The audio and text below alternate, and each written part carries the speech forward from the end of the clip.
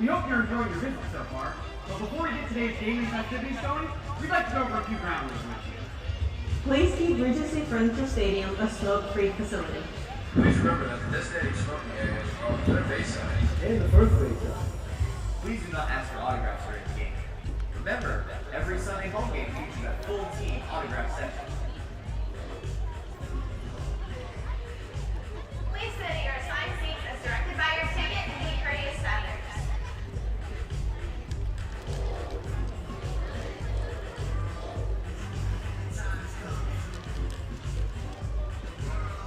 Remember that Regency Furniture Stadium is a family-friendly facility. Please watch your language. Attention! Please help keep Regency Furniture Stadium fresh and clean. Always remember to throw away your trash and recycle. Please avoid all balls in play and never go on the field.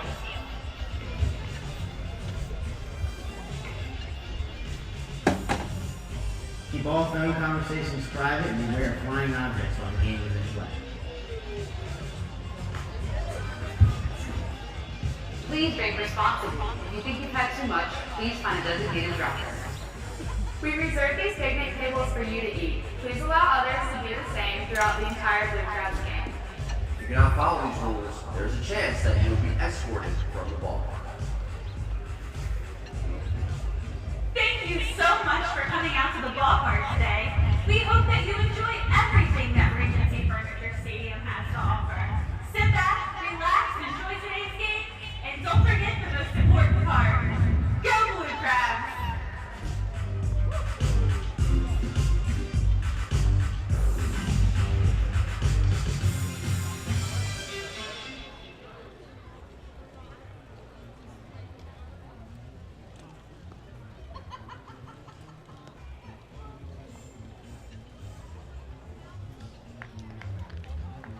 And now, for today's starting lineups.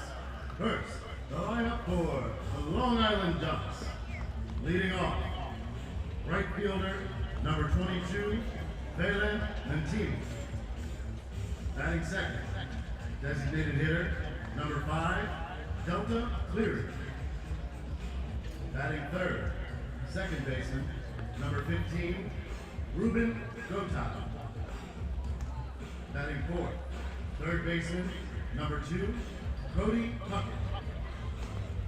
Batting fifth, first baseman, number 21, Mike Blank. Batting sixth, catcher, number 29, Mike Dow.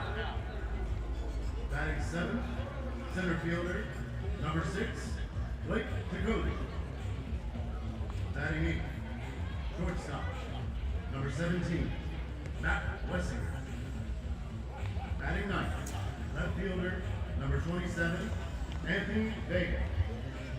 And on the mound for the Ducks, number 23, Darren Downs.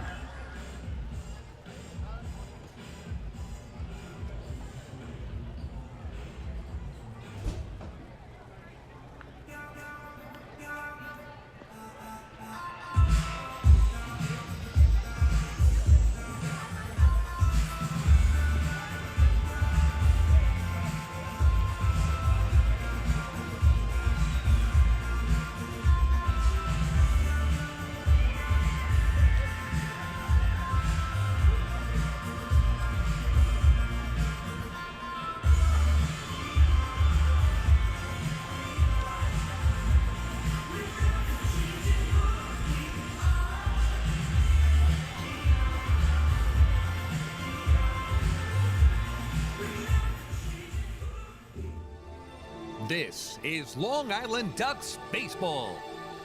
Justin Davies at the plate, the winning run at third. Crowd going nuts. Swung on, bouncing ball left side, off the mitt, up third baseman Brad Strauss. Here comes Willie Rodriguez. Justin Davies has done it again. The Ducks are one quack away from the championship. Jason Johnson makes the catch. He makes the catch, and the Long Island Ducks have swept the Camden River Sharks. They are the 2004 Atlantic League champions. Line Bucks up the third baseline. Esquivel charging in. They're not going to have a play, and the Ducks are the champions of the Atlantic League here in 2012. Going back is Adam Bailey. He settles under it. He makes the catch. Adam Bailey makes the catch, and for a second straight year, the Atlantic League trophy will reside on Long Island. The Ducks are the Atlantic League champions. And now it's time for the Long Island Ducks Northwell Health Southside Hospital pregame show. We are live here at Regency Furniture Stadium in Waldorf, Maryland. It is time once again for Long Island Ducks baseball. And on a glorious Sunday afternoon, the Ducks and the Blue Crabs take the field for the rubber game of a 3-game series and the final game of this 6-game road trip for the Long Island Ducks. Well, good afternoon, everybody. My name is Michael Pollack. I'll be bringing you the play-by-play for all of today's action. Thanks so much for tuning in here on the Ducks official YouTube channel, youtube.com/DucksBaseball, and online as well at liducks.com. Well, the Ducks will be going for a series win and a .500 road trip today, and this is the final game of the road trip for Long Island. They lost 2 of 3 in York, Pennsylvania, salvaging the finale of the 3-game series, and have split the first 2 meetings of this series so far with Southern Maryland, as they won the opener here 4-2 on Friday night in 11 innings, but a hard luck 2-1 loss last night in a game which John Brownell threw his second complete game in a row, but ultimately one mistake cost him and cost the Ducks, as the lineup failed to produce more than just 1 run as they fell by a count of 2-1. Recapping yesterday's game, it was a good pitcher's duel over the first 5 innings from John Brownell of the Ducks and Tim Sexton of the Blue Crabs. Sexton allowing just 2 hits and a walk through the first 5 innings on the mound. Ducks had first and second with 1 out in the 5th but could not score. Blue Crabs, meanwhile, had only 1 threat, and that was in the 4th inning when they loaded up the bases on a strikeout and 2 singles against Brownell. The strikeout and pass ball allowing Zach Wilson to reach. But with the bases loaded and 1 out, Brownell struck out Fred Lewis swinging and Angel Flores looking for his 7th and 8th strikeouts of the game. At that point, he had 4 strikeouts in that 4th inning, something very rare that you see in baseball. But either way, he was able to get through it, and that took us to the 6th inning. And with 1 out in the 6th, Anthony Vega would single to right, steal second, move to third on a wild pitch, and after Ruben Gotay struck out swinging, Tyler Colvin put the Ducks on the board. And the payoff pitch on the way to Tyler Colvin is swung on and lined into right center field, base hit. Vega trots in a score from third. Tyler Colvin delivers the 2-out RBI single into right center field. Ducks have cracked the scoreboard, and they lead it 1-0 here in the top of the 6th inning. So Tyler Colvin with that RBI single, putting the Ducks in front by a count of 1-0. Cody Puckett was then hit by a pitch, but Mike Blank lined out to second to end that threat. And then in the bottom half of the 6th inning, John Brownell issuing a 1-out walk to Zach Wilson, who would then steal second base with 2 outs after Michael Snyder flew out to center field. Jamar Walton came to the plate. He fell behind in the count 1-2, but got the count to 2 balls and 2 strikes, and then hit a 2-run home run down the right field line onto the lawn seating area. A 2-run home run for Walton, his 7th of the year, put the Blue Crabs in front at that point 2-1. Ducks went in order in the 7th. They got a leadoff single in the 8th, but Phelan Lentini was caught stealing. Vega and Gotay retired. And then in the 9th inning with 2 outs, Mike Blank singled to right to keep the ball game alive. But Blake T. Cody grounded out to second base against Cody Epley, who picked up his 9th save. And the Blue Crabs came away with the 2-1 win. So the final totals: 2 runs on 6 hits, no errors for Southern Maryland, who left 6. 1 run on 6 hits, no errors for the Ducks, who also left 6. Tim Sexton, who allowed just 1 run on 4 hits and 1 walk, while striking out 6 over 7 innings, gets the win, and he improves to 1-1 on the year. John Brownell, a complete game effort, 8 innings, 6 hits, 2 runs, both earned, walked 1, and struck out a season-high 10 batters through 109 pitches, 69 for strikes. Not good enough, though, as he falls 4-2 on the year. Epley, his 9th save of the year. The game was a brisk 2 hours and 15 minutes in front of 4,967 here at Regency Furniture Stadium. So that's the recap of yesterday's game. Ducks will look to get a win and take this series from the Blue Crabs here in today's finale. We'll take a break. When we come back, I will speak with former Long Island Duck and current Southern Maryland Blue Crabs third baseman Brian Nelson, who recently reached the 1,000 hit milestone here in the Atlantic League. Hi, this is manager Kevin Baez, and you're listening to Ducks Baseball on the Ducks official YouTube channel, youtube.com/DucksBaseball. Northwell Health Southside Hospital in Bayshore is the healthcare heart of our community. We provide outstanding healthcare right here at home with centers of excellence in cardiology, orthopedics, neurosciences, women's health services, and much more.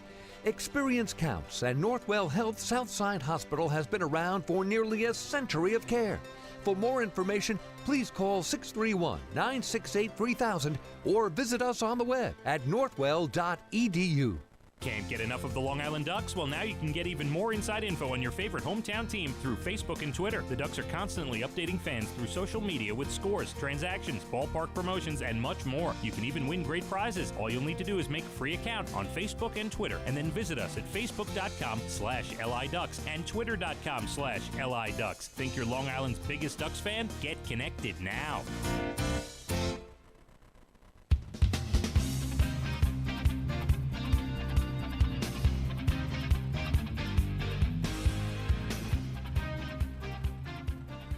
Back here at Regency Furniture Stadium, getting ready for this afternoon's game between the Long Island Ducks and the Southern Maryland Blue Crabs. Final game of this 6-game road trip for the Long Island Ducks. Brian Nelson, a former member of the Ducks who spent 4 seasons with Long Island, including during their back-to-back Atlantic League Championship seasons in 2012 and 2013.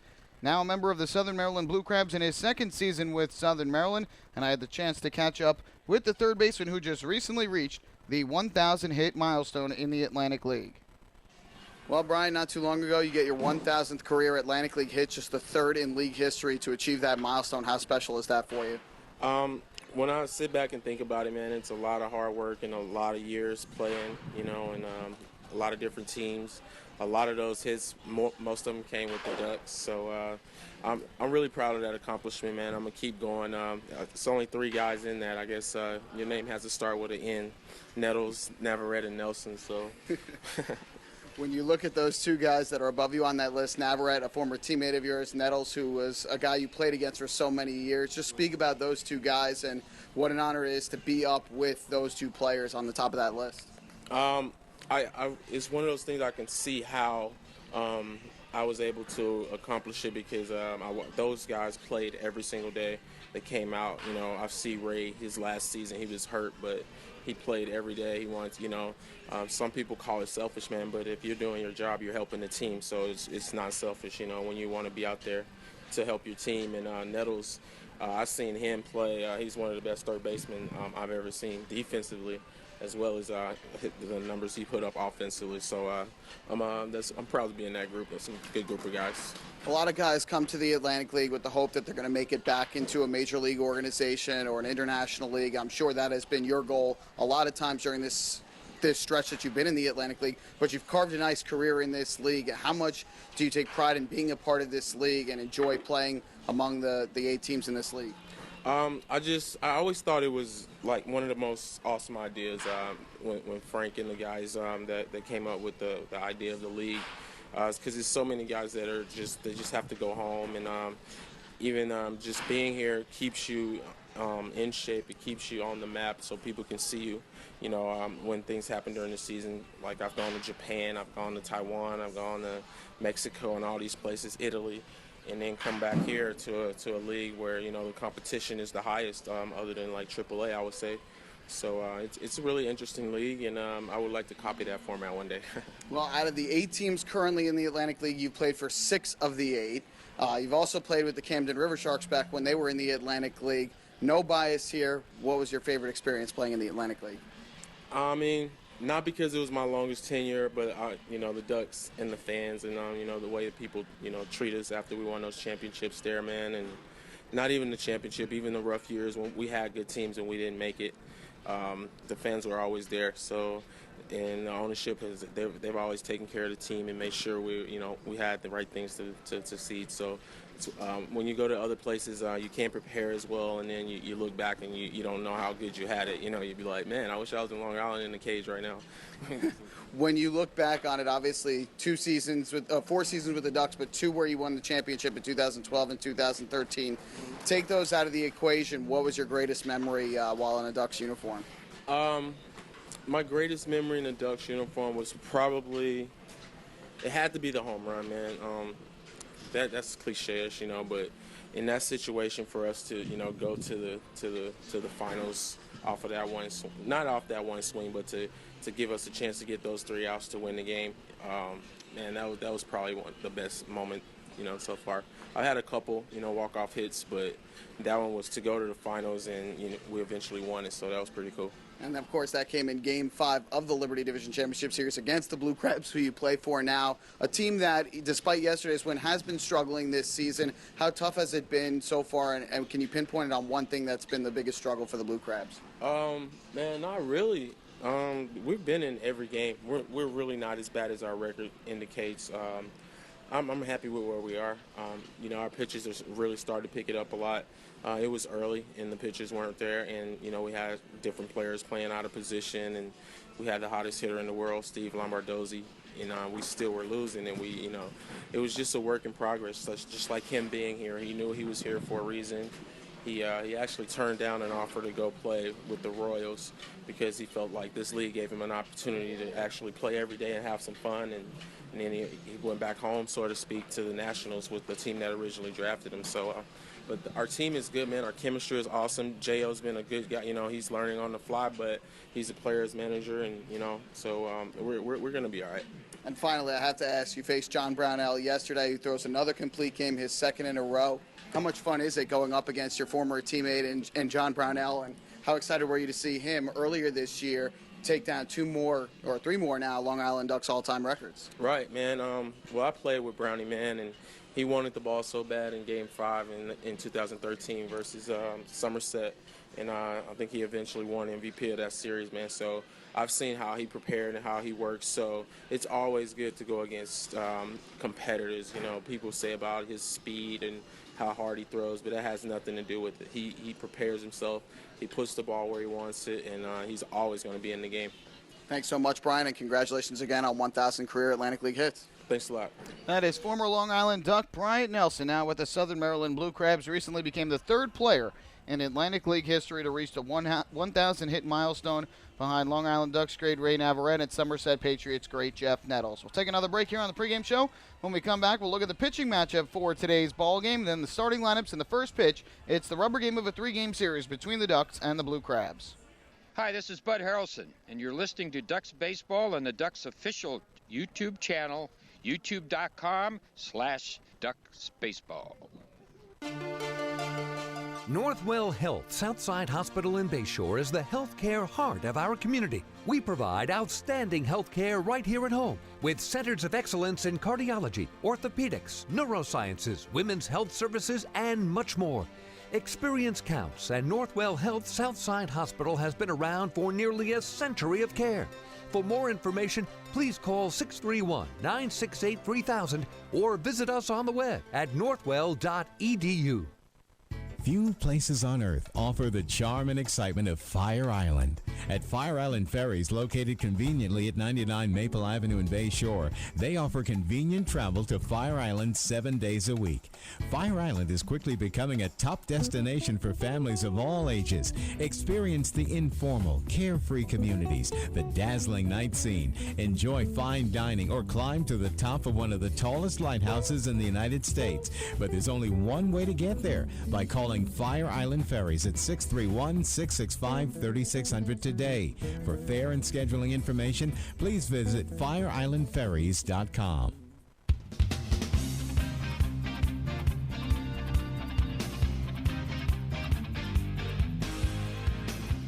Back here in Southern Maryland, it's the Ducks and the Blue Crabs' final game of a 3-game series, final game of a 6-game road trip for Long Island before they head back home and enjoy an off day on Monday, then open up a 7-game homestand Tuesday against the New Britain Bees. Ducks will be sending left-hander Darren Downs to the mound here in the final game of this 3-game set. And Downs coming off of one of his best starts of the year this past Tuesday in York, albeit in a losing effort. He allowed just 1 run on 5 hits over 7 innings of work, walked 1 and struck out 11, tying his career high, second time this year that he struck out 11 in a single game. And the Ducks lost that one 1-0 behind a terrific start from York Revolution right-hander Tony Pena. And just 1 run scoring in that game by way of a walk issued by Darren Downs, followed by a balk, and then an RBI single from Andres Perez that just eluded the glove of a diving Ruben Gotay up the middle. A hard luck loss for Downs, but a start he desperately was looking for after back-to-back rough outings in his 2 previous starts against Bridgeport and at Lancaster. Meanwhile, on the other side, for the Southern Maryland Blue Crabs, they will counter with lefty Scott Snodgrass, who is 1-3 with an ERA of 5 on the year in 8 starts, 34 strikeouts to 19 walks, and 41 1/3 innings. And he has been roughed up twice this year by Long Island, both times at Bethpage Ballpark on April 29th. In a 10-2 Ducks win, he lasted just 3 1/3 innings, allowing 5 hits and 4 walks, along with 5 runs, all earned, while striking out 2. And then also pitched against the Ducks on May 13th on Long Island in a 7-5 Ducks win. And in that start, he allowed 7 runs, 6 of them earned on 10 hits over 5 innings, while walking 1 and striking out 3. However, his best outing of the year came in his most recent start. That was June 7th at Sugar Land, when he threw 7 scoreless innings, allowing just 2 hits, while striking out 6, took a no decision in a 2-1 win. Darren Downs, by the way, has a victory over the Blue Crabs this year. May 14th in Game 2 of a doubleheader, allowed 2 runs and 8 hits in 7 innings, no walks, and it struck out 8 batters. Blue Crabs have taken the field here on this Sunday afternoon. We are going to take one more break here on the pregame show. When we come back, we will have the starting lineups for you, as well as the first pitch of the rubber game of this 3-game series between the Ducks and the Blue Crabs. Hey fans, this is pitching coach Marty Jansen, and you're listening to Ducks Baseball on Ducks official YouTube channel, youtube.com/DucksBaseball.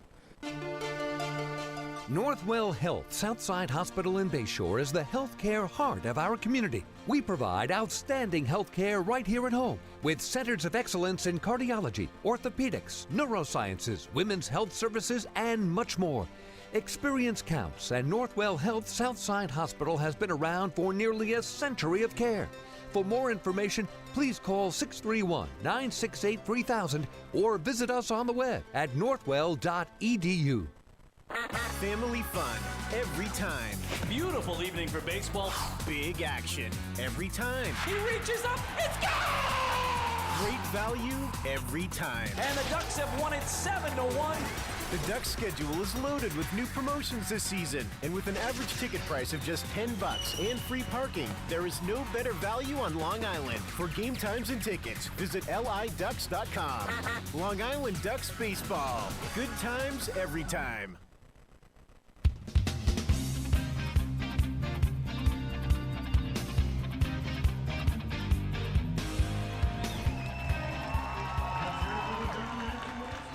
Our national anthem just performed on the field here by a local high school band.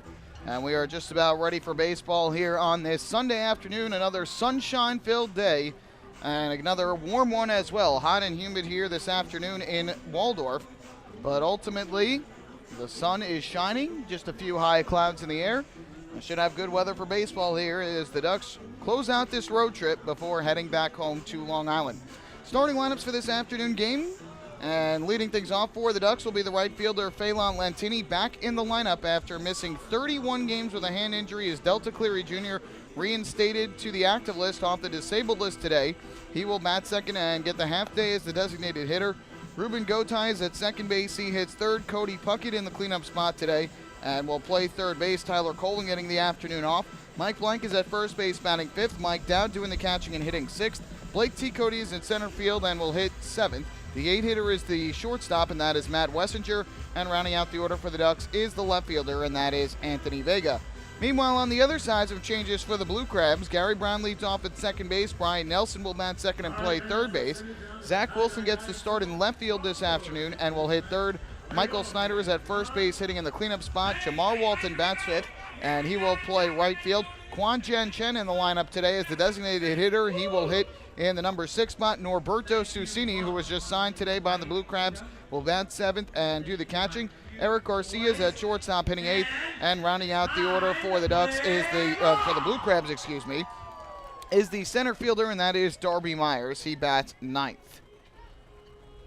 So they are just about ready for baseball here on this Sunday afternoon after Ron Lord, the tie-dye guy here in Southern Maryland, gets the fans excited for the first pitch. Scott Snodgrass taking his warm-up tosses on the mound. We are just about ready for baseball. Here at Regency Furniture Stadium, this 3-game set, the first visit of the year for Long Island. They will be back here again later this season for 2 more series, both in the month of July. They'll be here the weekend of July 7th through the 10th, a Thursday through a Sunday, And then again, July 22nd through the 24th, just 2 road trips for the Ducks during the month of July, a week where they go to Lancaster and Southern Maryland, and then that 3-game set in Southern Maryland. So the Ducks will be home for a lot of July with the All-Star break obviously in the midst. Blue Crabs will make their final visit of the year to Bethpage Ballpark August 23rd through the 25th. They have already been there twice this season, opening weekend on Long Island in a rain-shortened 3-game series in which the Ducks took all 3 games, and then May 13th through the 15th, a 4-game set in which the Ducks took 3 of 4. So Long Island is now 7-2 against Southern Maryland this season. We are just about ready to go. Phelan Lentini will step into the batter's box from the right side. Scott Snodgrass on the mound. And the first pitch of this afternoon's game is on the way, and it is hit high in the air to center field. Drifting back is Darby Myers, still back. Warning track at the wall, and you can forget it.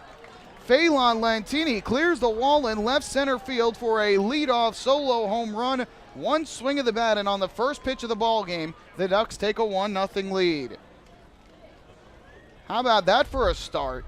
Phelan Lentini hitting a high, deep drive to left center, and that wind is blowing violently out to center field right now, and that might have helped carry that ball over the wall. Off the bat, did not look like Darby Myers was racing back to the wall. And then the next thing you know, he started to, and it just cleared the wall to the left of the batter's eye. 4th home run of the year for Phelan Lentini, and the Ducks lead 1-0. Here is Delta Cleary Jr. back in the lineup today as the DH, first pitch. And he takes a fastball a little bit low for ball 1.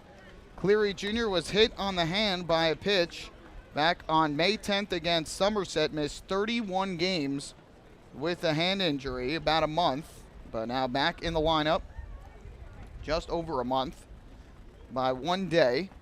And the 1-0 misses low and outside. And Cleary Jr. ahead in the count now at 2 balls and no strikes. Switch hitter batting from the right side, hitting .297 on the year with no home runs and 6 runs batted in. Was limited to just 17 games before that injury. From the windup, Snodgrass kicks and deals the 2-0. And Cleary Jr. hits a ground ball to the right side. Snyder well off the first base backfield. Flips it to Snodgrass, covering in time for the out. And there's one away. I'll have to go back and check, but I believe that is the first time that Lentini led off the game with a solo home run. I believe he has one other home run that he led off the bottom of the first inning with this year, if my memory serves correct. But this is the first time in which he has led off the top half of the first inning and the game as a whole with a homer. So the Ducks have the 1-0 lead. Good start for Long Island. And for the Ducks, their first home run since Blake T. Cody's game-winning home run on Thursday in York in the 9th inning. Bases empty, 1 out, and up to the plate steps the switch-hitting second baseman Ruben Gotay. First pitch, and he takes a fastball at the knees for a called strike. The count goes to 0-1. Gotay on the season at .295 with a home run and 10 runs batted in. Snodgrass winds in the 0-1. Fastball just missed a little low and outside, even up the count at 1 ball and 1 strike. The throw back from the catcher, Susini, got away from Snodgrass, but nobody on the base pass, so no harm done. Count is 1-1, and now the throw from the home plate umpire went past Snodgrass and into center field. Well, it seems like some people are still waking up here on this Sunday afternoon, a 2:05 start. And there's an accurate throw from the home plate umpire, and he gets some some cheers from the crowd here in Southern Maryland. Oh, boy. So it'll be a 1-1 pitch coming up here to Delta Cleary to check that to Ruben Gotay batting from the right side. See, even I'm making mistakes on this 2 o'clock start. Here's the 1-1 from Snodgrass, and Gotay takes the fastball upstairs for ball 2. Both teams wearing their alternate jerseys here today. The Ducks are in the bright orange jerseys with the orange Ducks logo on the front, green number on the front and the back. Blue Crabs are in their alternates, which have light blue on the front, dark blue on the back. 2-1 from Snodgrass to Gotay, and he will take a fastball up above the belt for ball 3. So he is ahead against Snodgrass 3-1. Blue Crabs logo on the front of their jerseys with the white number on the back.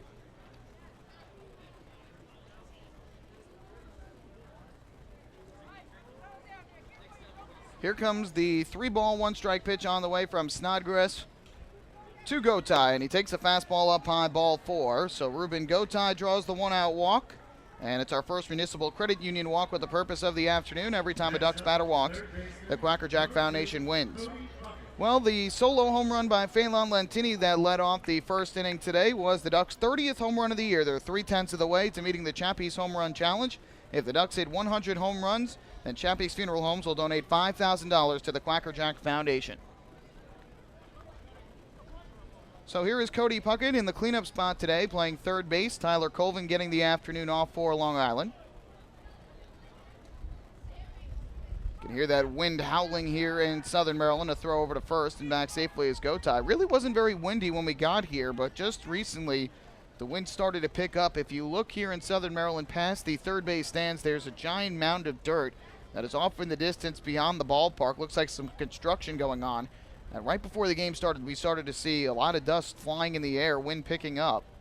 And it's blowing hard out to center field as Puckett takes high and inside, goes off the glove of Susini and back to the backstop, ricochets right back to home plate.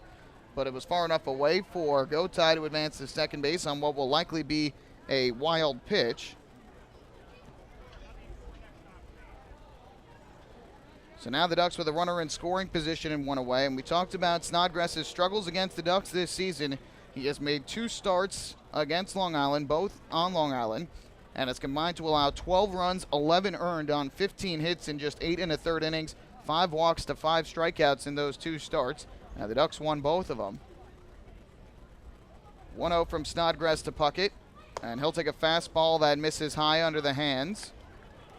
And so the count is now 2 balls and no strikes. Puckett entering at .290 on the season, 5 homers, 28 runs batted in. Leads the team in RBIs right now. And ranks in the top 5 in the Atlantic League in both RBIs and runs scored. So he has been productive since coming back into the lineup from his hamstring injury. Gotay takes his lead at second. Good hitters count. The 2-0. And Puckett swings away and fouls it off the mask of Susini.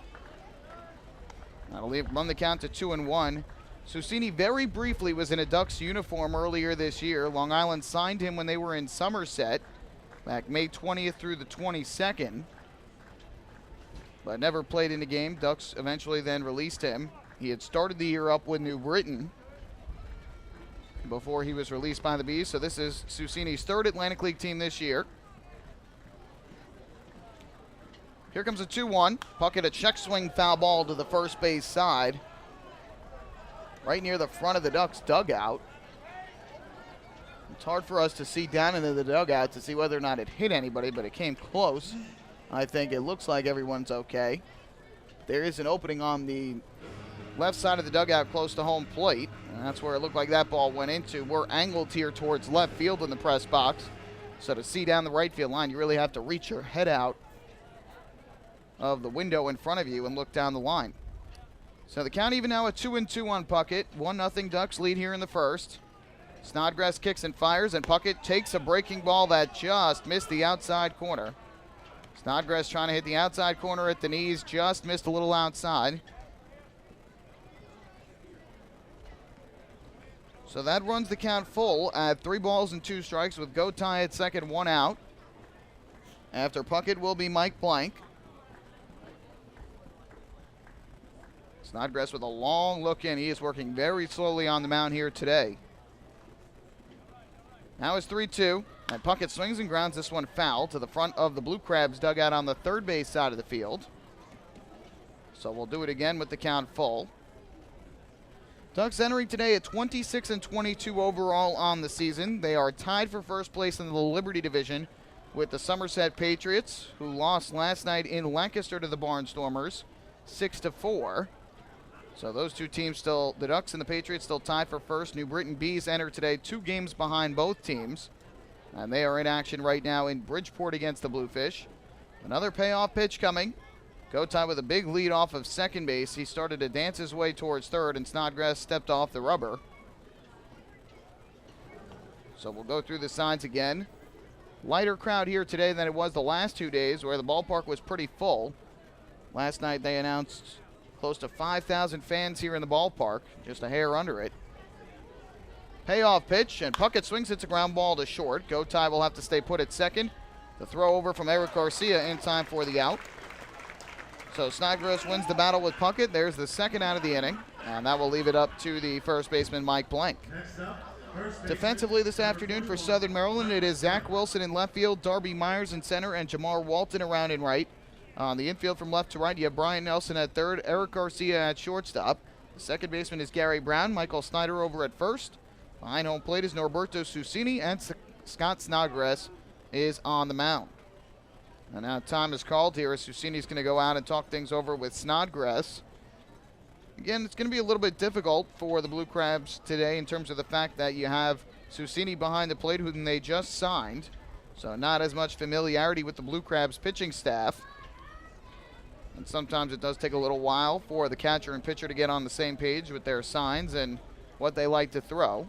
So we'll see if the Ducks can take advantage. They already have the 1-0 lead when Phelan Lentini homered to left center on the first pitch thrown by Snodgrass. So a two-way here is Mike Blank, who had 2 hits last night and hit the ball hard 3 of the 4 times he came to the plate.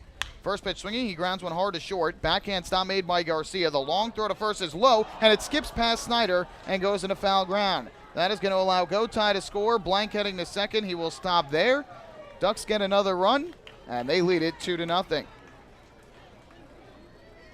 We'll see how it's scored, but I would have to think that would be a straight error on the shortstop, Eric Garcia, and indeed they will put up the error, his 9th of the season. So a 2-base error that allows Blank to go to second base.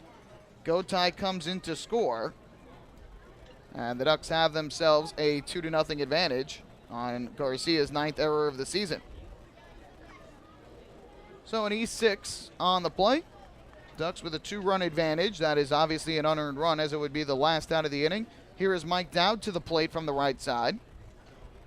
First pitch, and Dowd will take a fastball up high, ball 1. Ducks have been very aggressive in this series, swinging very early in the count against each of the Blue Crabs pitchers. Obviously, it worked with Lentini earlier with the home run to left center field. Here, Dowd a swing and a miss. Good fastball that time from the left-hander Snodgrass. Dowd took a good hack, just a little bit late on it. And so that will even up the count at 1-1. Dowd hitting .288 on the year, no home runs, and 15 runs batted in.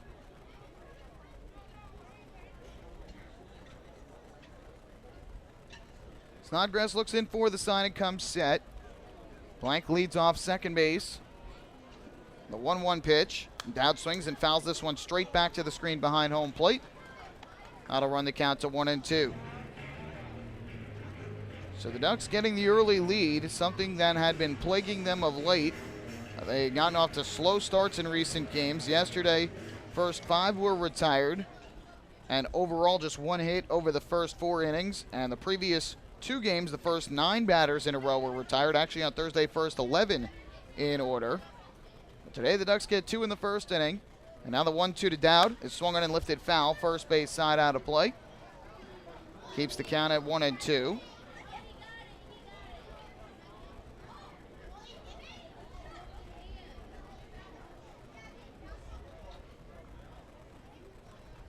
So Dowd will dig back in, trying to get Blank home from second and make this a 3-0 advantage for Long Island in support of Darren Downs, who received 0 runs of support on Tuesday in York.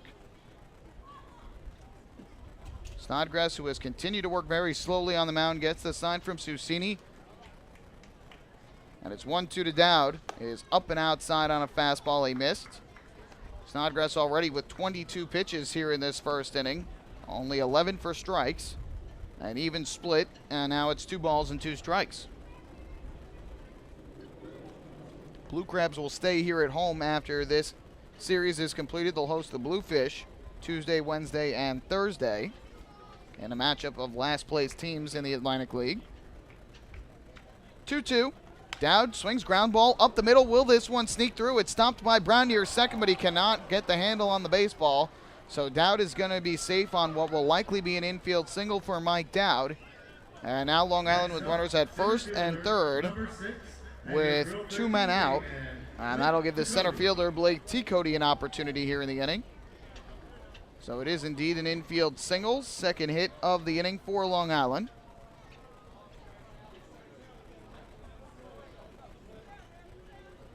a ground ball that got past Snodgrass's glove, went right near second base. It was going to be a tough play for Brown, who would have had to throw across his body with his body heading toward shortstop and get Dowd out at first. I'm not sure he would have had him anyway, so that's why it's an infield single. With 2 outs, here is Blake T. Cody from the left side of the plate. First pitch from Snodgrass, and T. Cody takes a fastball up high. And the count 1-0. So the Ducks continuing to get at Scott Snodgrass. No relation, obviously, to Jack Snodgrass, who is a lefty for Long Island. Those two actually matched up earlier this year. 1-0, a swing and a miss. Out in front of that pitch was Blake T. Cody. The count even up at 1-1. T. Cody hitting .235 on the season, 4 homers, 12 runs batted in. As we mentioned before, had the last home run for the Ducks before Lentini's leadoff shot here today.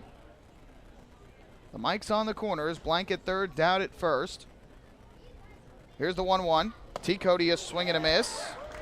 Cut through the fastball. And now Snodgrass a strike away from getting out of further trouble in this inning. Ducks have been able to take advantage of the error by Garcia to get 1 run in. And now trying to get in another at least, with runners at the corners and 2 down. Here's the 1-ball, 2-strike pitch to Blake T. Cody. And he will swing and chop this one into the ground foul. Was a bit out in front. And just got it off the inner part of the bat. Knocked it right down into the dirt. So another pitch for Snodgrass, who is now at 27 for the inning. The count remains 1-2. T. Cody, the 7th man to bat in this inning. A home run and an error have produced 2 Ducks runs. Wind continuing to blow hard out to left center field today. Here comes the 1-2. Snodgrass deals, and T. Cody takes a fastball up high, goes all the way back to the backstop. Blank will scoot in from third, down to second. Another wild pitch from Snodgrass, and it's a 3-0 Ducks lead. Error mailed that one back to the backstop. I believe the catcher, Susini, got a little bit of a glove on it, but almost impossible for him to jump up and keep that ball near home plate. And if it is indeed a wild pitch, the second of the inning for Snodgrass, and his 6th wild pitch of the season. Dowd continues to lead at second base now with 2 outs. It'll be a 2-ball, 2-strike pitch. Kicks and deals, and T. Cody a swing and a miss, strike 3. That will end the inning.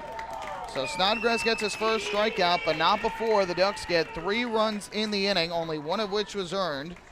2 hits, including the leadoff solo home run on the first pitch of the game by Phelan Lentini. 1 big error, and only 1 left on base. We will head to the bottom half of the first inning. It's the Ducks 3, and the Blue Crabs coming to bat.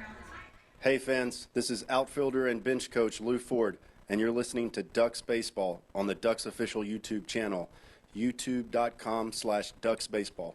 Oh, I love it! The color of my new Nicolot patio is so vibrant. It's unlike anything I've ever seen. You're welcome. I'm just gonna go finish that Nicolot walkway now. Make your pavers vivid Nicolot pavers. The best looking, most vibrant pavers with the most 3-color blends in the industry. Featuring Nicolot's exclusive paver shield and color blending technology. With color throughout and guaranteed not to fade. Live life in color with Nicolot. Visit Nicolot.com.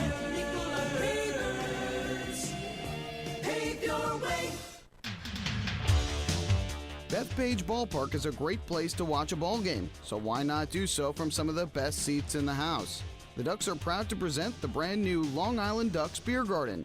Open for all fans on nights when the Smokin' Owls party deck has not been reserved, the Beer Garden will feature a variety of frosty draft and bottled brews, as well as several food choices. The area has been decked out with bar rail seating and Ducks branded furniture to provide a comfortable atmosphere for everyone. Be sure to stop by and check out the brand new Long Island Ducks Beer Garden on your next visit to the ballpark.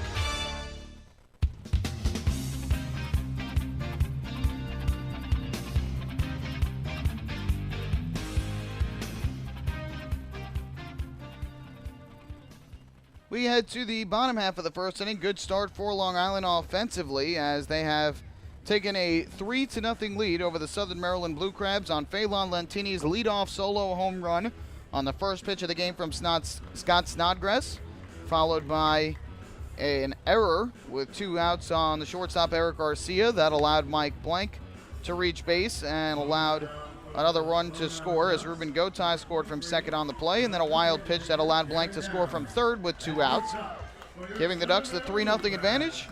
So Darren Downs takes the mound for Long Island.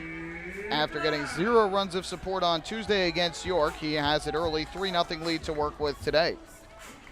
The Ducks at Municipal Credit Union have teamed up again this season to present the Walks with a Purpose promotion. Every time a Long Island Ducks player walks, Municipal Credit Union will make a donation to the Quacker Jack Foundation. Municipal Credit Union serving members since 1916. Here's Gary Brown to the plate to lead off for Southern Maryland from the right side. And the first pitch on the way from Downs is a fastball that just missed the outside corner. And the count 1-0. Brown at 208 on the year with a home run and 7 runs batted in. 1-0.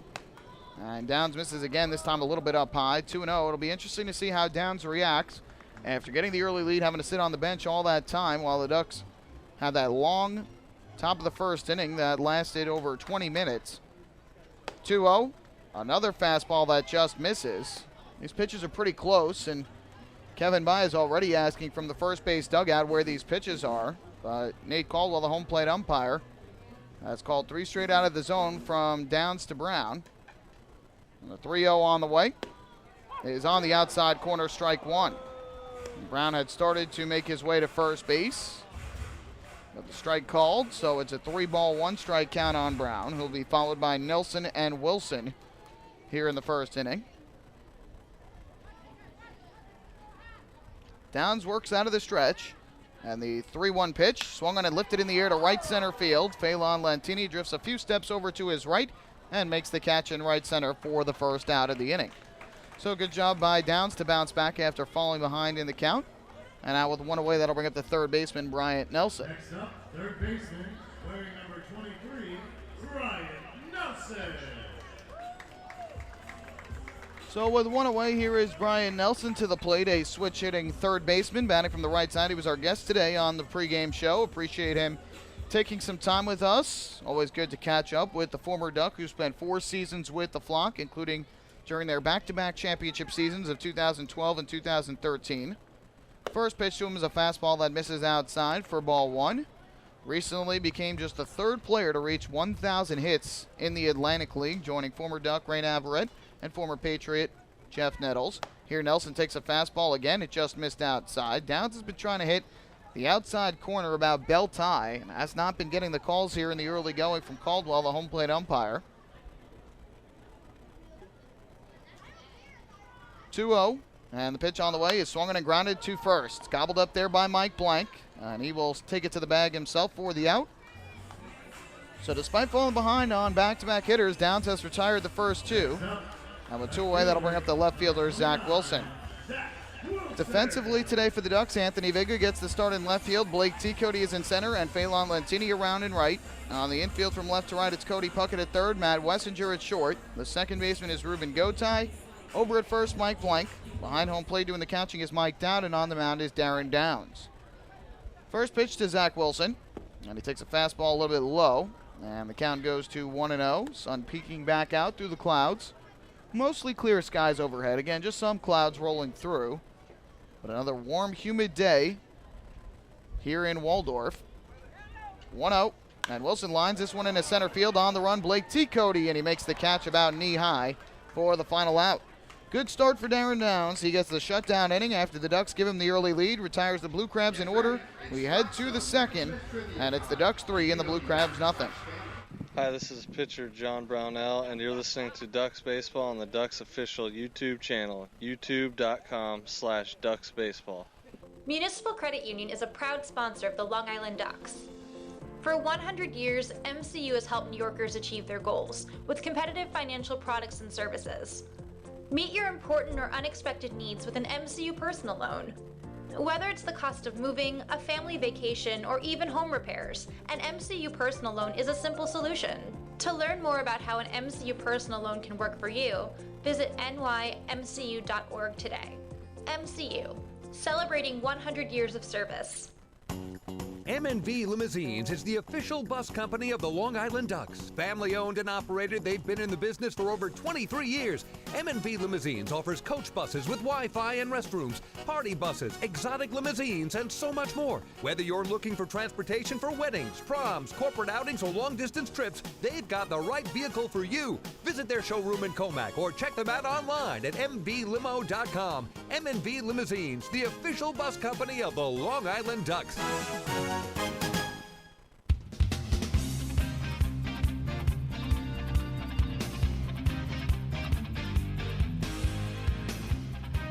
As we hit the second inning here in Southern Maryland, it's the Ducks leading the Blue Crabs 3-0, and time for the Ducks Health Report, which is brought to you by Island Shore Physical Therapy, the official therapists of the Long Island Ducks.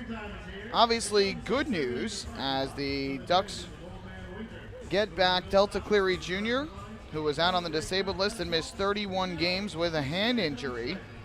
He is back for Long Island and in the lineup today as the designated hitter. So the Ducks get their speedy outfielder back, and hopefully he can help ignite the offense and get the Ducks rolling here in their push to win the first half in the Liberty Division. Meanwhile, Lou Ford remains out on the disabled list. He is dealing with a hamstring injury, still about a week to 2 weeks away. Dan Lyons, who suffered a hamstring injury on Wednesday in York, is missing his 4th straight game today. He is day-to-day with that hamstring injury. No official timetable on his return. First pitch on the way here to Matt Wessinger. And he swings and grounds 1-2 short. Garcia will pick up the baseball, and his throw to first this time is accurate. And there is out number 1. So Wessinger retired on 1 pitch. And there's 1 away in the second inning. Meanwhile, Sean Burrows, who played the opening game of this series as the designated hitter, has now missed 2 games in a row. Available off the bench. But the Ducks taking it easy with him as he missed time earlier this week and missed 5 games in a row with some shoulder soreness. Did not play at all in the series against York, so he is not in the starting lineup again today. First pitch on the way to Anthony Vega. Squares to bunt, pulls back, and takes a fastball inside. And the count 1-0 from Scott Snodgrass to Anthony Vega, who is in the 9th spot today, a .271 on the year, with a home run and 20 runs batted in. So the Ducks a little banged up right now, even though they do get Cleary Jr. back. Are missing some key pieces in the lineup, but everybody dealing with injuries during the course of the season, especially at this point. 1-0, and Vega takes outside for a ball. That'll run the count to 2-0. Blue Crabs really are one team that right now is not dealing with too many injuries. Gustavo Molina, the only player right now out on the inactive list with any sort of injury. They had missed Snyder and Lewis early in the year with injuries. 2-0. Misses downstairs. That is ball 3 to Anthony Vega, and Snodgrass in danger of walking his second batter of the day.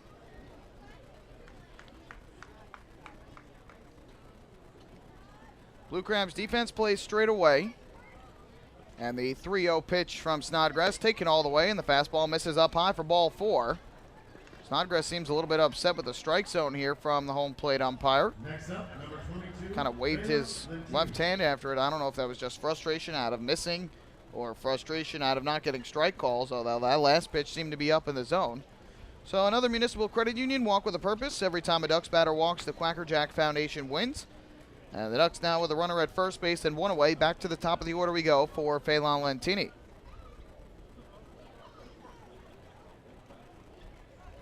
Lentini digs in from the right side, looking in for the sign of Snodgrass, who will have to work out of the stretch again.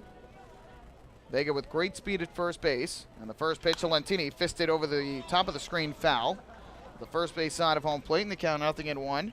Lentini's home run in the first inning is 4th of the year, 27th run batted in, and his Atlantic League leading 39th run of the year.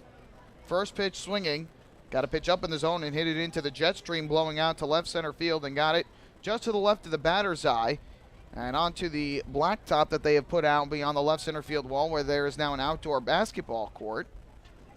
Vega goes, and Lentini lines one into left center field, base hit. Vega around second, he'll make his way to third. Lentini a big turn at first, he'll hold on right there. So a perfectly executed hit and run for Long Island. Lentini with his second hit of the day. And Vega goes from first to third on the play. Ducks now with runners at the corners and only 1 out, and that'll bring up Delta Cleary Jr. Usually you'll see on a hit and run a batter try and hit the ball on the ground either to second or to shortstop where the infielder goes to cover second base. But in this case, Lentini didn't care. He just lined it right over the head of the shortstop Garcia into left center field. So good speed on the bases for the Ducks. Vega at third, Lentini at first with one out. First pitch from Snodgrass coming up to Delta Cleary Jr., and he'll step off the rubber and go through the signs again. Cleary Jr. looking to pick up his first RBI since back in May. First pitch, and he'll take a fastball inside. Missed down and in. That is ball one. Obviously, that has to run some nerves through the spine of Cleary Jr. and, of course, Kevin Baez after seeing him get hit on the hand on a pitch in the 6th inning of that May 10th game by Jeremy Horst that caused him to miss a month. 1-0. Taken upstairs, another ball. And it's 2 balls and no strikes on Cleary Jr. The catcher Susini bluffs a throw back to first as Lentini had taken a pretty sizable lead.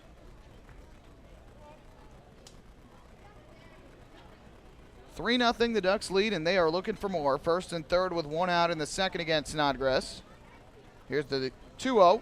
Cleary Jr. a broken back ground ball to the left side. That'll get a run home. Garcia juggles the baseball, throws to first. Not going to be in time.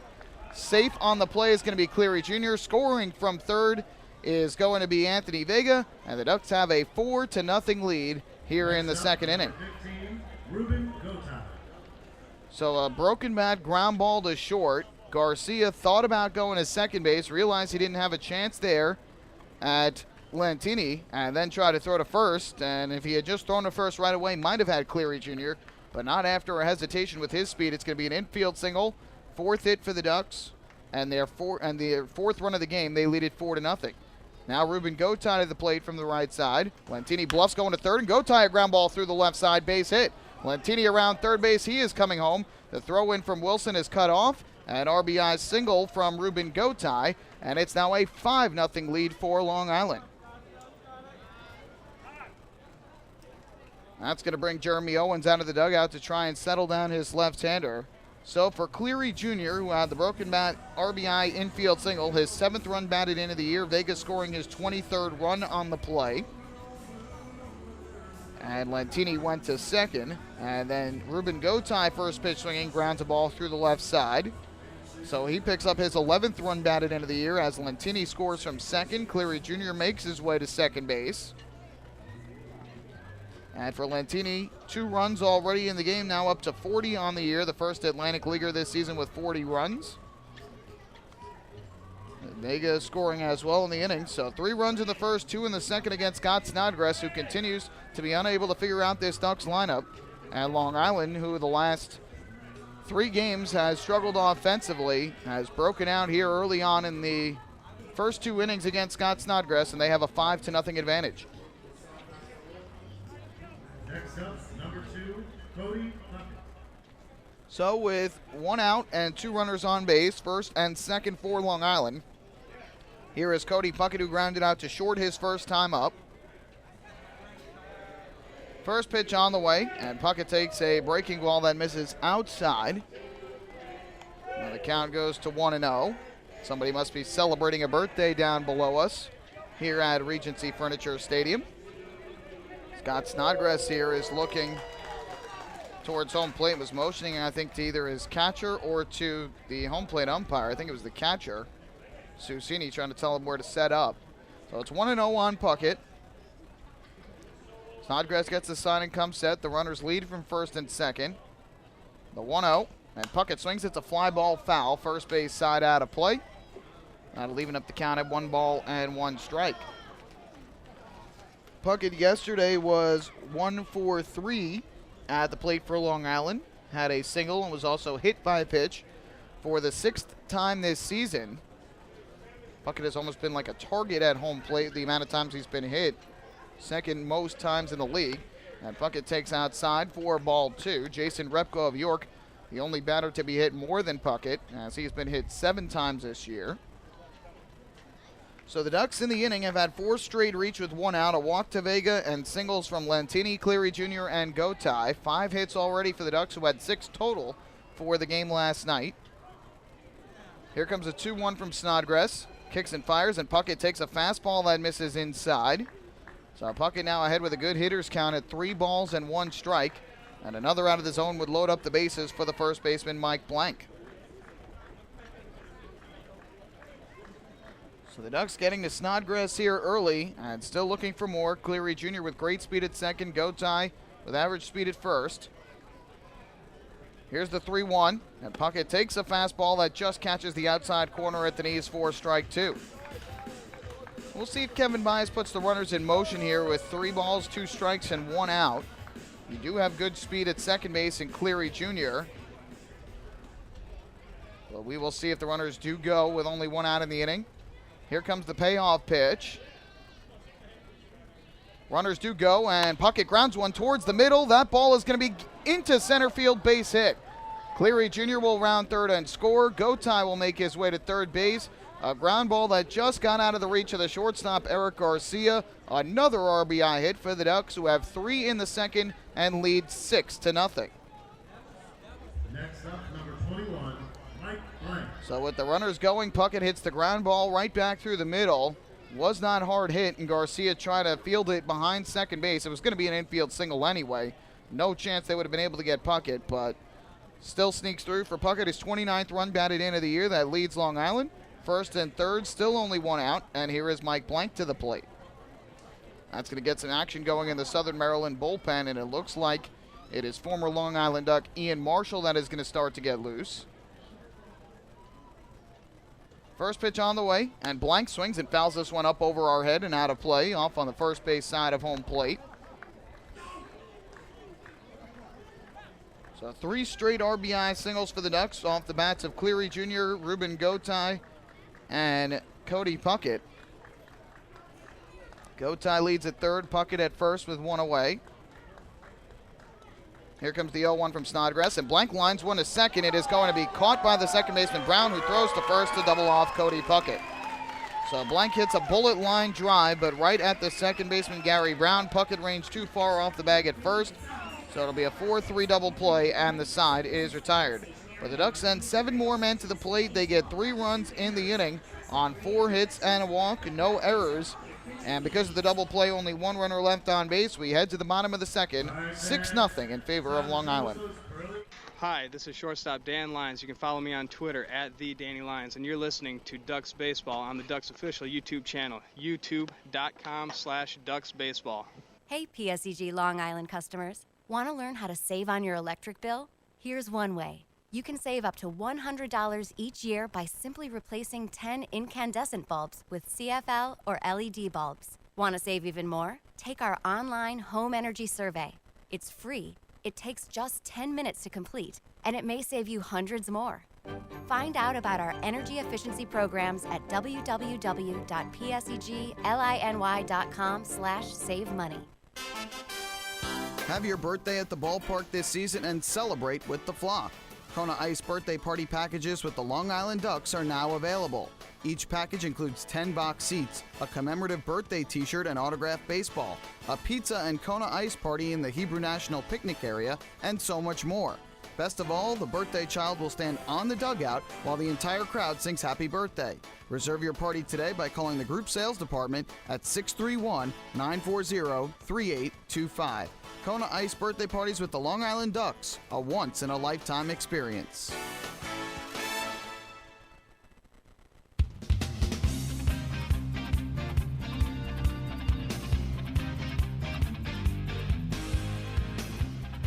A terrific start offensively for the Ducks tonight today I should say, they lead it 6-0 over the Southern Maryland Blue Crabs. 3 in each of the first 2 innings have scored.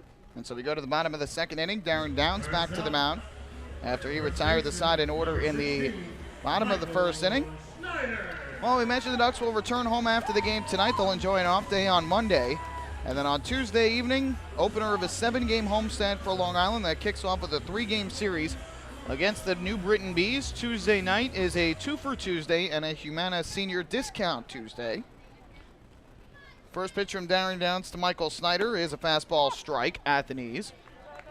Fans who buy tickets via liducks.com or the Ducks mobile app, if you enter the promo code BOGO, which stands for Buy One, Get One, when checking out, You can receive a buy one, get one free offer on tickets to Tuesday night's game. Snyder, a shot inside the bag at third and down the left field line. That'll be a base hit. Vega over to field in the corner. Snyder around first, heading for second. Here comes the throw, not in time. And Snyder is in with a leadoff double to start the second inning. Fourth double of the season for Snyder. First hit of the ball game for Southern Maryland. And that is going to bring up Jamar Walton to the plate. And also with the Humana Senior Discount Tuesday, fans 65 or older with a valid license purchasing tickets at the box office for Tuesday night's game will receive 25% off their ticket plus a special gift package courtesy of Humana. So some special offers for Tuesday's game to start off the homestand. First pitch here, and Jamar Walton takes a strike, 0-1. Game will start at 6:35 p.m. The ballpark gates open at 5:35 for the general public, 5:20 for full season ticket holders. 0-1. Swing and a miss. Walton way out in front, chasing down low. The count 0-2. Have not received official rotations yet for either team for the entire series, but I was told by Kevin Byes that it sounds like Bruce Kern will start the game on Tuesday. 0-2, and Walton takes a breaking ball down in the dirt. Good block at the plate by Mike Dowd. That would be Bobby Blevins' turn in the rotation. But it sounds like Kevin Byes will go with Bruce Kern that day to make this start.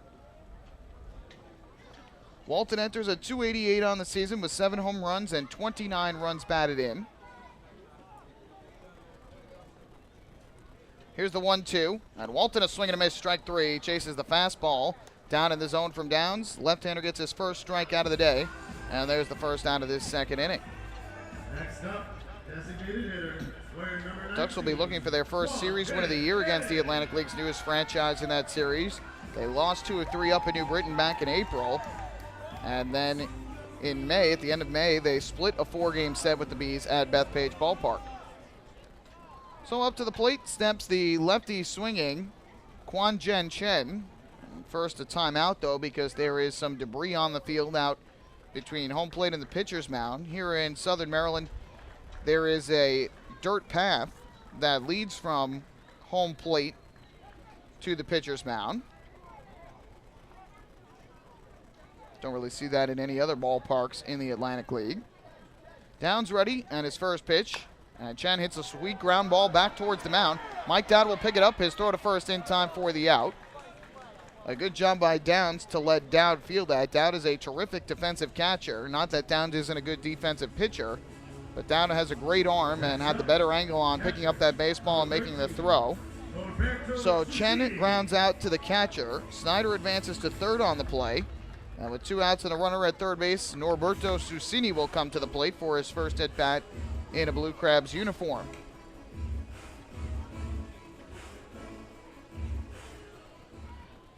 This is the 5th Atlantic League team for Norberto Susini.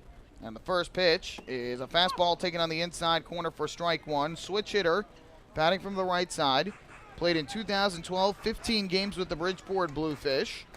In 2014, 6 games with the Camden River Sharks and 40 with the River Sharks in 2015 as Susini pops one up foul back behind the plate out of play. And that'll run the count to 0-2. And this season, played in 6 games with New Britain, was signed by Long Island but never played. And now playing in his first game here with the Blue Crabs. So technically, I guess, his 4th Atlantic League team that he has played for, but 5th team that has signed him. The 0-2 from Downs. Susini takes a breaking ball down in the dirt. Would not chase. And the count goes to 1-2. Downs trying to work around the leadoff double by Michael Snyder, who has been a thorn in the Ducks' side this series. Has reached base and had at least 1 hit in each of the games in this series, including a home run here back on Friday night. 1-2. And Susini takes a breaking ball low and inside. Just missed by Downs. That'll even things up at 2-2. Earlier this year with New Britain, Susini was 1 of 11 at the plate. No homers, 2 RBIs, and 3 runs scored. Here's the 2-2 now. And Susini fouls one off down the right field line, late on the fastball from Downs, and is able to fight it off to keep the at-bat going. We'll do it again at 2-2. Downs looking for back-to-back scoreless innings after the Ducks have given him 3 runs in the first and 3 in the second. 2-2 pitch, swinging a ground ball hit to short. Matt Wessinger bobbles the baseball, recovers his throw to first, just in time to get Susini at first. And Wessinger avoids the error and is able to get the final out of the inning. Close play at first base, but Susini just retired. So in the inning, no runs, 1 hit, a runner left at third base. We head to the third here in Southern Maryland. Ducks still in front, 6-0. Hey fans, this is infielder Sean Burrows, and you're listening to Ducks Baseball on the Ducks official YouTube channel, youtube.com/DucksBaseball. James Simmons is going back. He is looking up, and on the Park Night, that one is gone and reaches a kennel in Central Islip. That was another home run for the Ducks. And Duck fans, what's more fun than a home run that helps the Ducks win a game? How about a homer that helps the community win? Chappie's Funeral Home and the Long Island Ducks have once again teamed up for the Chappie's Home Run Challenge. If the Ducks hit 100 homers this season, Chappie's Funeral Home will donate $5,000 to the Quacker Jack Foundation. So every time a Ducks hitter goes deep this season, watch for the Chappie's Challenge home run count on the scoreboard. And if we reach 100, we're all a winner. Chappie's Funeral Home, where caring for others is a family tradition. Can't get enough of the Long Island Ducks? Well, now you can get even more inside info on your favorite hometown team through Facebook and Twitter. The Ducks are constantly updating fans through social media with scores, transactions, ballpark promotions, and much more. You can even win great prizes. All you'll need to do is make a free account on Facebook and Twitter, and then visit us at facebook.com/LIDucks and twitter.com/LIDucks. Think you're Long Island's biggest Ducks fan? Get connected now.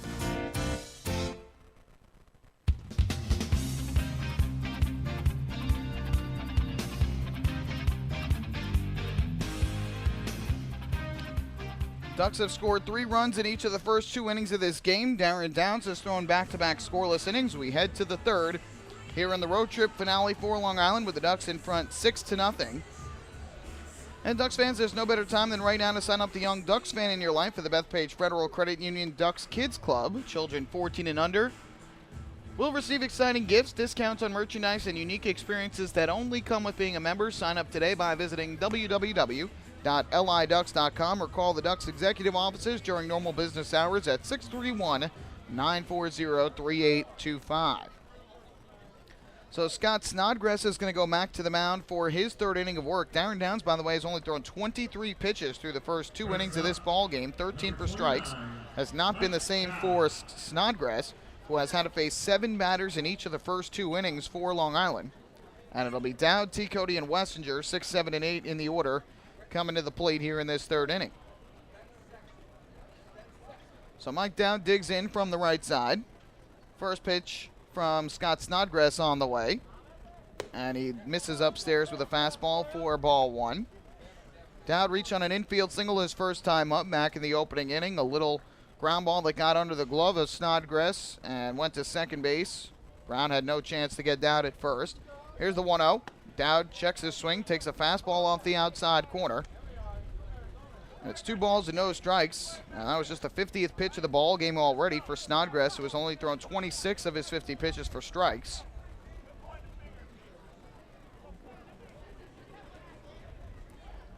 Left-hander looks in for the sign and comes set. Here comes the 2-0. Dowd a swing and a high fly ball in a left field, but shallow. Moving in is Zach Wilson, and he'll make the catch to retire Dowd for the first out of this third inning. Dowd now 1 for 2. And with 1 away, that is going to bring up the center fielder, Blake T. Cody. Blue Crabs have struggled this season. They're 18 and 29 overall, 9 games in back of the first place York Revolution in the Freedom Division standings. York, though, has now lost 3 in a row after losing to the Ducks in the final game of that series on Thursday, and has lost the first 2 in Sugar Land this weekend. And they are losing ground in the Freedom Division on their hold of first place as Blake T. Cody fouls the first pitch off for strike 1. York now just a game and a half ahead of the Barnstormers in the Freedom Division and 2 games ahead of the Skeeters, who could close to within 1 game with a win in the series finale today. 0-1. T. Cody takes high and inside and went over his head and back to the backstop. Don't think that was intentional at all, but that seemed to slip out of the hand of Snodgrass and go back to the area behind home plate, and so the count even up at 1-1. T. Cody, a strikeout victim, his first time up back in the opening inning, and yesterday was 0 for 3 at the plate with a walk. Here's the 1-1 from Snodgrass, and T. Cody a swing and a miss, cutting through the fastball, so he is behind now at 1-2. Doug's getting contributions from up and down the order here in the early going today. First 4 hitters have driven in 1 run thus far. Now the 1-2, and T. Cody is swinging a miss again for strike 3. Out in front of the off-speed pitch. Second strikeout of the ball game for Snodgrass, and he has retired the first 2 here in this 3rd inning. Congratulations, Section 7. You get that piece of cake from Sugar. So a 2 away. That is going to bring up Matt Wessinger to the plate. I think the extra cheer there on that strikeout was because T. Cody was the K-man here today. So Section won some good prizes because of that strikeout. Here's the first pitch on the way to Matt Wessinger. He takes a fastball high and tight for ball 1. Wessinger swung first pitch back in the 2nd inning and grounded out to short. So Snodgrass, after allowing runs in both of the first 2 innings, 3 runs in each, trying to work a 1-2-3 inning here in the 3rd. 1-0, and Wessinger takes downstairs for ball 2. Blue Crabs have struggled here at home. They're 9-12 at this ballpark here in Southern Maryland. One in which that they split 8 games with the Ducks last year, but Long Island was dominant against the Blue Crabs at home, going 10-2 against the Blue Crabs a year ago. Won 14 of the 20 games, and thus far have won 7-9 against Southern Maryland this year. 2-0 to Wessinger, misses low and inside for ball 3 as that wind continues to howl here at Regency Furniture Stadium, blowing straight out to center field. So the count is now 3-0. Wessinger trying to reach base and give Anthony Vega an opportunity here in the 3rd. And the 3-0 on the way from Snodgrass is taken low and inside, ball 4. So Snodgrass draws the 2-out walk, the 3rd walk he has issued in the first 3 innings. Another Municipal Credit Union walk with a purpose. Every time a Ducks batter walks, the Quacker Jack Foundation wins. So the Ducks have a runner at first base with 2 down and Matt Wessinger. Here is Vega, who drew a walk and scored back in the 2nd inning. Lefty-lefty matchup, and the first pitch on the way from Snodgrass. Swung on and missed. Vega behind on the fastball, and it's 0-1.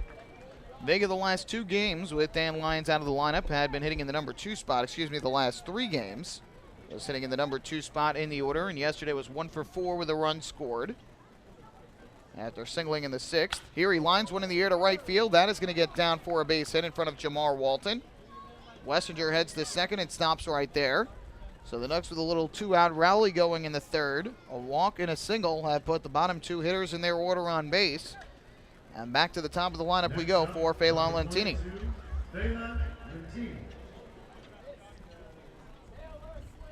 7 hits already in this ball game for Long Island. More than they had in the entire game yesterday, and just 3 less than they had in the entire game on Friday night here, which went 11 innings. So here is Lentini, who's already halfway to the cycle. He's got 2 on with 2 out. Snodgrass comes set on the mound. And the first pitch to him. Fastball is taken at the knees on the outside corner for strike 1. Lentini hit the first pitch of the game for a home run to the left of the batter's eye in center field, his 4th of the year. Then single to left field in the 2nd and scored on the base hit by Ruben Gotay to left. Here comes the 0-1. Snodgrass kicks and fires, and Lentini takes a fastball inside under the hands. Started to go around a little bit, but was able to hold up his swing. And that will even up the count at 1-1. Snodgrass already up to 63 pitches here in this ball game, and we are with 2 outs in the top of the 3rd inning. Another long look in for the sign at home plate. Now comes set. The runners lead from 1st and 2nd. And the 1-1 swung on and missed. Lentini just missed the fastball from Snodgrass and is now behind at 1-2.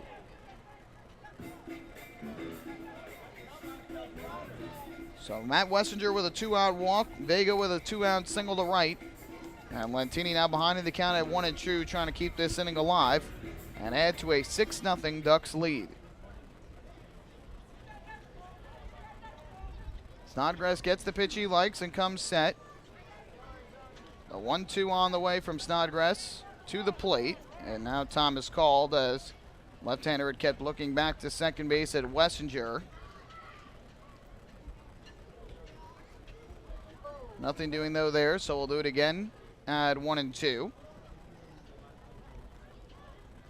Crowd has been quiet here in the early going with the Ducks offense taking center stage. Now the 1-2. Lentini, a line drive over third down the left field line, base hit. Wessinger around third, he will score. Vega goes to third base, and in at second with a double is Phelan Lentini. He's got 3 hits and is just a triple shy of the cycle. The Ducks strike with 2 outs in the third, and they extend the lead to 7-0. Next up, Got a pitch up in the zone and hammered it down the left field line for Phelan Lentini. Double number 14 on the season. His second RBI of the ball game, now up to 28 runs batted in on the year. So 3 straight have reached with 2 outs against Snodgrass. The Ducks now with runners at second and third for Delta Cleary Jr. First pitch from Snodgrass, and Cleary Jr. fouls one back to the screen behind home plate. So the count goes to 0-1, and the Ducks offense breaking out in a big way here in this road trip finale. And Southern Maryland's going to get some action up in their bullpen once again. So it looks like a right-hander is going to get loose.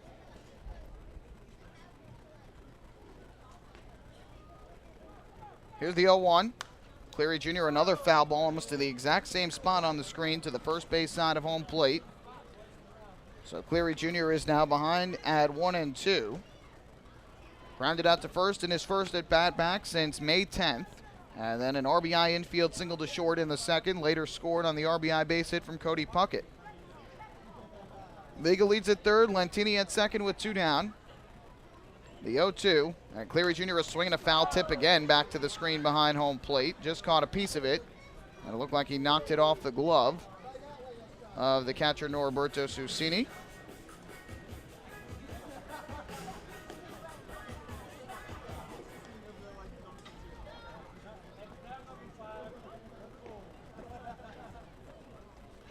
Here comes another 0-2. Snodgrass deals. Cleary Jr. is swinging again. He fouled it off. Just getting a little piece to stay alive. Doesn't seem to look like that hand is bothering him at all. Fighting off some tough pitches. I'm sure he felt it in that hand when he broke his bat on the infield single to short in the second inning. Probably sent some shockwaves through the hand, but seems to be okay. Fighting off some tough pitches here against Scott Snodgrass. Cleary Jr. took batting practice today. Seemed to hit the ball well. Kevin Byas putting him in the lineup today. Another 0-2, and he takes a fastball way up high. Great job, though, by Norberto Susini to save a run, as he had to quickly lunge up and away to catch that baseball. If that gets by him, Vega scores, and it's an 8-0 ball game. But a good job to keep that one at home plate. And again, it looks like Ian Marshall is the man warming in the bullpen for Southern Maryland down the left field line. We'll see if Jeremy Owens calls upon him in this inning. He might if Cleary Jr. gets a base hit. Now the 1-2. Cleary Jr. takes this fastball off the outside corner for a ball.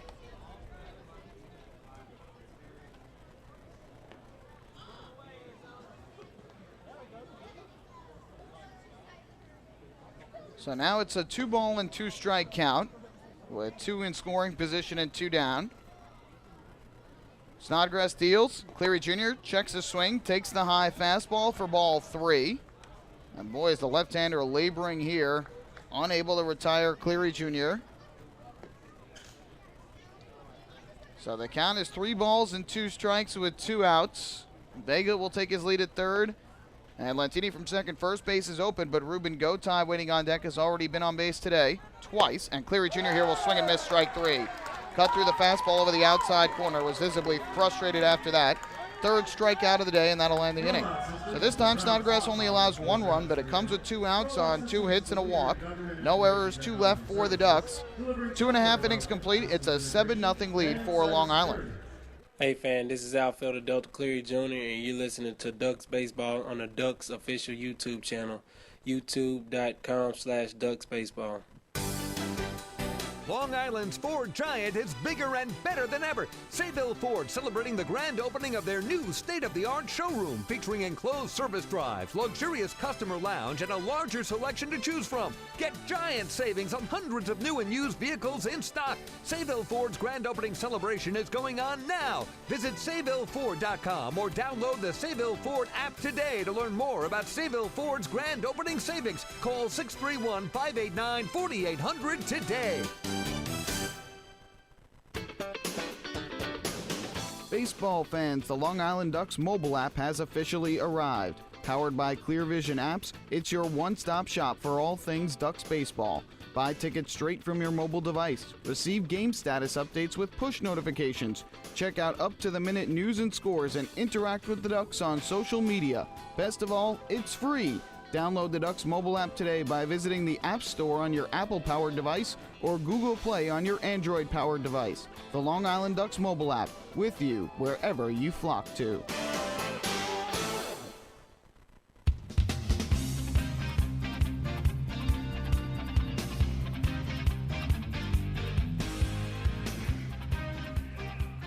Seven 0 Ducks in command here after 2.5 innings. We go to the bottom of the third.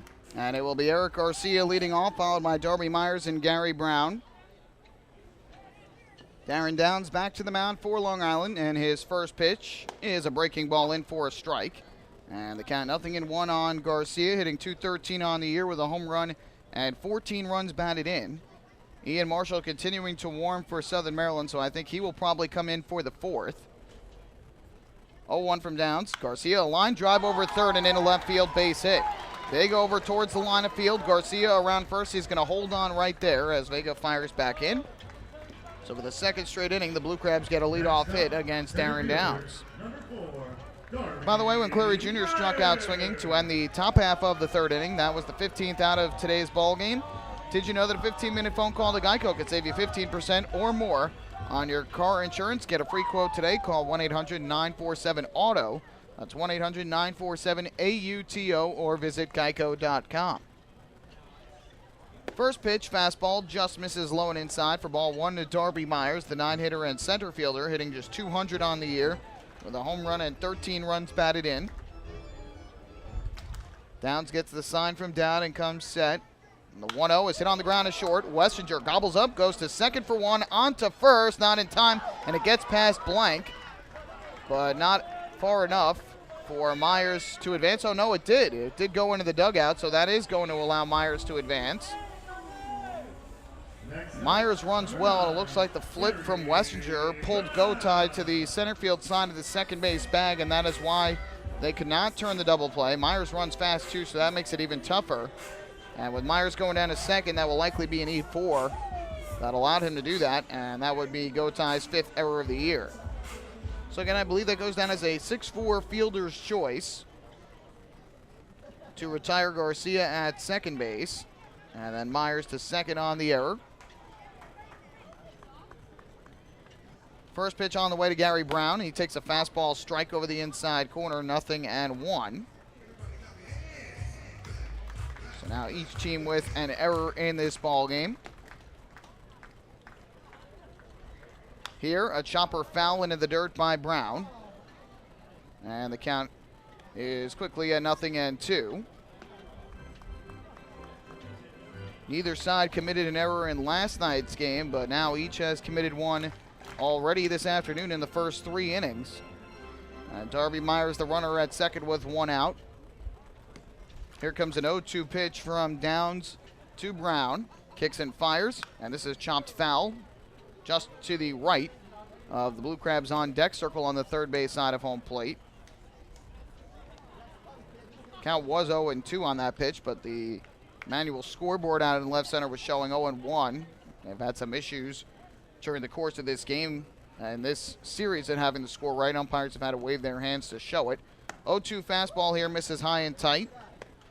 That'll run the count to 1 ball and 2 strikes on Brown, who flew out to right field his first time up after getting ahead in the count 3-0 on Darren Downs. Myers takes his lead at second base with 1 man out. The 1-2 fastball just missing the inside corner. Downs thought he might have had strike 3 there, but it just missed, and now the count even up at 2 balls and 2 strikes. Brian Nelson waiting in the on-deck circle. Downs looking in for the sign at home plate, and now time is called. So Dowd and Downs will go through the signs once again. Downs coming off of one of his best starts of the year, ending a 2-start stretch in which he struggled on the mound. That was on Tuesday at York, but took a loss, a very hard luck loss for him. 2-2. Line drive in the air to right center field. Over to his right, Phelan Lentini. He'll make the running catch. Myers went back to second to tag, but he will not go to third. He had gone about a third of the way and then had to try and scamper back, but it was too late for him to try and go to third. So with 2 outs, the runner still at second base, and that is going to bring up the third baseman, Brian Nelson. Downs in that start on Tuesday, 7 innings of 1-run ball, allowed 5 hits and a walk while striking out 11. Second time this year that he struck out 11. Also did it on May 20th in Somerset, a career high that he has matched twice this season. Had never struck out 11 in his career before this year. He'd spent a lot of time as a reliever, but a few years as a starter too. First pitch to Brian Nelson is a fastball taken inside for ball 1. Nelson to ground out to first base his first time up back in the opening inning. And much like Brownell last night, a great effort goes to waste because the offense struggled. Long Island managing just 1 run last night, did not score in that June 7th game at York as they lost 1-0. 1-0. There is a fastball that just misses the outside corner to Nelson, and it's now 2 balls and no strikes. With Myers at second base and 2 out, Downs looking for his 3rd consecutive scoreless inning to start today's ball game. Downs gets the sign and comes set. Here's the 2-0. Nelson taking all the way. It's in for a strike. That'll run the count to 2 balls and a strike. So Brownell, who threw a complete game yesterday, striking out 10 over 8 innings and allowing just 2 runs on 6 hits and a walk. We'll have to wait for his next start to try and take over the wins record in Ducks history. Swing and a miss here on a breaking ball for strike 2. He's currently tied with Leake with 40 wins. If he had gotten the win last night, he would have moved into sole possession for first on that list.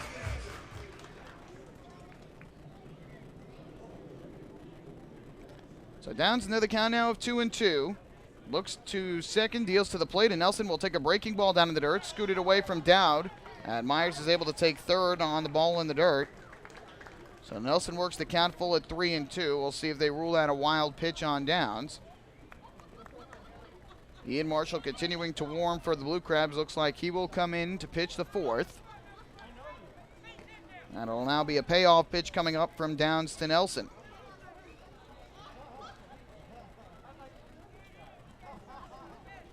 Downs looking in for the sign from Dowd. That stepped off the rubber and now ready to go. Here comes the 3-2. Kicks and fires, and Nelson will swing and line one in the air to right center field. On the run is Lentini. He dives. He can't get it. It's in for a base hit. In to score from third is Myers. Nelson on his way to second. He is in safely with a 2-out RBI double. Southern Maryland is on the scoreboard, and they have closed to within 7-1. So for Nelson, his 11th double of the season, 15th run batted in. Scoring on the play is Myers. And now a 6-run lead for Long Island. They did rule, by the way, a wild pitch. That allowed Myers to go to third. We'll see if they rule out an earned run or an unearned run. I would have to think probably earned, because even if the error had not happened, that allowed Myers to go to second, probably would have scored on that play. Breaking ball is in for a strike. And the count 0-1. Wilson a fly out to center field his first time up. That was back in the first inning. 0-1. And Wilson a fister out into right center field. Base hit. Nelson around third. Here's the throw to the plate from Phelan Lentini, and it is not in time. So back-to-back 2-out RBI hits for the Blue Crabs as Wilson picks up the RBI single. And the lead down to 5 now. It is a 7-2 ball game. So Darren Downs has allowed back-to-back 2-out hits to produce 2 runs. For Wilson, his 21st run batted in of the year here. And now with a runner at first and 2 down, Downs has to be careful with Michael Snyder at the plate, a dangerous hitter. And one swing of the bat here, this could be a 3-run ball game. So Nelson with the RBI double, just out of the reach of a diving Phelan Lentini. Wilson an RBI single to right center. First pitch from Downs to Snyder on the way, and he'll take a fastball that misses low and outside for ball 1.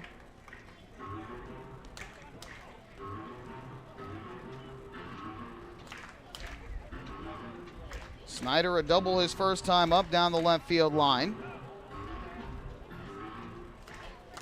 Blue Crabs now with 4 hits today. The 1-0. He checks the swing, takes a fastball strike anyway over the inside corner. That'll even up the count at 1 ball and 1 strike.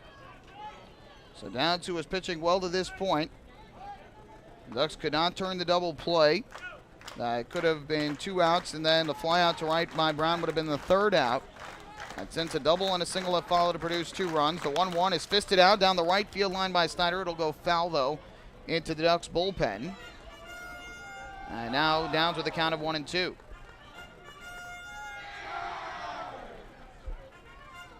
the Blue Crabs trying to start fighting their way back after falling behind 7-0 today. They have cut the deficit to 7-2. And now it'll be a 1 ball, 2 strike pitch from Downs to Snyder. The left-hander gets the sign and comes set. The pitch on the way, and Snyder will take a fastball that missed inside. Downs now up to 55 pitches on the afternoon after being very efficient over the first 2 innings. Looks like Southern Maryland has gotten a separate right-hander up in the bullpen after Ian Marshall was warming earlier. Now it looks like might be Orlando Santos who's in the bullpen. Downs looks in and comes set. Here comes the 2-2 pitch. Deals to the plate, and Snyder will take a breaking ball low and inside. So after getting ahead in the count at 1-2, Snyder has worked the count full at 3-2, which means Wilson will take off from first on the pitch.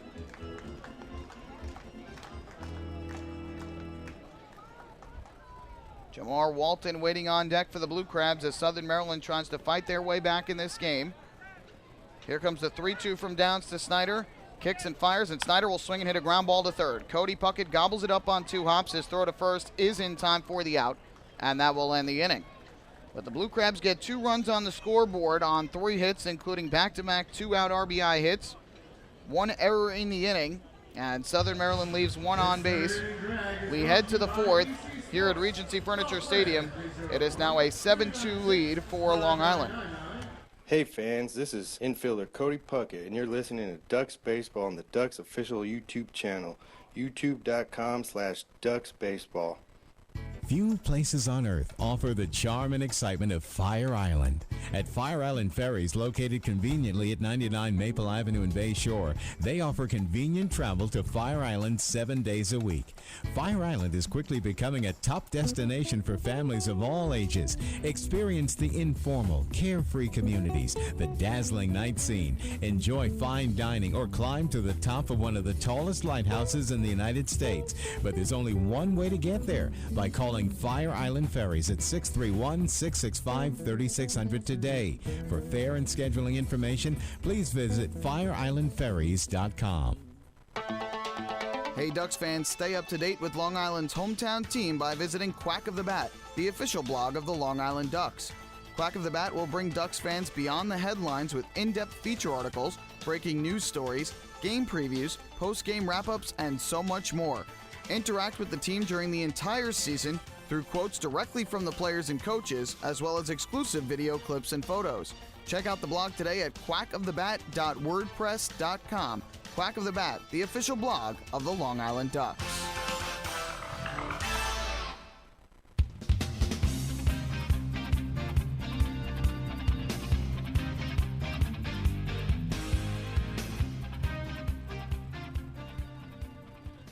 To the 4th inning we go here at Regency Furniture Stadium. Long Island Ducks lead it 7-2 over the Southern Maryland Blue Crabs. And we have a pitching change here for Southern Maryland. Former Long Island Duck right-hander Ian Marshall is going to come in the game for Southern Maryland. He will take over for the left-hander Scott Snodgrass, who did not have his best stuff again here today against the Ducks. For the second time this year against Long Island, he is not able to get through 4 innings. Goes just 3 innings today. We'll give you his final line in a little bit. But we will have a pitching change here, and Marshall will come on to face the 3, 4, and 5 hitters for the Ducks, as it will be Ruben Gotay, Cody Puckett, and Mike Blank coming up to the plate.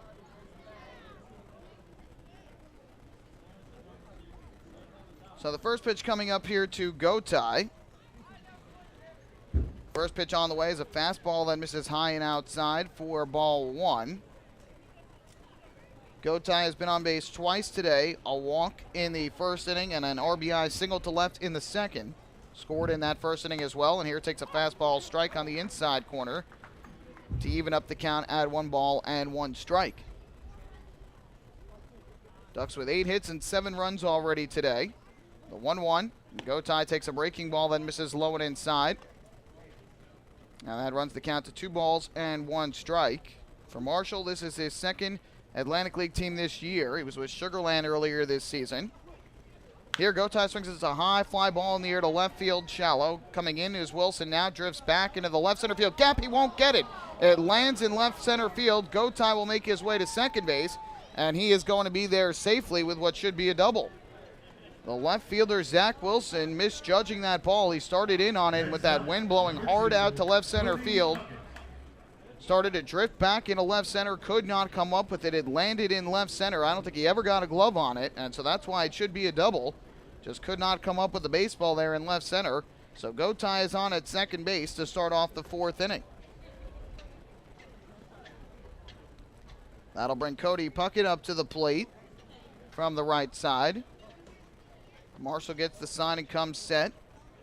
First pitch, and Puckett swings. It's a fly ball foul down the right field line out of play. They count 0-1. Marshall with Sugar Land this year really struggled. He had 8 appearances, 5 of them starts, and was 0-3 with a 9.43 ERA. Gotay leads at second base, and the 0-1. Puckett takes inside. They're going to rule an error here on Zach Wilson, the left fielder. I don't know how you rule that an error. Just simply did not catch the ball, and it's not a situation where he tried to catch it and dropped it. It's just a matter of the wind took it, and that's the natural conditions. 0-1. That breaking ball misses high and tight. The count now goes to 2 balls and a strike. Puckett an RBI single to center field his last time up in the 2nd inning, and then grounded to short back in the 1st inning. Gotay leads at second base, 2-1. Puckett fouls this one right over our head. Came very close to coming here into the booth, but it went over the top of the screen and zipped up right over the roof of the ballpark. So now the count even at 2-2 on Cody Puckett.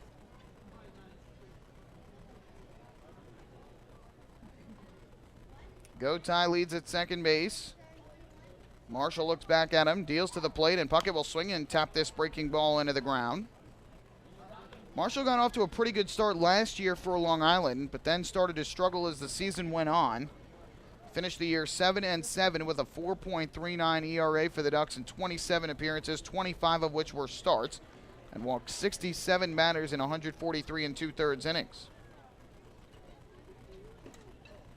2-2. Line drive, right field, base hit. Gotay makes his way to third. Kevin Baez is going to hold him up as Jamar Walton fields and fires it back in. So Cody Puckett picks up his 2nd hit of the day. Gotay makes his way to third. The Ducks now with runners at the corners and nobody out against Ian Marshall, and up to the plate will step Mike Blank.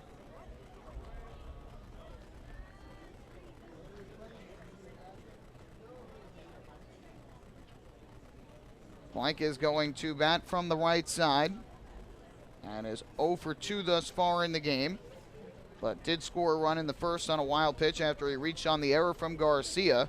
That would have ended the inning. The Ducks ended up scoring 2 unearned runs in that first inning because of the missed throw from Garcia to first base. And Grant lined into a 4-3 double play in the 2nd inning. And now Stusini has to go out to have a chat with Ian Marshall. So the scoreboard again giving an error to Zach Wilson. It would be his 2nd error of the year on that fly ball to left that he never touched. The wind just blew it out into left center field, and he wasn't able to catch up to it in time. when you look at it, you'd think, okay, it's an error, but natural conditions do not count as an error. As Mike Blank takes a breaking ball low and outside. And the count goes to 1-0. The official rule book in Major League Baseball, which is followed here in the Atlantic League regarding errors. An error cannot be charged when natural conditions affect whether or not the fielder was able to make the play. And a fly ball in the left center that gets pushed by the wind, preventing him from making the catch as Blank takes up and inside again. And the count goes to 2 balls and no strikes. So they give Wilson the error, which would be his second of the year, and then the base hit for Puckett puts runners at the corners. 2-0, Blank, a ground ball foul along the third base line past Kevin Baez and into the Southern Maryland bullpen, where it went under the hands of Robert Carson, a lefty reliever. So it's 2-1 here on Blank, who had 2 hits again last night, his 8th multi-hit game of the year, and first in the month of June. Marshall's 2-1.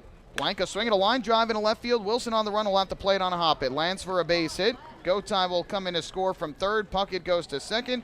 An RBI single for Mike Blank, and the Ducks keep on scoring. It's an 8-2 lead here in the 4th inning. RBI number 19 on the season for Blank as Gotay scores his second run of the day and 14th of the season. Puckett goes to second on the play. Good solid line drive by Mike Blank. Because of the error, that gets marked down as an unearned run.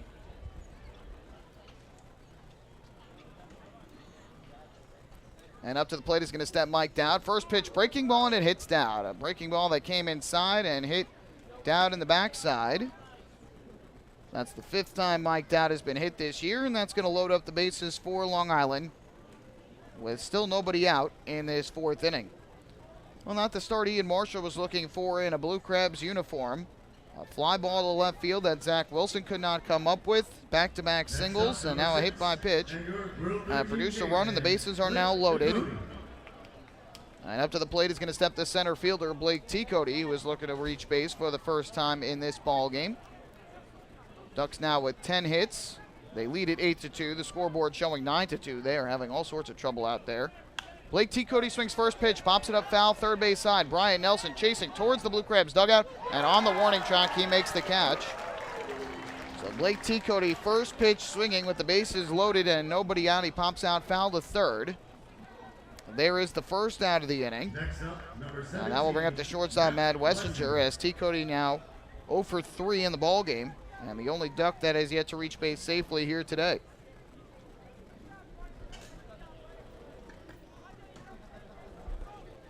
So with 1 down, that is going to bring up Matt Wessinger to bat from the right side. He is 0 for 1 with a walk and a run scored.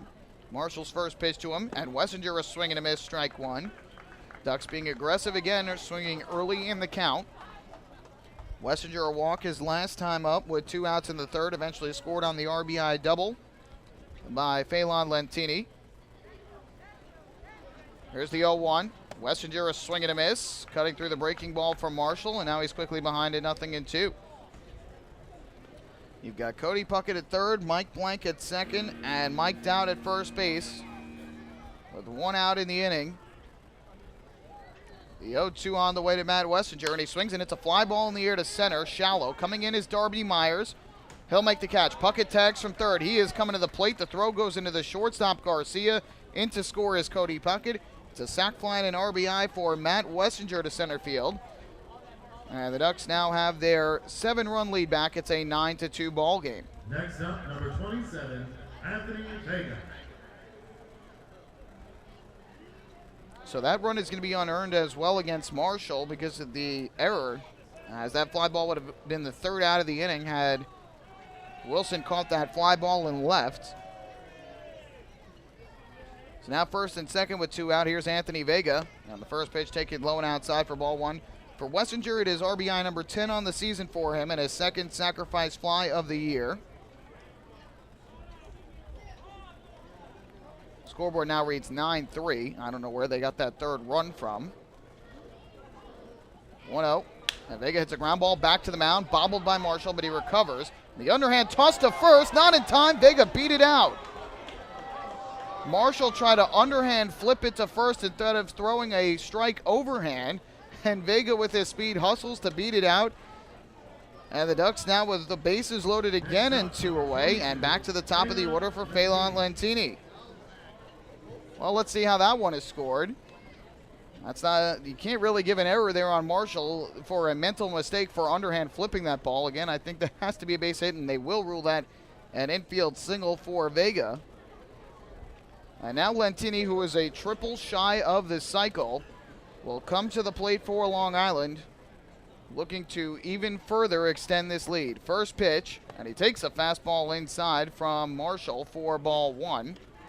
Lentini on the first pitch of this game homered out to left center field, his 4th of the year, singled and scored in the 2nd, and then an RBI double down the left field line in the 3rd. Here comes the 1-0 pitch. Marshall deals, and Lentini will take a fastball low and outside.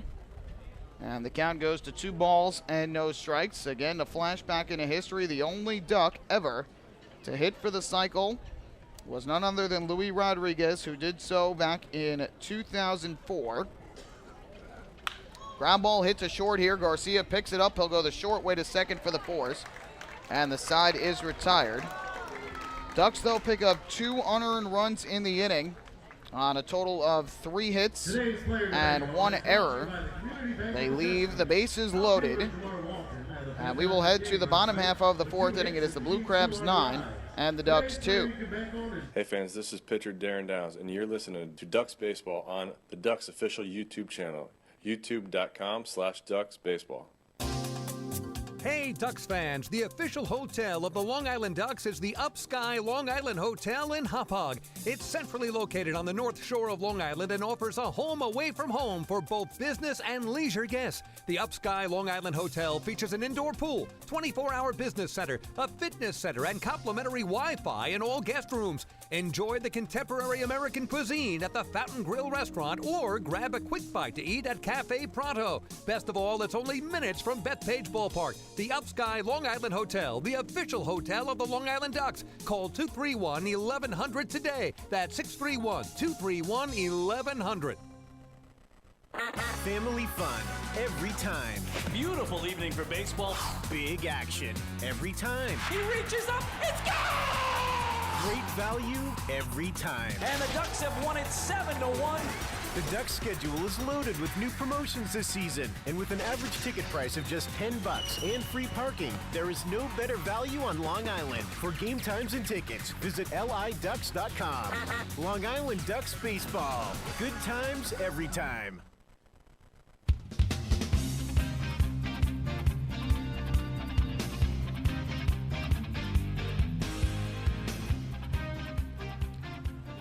So we head to the bottom half of the 4th inning, and the Long Island Ducks with an early 9-2 lead over the Southern Maryland Blue Crabs. We never got a chance to give you our 4th inning trivia, and it seems appropriate now considering Lentini is just 1 triple shy of the cycle. We told you earlier that Luis Rodriguez is the only Duck ever to hit for the cycle. It came back on July 2nd, 2004. The question, which team did he get the cycle against? First pitch here, and Jamar Walton grounds a fastball foul down the right field line. And so the count is 0-1. We'll let you think about it, and we'll give you the answer in the bottom half of the 4th inning. So the Ducks with their 7-run lead back at 9-2. Here, Walton a swing and a miss, way out in front. And the count goes to 0-2. By the way, Snodgrass, 3 innings of work, gave up 8 hits and 7 runs. 5 of them earned, walked 3 and struck out 3. A lot of homer and threw 2 wild pitches. Walton here, a ground ball foul again up the first baseline. Boy, what an opposite story for the Ducks offensively compared to Downs' last start, where they couldn't generate much of anything offensively in a 1-0 shutout loss on Tuesday to York.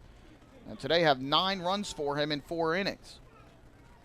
0-2 on the way to Walton, and he'll swing and foul this one off to the third base this time out of play. So we'll do it again at 0-2. And Downs trying to navigate his way through and keep the Blue Crabs lineup at bay. They were able to pick up a couple of runs with 2 outs last inning on a double by Brian Nelson and a single by Zach Wilson. And here Walton takes down in the zone for a ball. And so that'll run the count to 1-2. Downs now at 52 pitches for the game, 32 of them for strikes.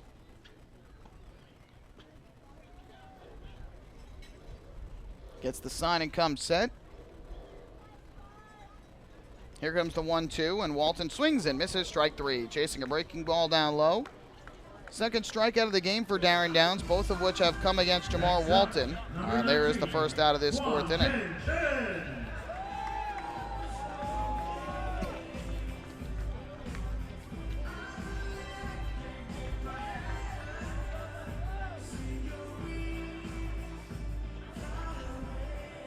So, one away. And up to the plate is going to step the lefty Quan Jen Chen, who grounded out to the catcher his last time up. First pitch is in for a strike. And the count is 0-1. Quan Jen Chen getting his first action of this series today. .257 average with no homers and 8 runs batted in on the season. Lefty hitter against the lefty Downs. And the 0-1 on the way. They swung on and lifted down the left field line, slicing foul and up onto the Legends Club seats.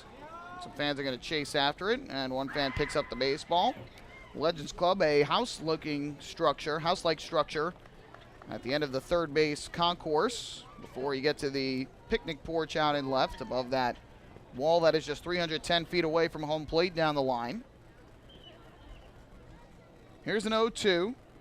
Downs kicks and delivers, and Chen takes the fastball outside. Quan Jen Chen, a native of Yunlin County in Taiwan. Last played for Brother Elephants in the Chinese Professional Baseball League. 34 years old. 1-2. Fly ball again down the left field line, slicing into the corner, and it's going to be another foul ball. When you see a ball go down the left field line that looks foul, on a day like today, you got to chase after it because there's a chance the wind can blow it back fair. We have had a strong wind blowing all day long out towards center or right center. And you saw last half inning have Zach Wilson had trouble with it on a fly ball to left. Here's the 1-2. And Chen is swinging a miss, strike 3, chasing down in the dirt. He's going to try and run it out to first, but Mike Dowd makes the easy throw. So there's the third strikeout of the ball game for Darren Downs. And with 2 outs in the inning, that is going to leave it up to the catcher, Norberto Susini.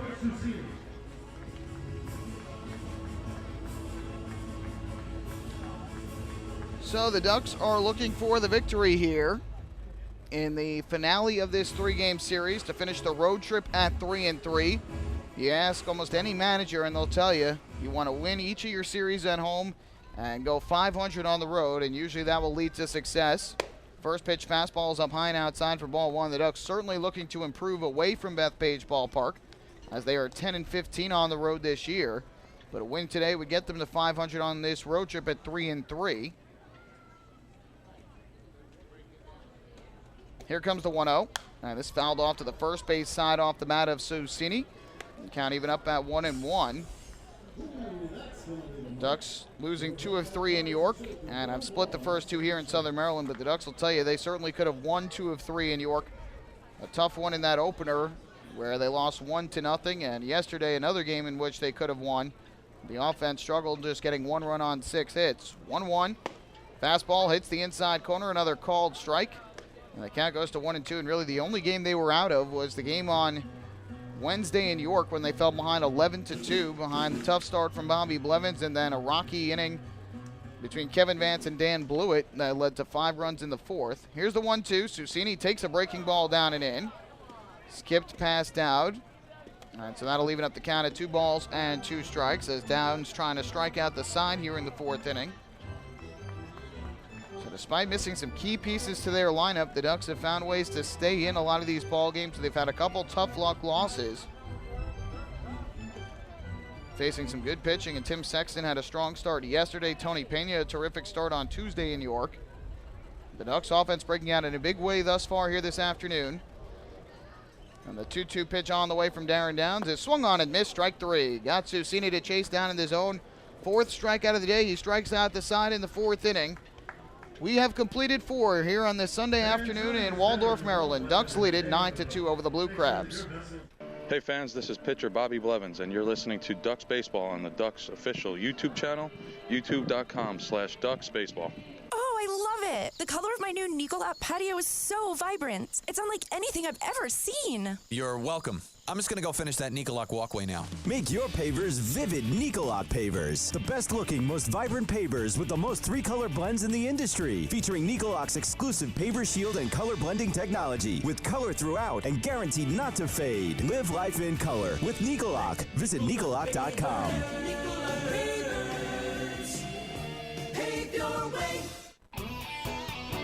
Enjoy the ultimate VIP fan experience at Bethpage Ballpark this season by taking in a Ducks game from the exclusive Trouttown Fan Can. Presented by Roscoe Beer Company, the Fan Can is available for rental at all Ducks home games. It features 12 Dream Seat theater-style padded seats, beverage holders, an air-conditioned atmosphere, and an incredible view of the game. Packages are now available with food and beverage included. To reserve your Fan Can outing today, call the Ducks Group Sales Department at 631-940-3825. The Trouttown Fan Can at Bethpage Ballpark. Your VIP experience awaits.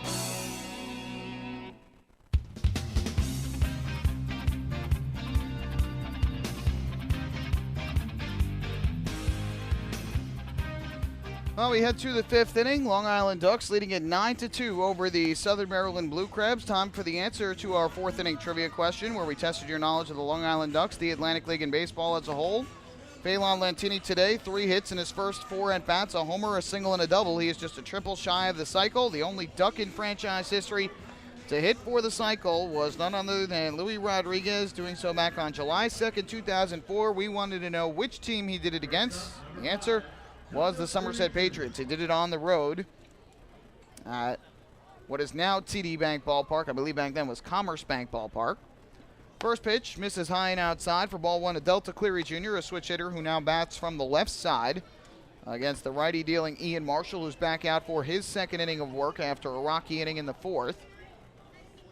1-0. That fastball misses outside for ball 2. Marshall faced 8 Ducks hitters, Long Island scoring 2 runs in the inning on 3 hits and an error, as well as a hit by pitch. Ended up leaving the bases loaded when Lantini grounded into a force. 2-0 fastball is in for a strike. Good pitch from Marshall, and it's now 2-1. Cleary Jr. in his first game back since May 10th when he suffered a hand injury on a hit by pitch. 2-1, down and in, missed for ball 3. And thus far he's 1 for 3. A ground out to first in the first inning, an RBI infield single, and a run in the second, and then struck out swinging in the 3rd. Cleary Jr. was hitting .297 over the first 17 games of the year before his injury. 3-1, and that's low and outside ball 4, so Marshall allows his first walk of the day, and the 4th by Blue Crabs pitching. So the leadoff man is on for Long Island in the 5th. They have scored in each of the first 4 innings of this game. 3 runs in the first inning, 3 more in the second, 1 in the 3rd. And after the Blue Crabs scored 2 in the bottom of the 3rd, the Ducks get 2 more in the 4th. So the lead is 7 at 9-2. Here's Ruben Gotay, a switch hitter batting from the left side. He's been on base all 3 times. The first pitch is a fastball low and inside ball 1.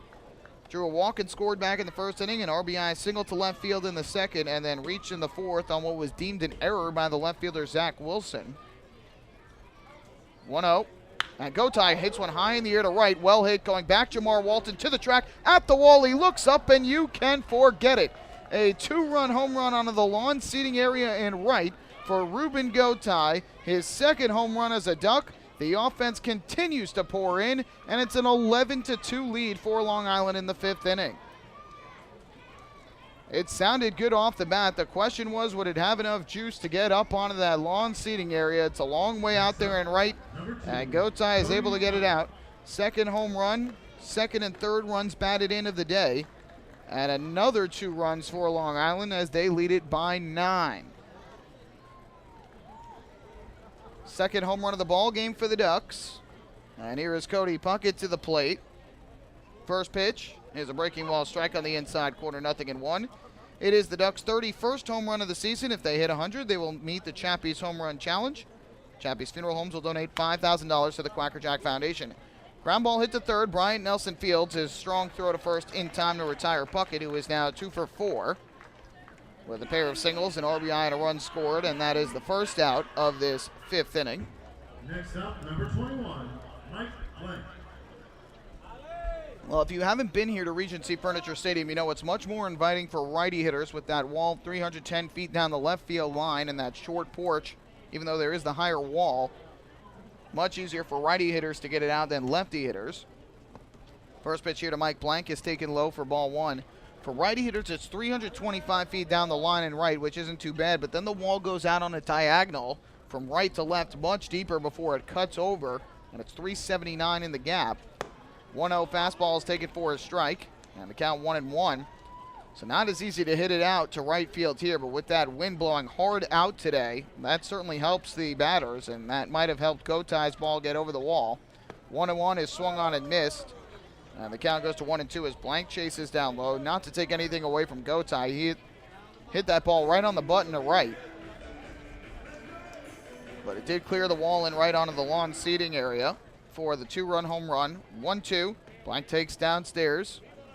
That'll even up the count at 2 balls and 2 strikes. And as a hitter, you got to take advantage when the wind is blowing out like that. Lentini's home run clearing the wall to the left of the batter's eye in left center. Possibly aided by that wind as Blank chops one foul here. I didn't think Lentini's ball had a chance to go out when he hit that one deep to left center. But that wind kept carrying it, and Darby Myers initially thought it wasn't hit as far either. But then you saw him keep going back into the gap, and eventually it cleared the wall for the home run.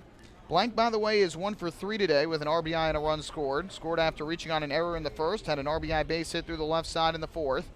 2-2, high fly ball in the air, foul down the left field line. Nelson chasing onto the warning track. He can't find it, and it lands fair down the left field line. And Blank is going to be on with 1 out here in the 5th inning. My goodness, that wind is wreaking havoc for the Blue Crabs fielders. Brian Nelson ranged into foul territory on the third base side, and off the bat, it looked like it was heading foul too. And that wind just blew it back fair into left field, and it landed in left field, down about halfway down the left field line between the infield and the wall. And so it's going to be a base hit for Blank, his second of the game, and that's why I thought Gotai's was going to be ruled a hit, because of the way the wind blew it and kept it in the field of play. Here's Mike Dowd, and he takes downstairs for a ball. And the count goes to 1-0. 13th hit of the ball game for Long Island, and the second for Blank, who has back-to-back 2-hit games. 1-0 on the way from Marshall to Dowd. He takes a high and inside fastball for ball 2. Dowd, an infield single and a hit by pitch among his 3 trips to the plate already today. Marshall's 2-0. And Dowd fouls this one off behind the plate off to the first base side, way upstairs. And the count goes to 2-1 as Marshall has already thrown a total of 42 pitches here in his inning and a third of work. Blank takes his lead at first base with 1 out. 2-1 from Marshall. And Dowd lines one to third, gets past Brian Nelson and goes into left field. Blank will stop at second base. Dowd is on at first. Hit that ball right on the button. A tough play for Brian Nelson to his left. The only chance he had to make it was to try and scoop it on the short hop out of the dirt. We'll see if they rule that a hit or an error. But either way, the Ducks have runners at first and second with 1 out in the inning. And up to the plate is going to step the center fielder, Blake Teacody. They do rule it a hit. So that's going to be number 14 for Long Island. Teacody, the only Duck that has yet to reach today, and he takes outside for ball 1. So for Dowd, his second hit of the ball game. Teacody has struck out twice and popped out foul to third. 2-1, or excuse me, the 1-0 is fouled back to the screen behind the plate. They never reset the count on the scoreboard, so it's now 1-1 on Teacody.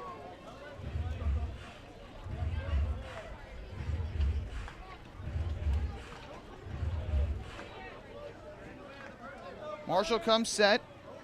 Here's the 1-1. Teacody takes a breaking ball outside and now goes ahead in the count. 2 balls and 1 strike.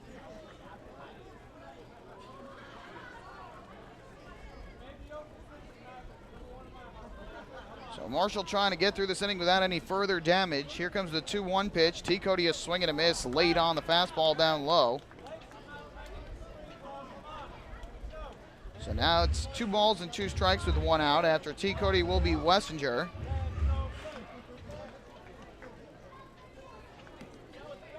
Marshall comes set at the belt. Here's the 2-2. T. Cody takes a fastball way outside. So now the count full at 3-2 with 1 out. Let's see if Kevin Byers puts the runners in motion. Blank and Dowd are the 2 runners. Dowd with a little bit of better speed with the 2.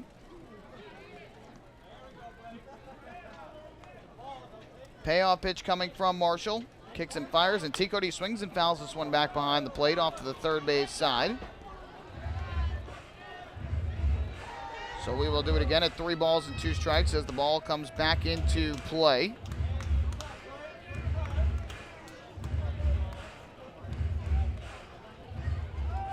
Blank takes his lead at second, down at first. The Mike's on the base pass for Long Island, and now the Blue Crabs have gotten action in their bullpen down the left field line. 3-2, and T. Cody fouls off another right back to the screen behind home plate. Good cut from T. Cody, and we'll do it again with the count full. Looks like it is Scott Main who was warming in the bullpen. There are 2 lefties for the Blue Crabs in their bullpen, Main and Carson, and it looks like Main is the man who is warming up. Marshall comes set, another 3-2 offering to Blake T. Cody. Deals to the plate, T. Cody takes downstairs, ball 4. So Blake T. Cody draws a 1-out walk. The second issued by Marshall, the 4th by Blue Crabs pitching. Another Municipal Credit Union walk with a purpose. Every time a Ducks batter walks, the Quackerjack Foundation wins. And Jeremy Owens is going to come out to the mound to talk things over with the former Ducks right-hander. So Ian Marshall has gotten off to a tough start. It's tough to see because Marshall, one of the nicer guys that you will ever meet. Always says hello. I was walking down the left field line before the game, happened to see him, and was excited to say hello to him and wish nothing but the best for his former teammates, and said everybody's doing well for him and his family, which is good to hear. Obviously a tough situation for him to go down to Sugar Land and struggle earlier this year, and now back in a place he called home for 2 seasons in Southern Maryland in 2013 and 2014. First pitch, and Matt Wessinger, it's a fly ball to center. Darby Myers there in straightaway center. He'll make the catch. Blank is going to tag from third. He will come in to score. Dowd will stay put at second. Second sacrifice fly of the day for Matt Wessinger as he brings home Mike Blank. 3 more runs have scored here in the 5th inning. The Ducks lead is now 10. It's a 12-2 ball game. So give Wessinger his 11th run batted in of the year and 3rd sacrifice fly. Blank scores his 2nd run of the ball game. Now it is T. Cody at first and Dowd at second with 2 men out. And here is the left fielder Anthony Vega. First pitch, and he takes a breaking ball on the outside corner for strike 1. Second straight inning in which Marshall has had to face 8 Ducks batters. And Vega today is 2 for 2 with a walk and 2 singles. Has also scored a run. And here Vega takes a breaking ball outside to even up the count at 1 ball and 1 strike. So the Ducks have a 10-run advantage, 12-2 the score.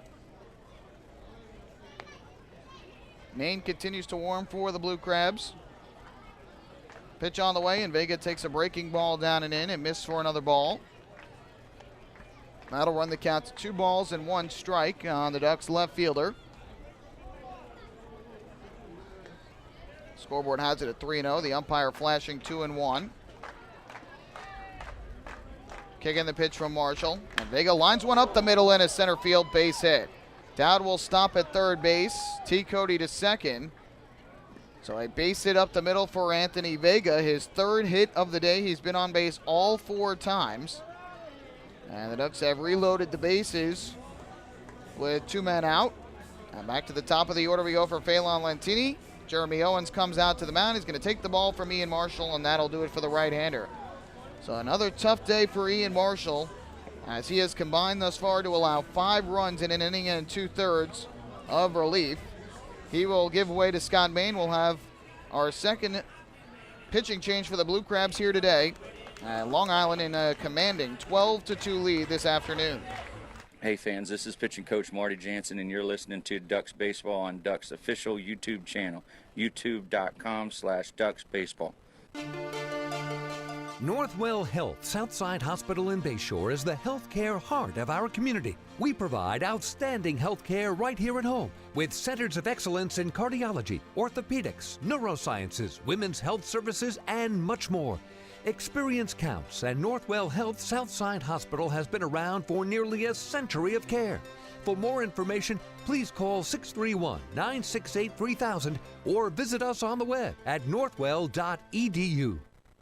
Few places on earth offer the charm and excitement of Fire Island. At Fire Island Ferries, located conveniently at 99 Maple Avenue in Bay Shore, they offer convenient travel to Fire Island 7 days a week. Fire Island is quickly becoming a top destination for families of all ages. Experience the informal, carefree communities, the dazzling night scene, enjoy fine dining, or climb to the top of one of the tallest lighthouses in the United States. But there's only one way to get there, by calling Fire Island Ferries at 631-665-3600 today. For fare and scheduling information, please visit fireislandferries.com.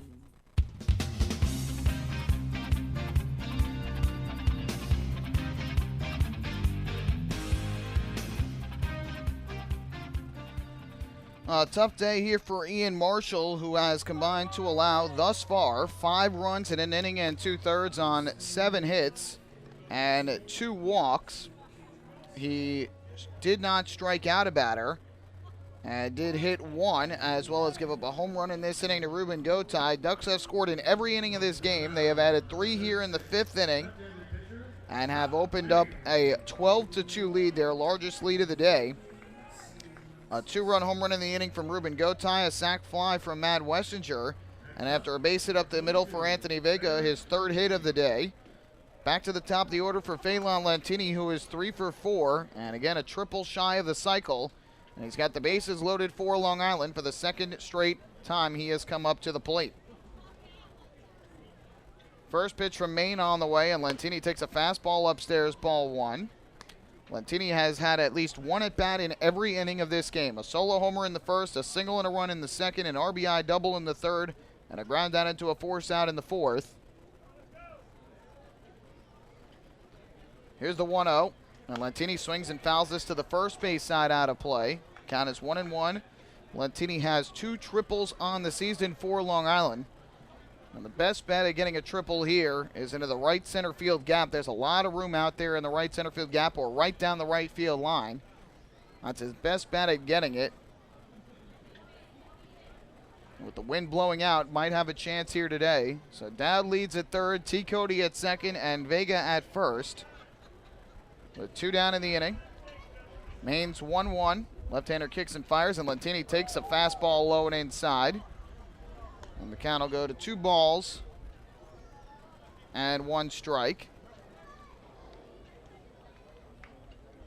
Another long half inning here for the Ducks offensively. All 3 runners on base, the responsibility of Ian Marshall. Here's the 2-1. Line drive right center field. That's going to be a base hit for Lentini. Dowd will score. Everybody else moves up a base. Lentini's 4th hit of the day is an RBI single to right. And the Ducks lead is 13-2.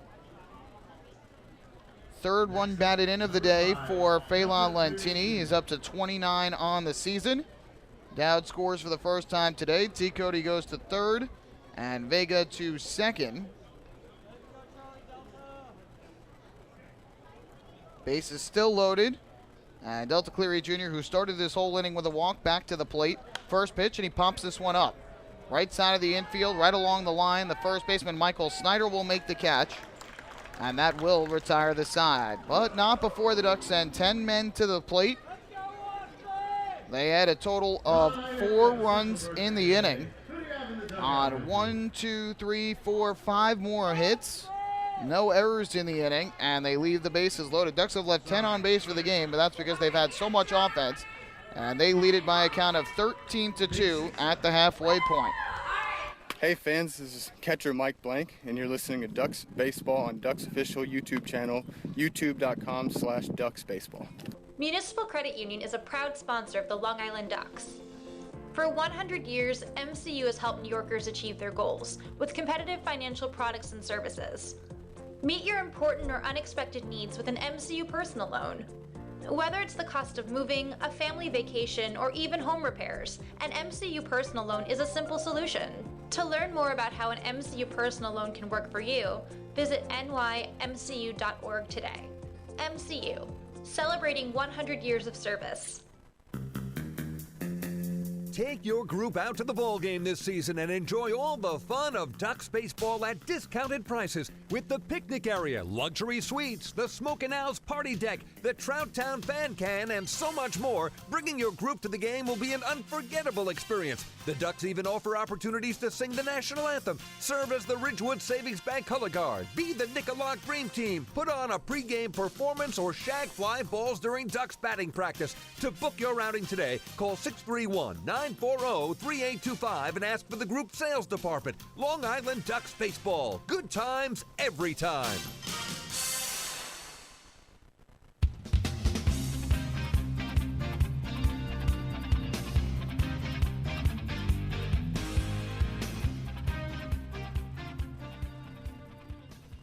The Long Island Ducks lead it 13-2 over the Southern Maryland Blue Crabs, scoring 3 in the first, 3 in the second, 1 in the third, 2 in the fourth, and 4 in the fifth. Lots of crooked numbers up there on that scoreboard in left center. Ducks with 13 runs on 16 hits today, 1 error. Blue Crabs with 2 runs on 4 hits and 2 errors. Their 2 runs coming in the third. Darren Downs back to the mound, and his first pitch is a fastball strike over the inside corner to Eric Garcia, leading off in the 5th inning. And the count is 0-1. Garcia with a base hit to left field, his only time up back in the 3rd inning. And here he swings and misses, chasing a breaking ball down to the dirt. And the count quickly at 0-2.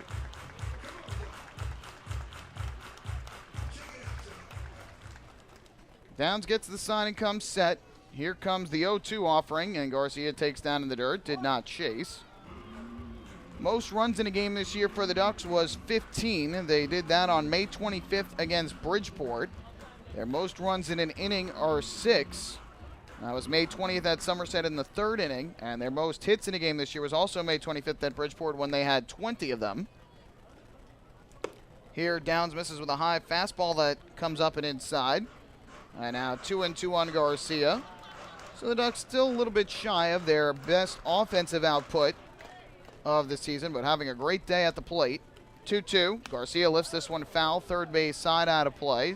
Fights one off to stay alive. We'll do it again with the count even. Downs struck out the side last inning all swinging, and he is now up to 4 strikeouts on the day. It's ready to deal another 2-2 to the left-handed hitting Garcia. Kicks and fires. Garcia takes down in the dirt again. And he has worked the count from 0-2 to 3-2. Downs obviously now wanted to start off with a leadoff walk. It does obviously come into play how a pitcher responds after a long inning on the bench. And Downs has had to have several where he has been sitting on the bench for a while in this game while the Ducks offense goes to work. Payoff pitch to Garcia, and he takes high and inside, ball 4. So there is the first walk of the game issued by Darren Downs. Frustrating for him after getting ahead 0-2 on Garcia. So the leadoff man is on here in the 5th, and that'll bring up the center fielder, Darby Myers. Looking at the out-of-town scoreboard, Somerset Patriots are having a good day offensively as well. They lead the Barnstormers 9-4 in Lancaster, bottom half of the 6th inning. Jeremy Horst starting for the Patriots is still in. Lancaster started Mike Lee, who lasted just 3 innings. As Darby Myers takes a fastball strike, Al Yavoli is now doing the pitching. Patriots being led offensively today by Brian LaHare, who is 2 for 3 with 5 RBIs and 3 runs scored at the plate. 0-1, and Myers hits a ground ball to the right side. Ruben Gotay will field his only play is going to be to first, and it's in time for the out. Second time Myers has hit a ground ball today, reached on a fielder's choice his first time, and scored back in the 3rd. So Garcia goes to second base on the ground out from Myers. Back to the top of the order we go for Gary Brown. Lancaster today has RBIs from Aarons, Kindle, Whitaker, and McDade. And again, they trail 9-4, bottom of the 6th inning at Clipper Magazine Stadium. Top of the 9th inning in Bridgeport, the Bluefish have come back from a 3-0 deficit. They lead the New Britain Bees 12-6. First pitch from Downs on the way is a fastball strike over the inside corner, 0-1 on Brown, who has flown out to right twice. Josh Outman started for the Bees, lasted just 3 1/3 innings. Now Sean Gleason pitching. DJ Mitchell started for Bridgeport. Joseph Kuja is now on to try and close out the game. 0-1. Brown takes down in the dirt. Good block by Dowd. That'll even up the count at 1-1. Bridgeport being led offensively by Jose Cuevas, who is 4 for 5 with 5 RBIs and 3 runs scored. They've got 3 hits as well from Wellington Dotel, 2 hits and 2 RBIs from Luis Hernandez. Meanwhile, New Britain with 2 RBIs apiece from John Griffin and James Skelton. Brown takes a fastball here that misses inside for ball 2. Game will go on later tonight in Sugar Land, Texas, 7:05 Eastern Time, 6:05 Central. Skeeters will host the Revolution, looking for a 3-game sweep of that series over York. Here comes a 2-1. Kicking the pitch on the way, swing and a miss. Good fastball by Downs, and Brown cut right through it.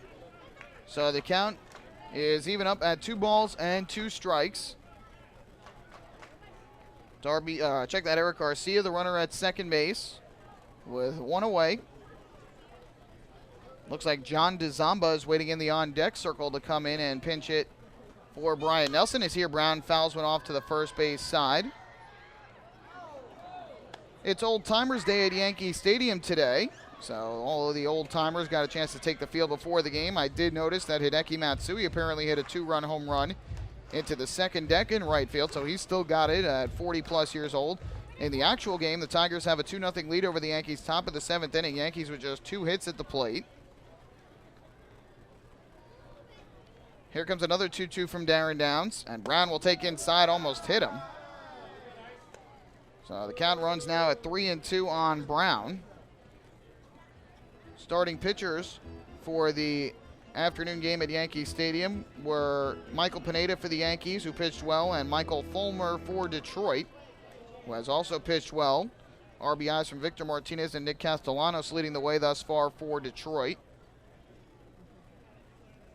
Here, Brown a chopper to short. Backing up on it, Wessinger. The long throw to first is just in time to get Brown, who cannot believe the call. Makes his way back to the third base dugout and has a quick word there with the first base umpire, Kevin Sweeney. So Brown retired. That is the second out. And now John DeZamba is going to come to the plate. They started to announce Brian Nelson, but it is most definitely not Brian Nelson. John DeZamba, the lefty hitter, is coming up to the plate.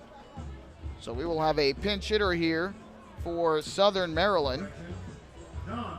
And now they realize their mistake, and they announced John DeZamba as the pinch hitter here in the 5th inning. So it looks like Jeremy Owens, with the game at 13-2 in favor of Long Island, is going to give Brian Nelson some extra rest. No surprise there, 42 years old, probably a good idea. Here's the lefty swinging DeZamba. The first pitch on the way from Downs is taken for a strike. Good fastball, and it's 0-1.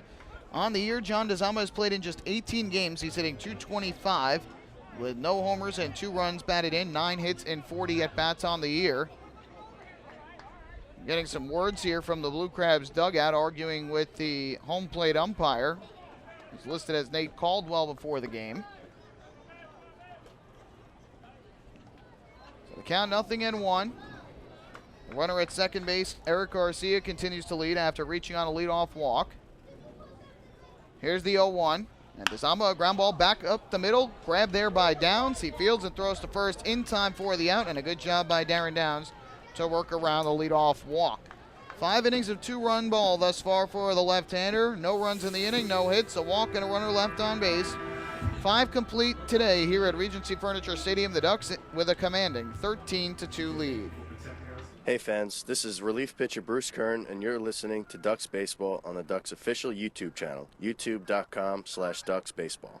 Hey, PSEG Long Island customers. Want to learn how to save on your electric bill? Here's one way. You can save up to $100 each year by simply replacing 10 incandescent bulbs with CFL or LED bulbs. Want to save even more? Take our online home energy survey.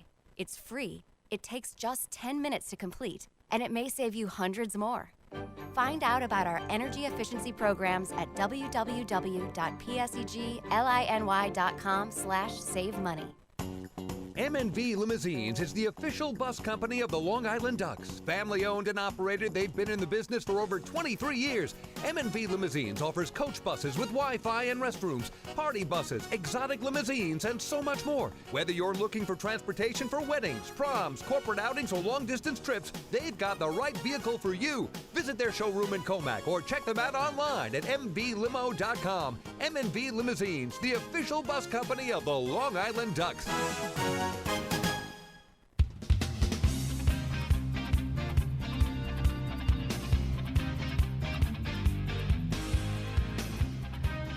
Ducks fans follow all season long as the Long Island Ducks try to meet the Chappie's Home Run Challenge. If the Ducks hit 100 home runs, Chappie's Funeral Homes will donate $5,000 to the Quacker Jack Foundation. Chappie's Funeral Homes, where caring for others is our family tradition. Ducks have scored in every inning of this ball game, and they have a 13-2 lead over the Southern Maryland Blue Crabs here in the series finale.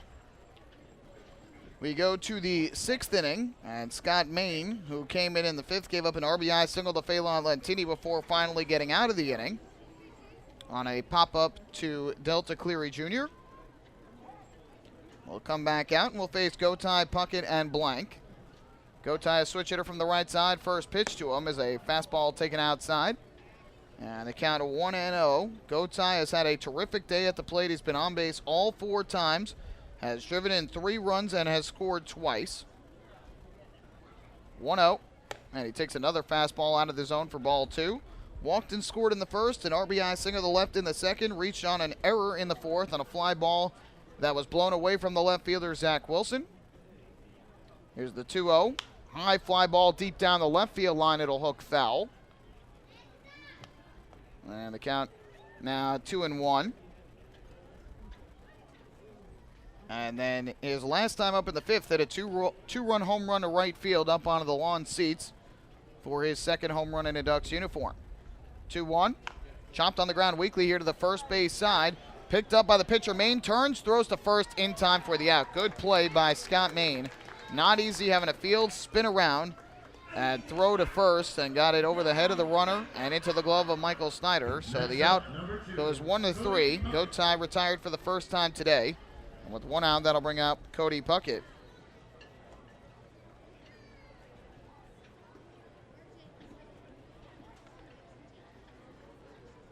So up to the plate is Puckett, who will bat from the right side. Puckett is 2 for 4 in the game, with an RBI and a run scored, as well as 2 ground outs. Both of his hits were singles.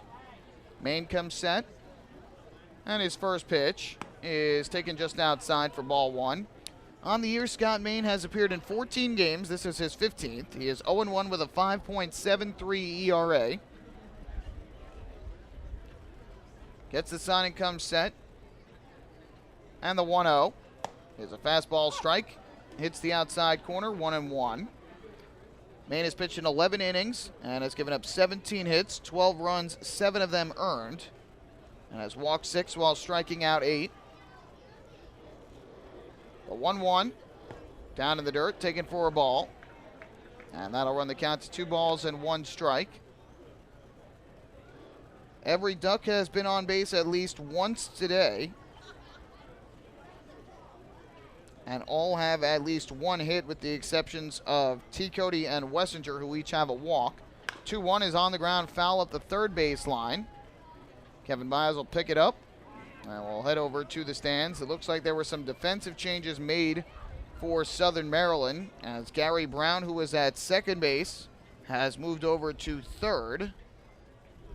And John DeZamba, who pinched hit for Brian Nelson, has taken over at second. Everybody else the same. Here, Puckett, a line drive over the leaping try of the shortstop, Eric Garcia, and he has his 3rd hit of the ball game. So Puckett makes his way to first base with 1 out in the inning. And for the Ducks, their 17th hit of the day. Lentini leading everybody with 4 hits, 3 RBIs, and 2 runs scored. Vega and Puckett each now with 3 hits. And Gotai, Blank, and Dowd each have 2. Speaking of Blank, here he comes to the plate, as he so far is 2 for 4 with an RBI and 2 runs scored. First pitch on the way. The fastball misses low from Maine, and the count 1-0. Blank reached on a two-base error in the first inning, scored on a wild pitch. She lined into a double play in the second, then delivered an RBI single to left in the fourth, singled and scored in the fifth. 1-0 is a fastball strike over the outside corner, 1-1. The Ducks hitters getting lots of chances up at the plate today. Lantini has hit in all 5 innings thus far, and everybody else has come up at least 4 times. Cleary Jr. and Gotay, and now Puckett each 5 times, and now Blank in his 5th trip to the plate already. We're still only in the top of the 6th inning here today. Here comes the 1-1. Pitch on the way, and Blank takes a fastball upstairs. So the count goes to 2 balls and 1 strike. Maine gets the sign and comes set as Puckett takes his lead. 2-1 is hit high in the air to left center, well hit. Back goes Darby Myers to the track, at the wall, and it's off the base of the wall. Puckett on his way to third base. Kevin Byers will stop him there. Mike Blank is in at second. He's got his 3rd hit of the day with a double off the base of the wall in center field. And Long Island with runners at second and third and only 1 out, threatening to score yet again. Sounded good off the bat. Thought that one might leave the yard, but it just did manage to stay in. With that wind blowing hard out to center field, if that was just a little bit to the left, might have had a chance, but hit off of the batter's eye in center field, that higher fence. Now Mike down to the plate looking for his 3rd hit. And he swings and fouls the first pitch back to the screen off on the first base side. So the count 0-1.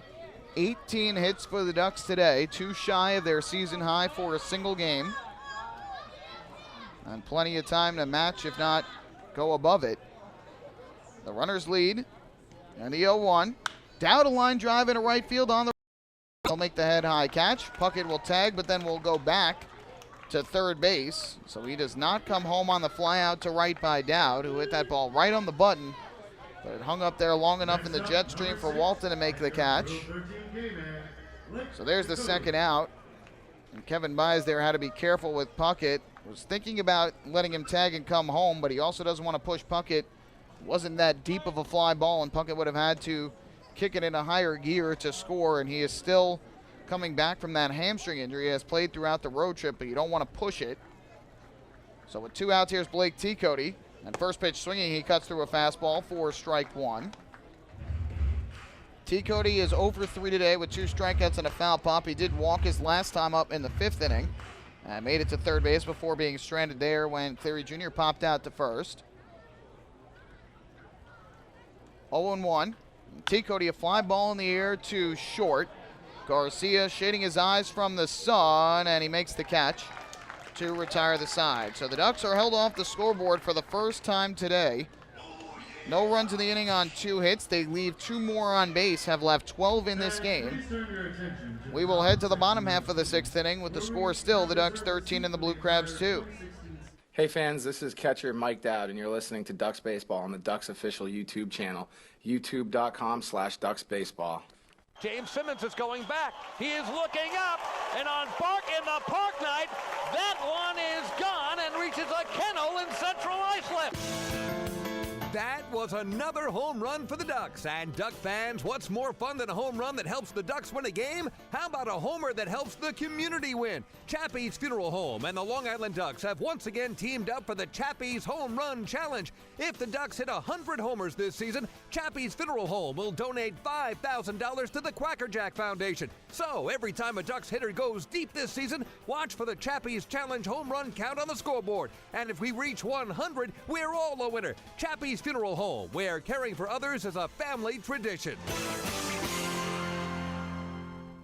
Can't get enough of the Long Island Ducks? Well, now you can get even more inside info on your favorite hometown team through Facebook and Twitter. The Ducks are constantly updating fans through social media with scores, transactions, ballpark promotions, and much more. You can even win great prizes. All you'll need to do is make a free account on Facebook and Twitter, and then visit us at facebook.com/LIDucks and twitter.com/LIDucks. Think you're Long Island's biggest Ducks fan? Get connected now.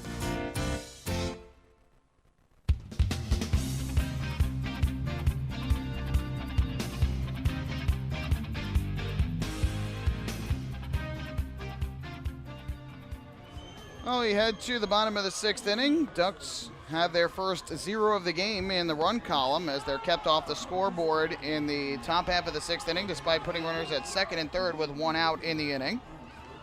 Michael Pollock here with you. Thanks so much for joining us via the Ducks official YouTube channel, youtube.com/DucksBaseball. We head to the bottom half of the 6th inning. And for the Blue Crabs against Darren Downs in the inning, it is going to be Zach Wilson leading things off, followed by Michael Snyder and Jamar Walton, the 3, 4, and 5 hitters in the Southern Maryland order. Official attendance just handed to us, 3,395 here on this warm Sunday afternoon. So Zach Wilson to lead things off as he bats from the right side.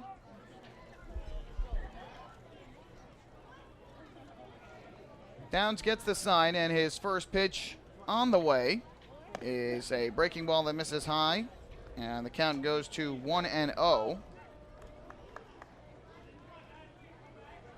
Ducks with 13 runs on 18 hits. The Blue Crabs just 2 runs on 4 hits. As here, a fly ball in the air, foul back behind the plate. Goes out of play, and that'll even the count at 1-1. There is a right-hander warming up down the left field line now for Southern Maryland. It looks like number 11, Brian Grenning, who gave up the 2 run-scoring hits in the 11th inning for the Ducks on Friday night, although was not charged with the runs. 1-1, and Downs misses with a fastball inside for ball 2. Wilson today is 1 for 2, had an RBI single with 2 outs in the 3rd inning to right field, and then a fly out to center in the 1st. Downs gets the sign and comes set. Here's the 2-1. Wilson is swinging a tapper foul at the plate. That'll even up the count at 2-2. We forgot to give you the remaining scores on the out-of-town scoreboard. Last inning, Mets currently trailing 5-1 to the Brewers. Top of the 8th inning. Want to send our wishes to Terry Collins, the manager of the Mets, who was taken to the hospital apparently pregame. Was not feeling well. Seems like it was precautionary, though, according to reports out of Milwaukee. So hope that he is doing better. 2-2. Wilson a hot shot to short. Gobbled up there by Wessinger, and his throw to first is in time for the out. Wilson retired for the first out here in the 6th inning. Next up, Mets have now got it to 5-2 on a Juan Lagares, Curtis Granderson, RBI double. Mets started Steven Matz today. Eric Adell, who was just called up, is now in the ballgame. Zach Davies started for Milwaukee, and Carlos Torres is now in. Braun, Lucroy, Broxton, and Davies have driven in runs today for Milwaukee, while Granderson and De Aza have the RBIs thus far for the Mets. First pitch to Michael Snyder. He swings and misses way out in front of a breaking ball, and the count 0-1. Later tonight at 8 o'clock p.m. Eastern Time, San Jose hosts Pittsburgh in game number 6 of the Stanley Cup Final. A win for Pittsburgh gives them the Stanley Cup. A win for San Jose forces a Game 7 in Pittsburgh. Here's the 0-1. Snyder takes a fastball outside. And also want to send our thoughts and prayers to all of those affected by the terrible tragedy that happened overnight down in Orlando at the Pulse nightclub.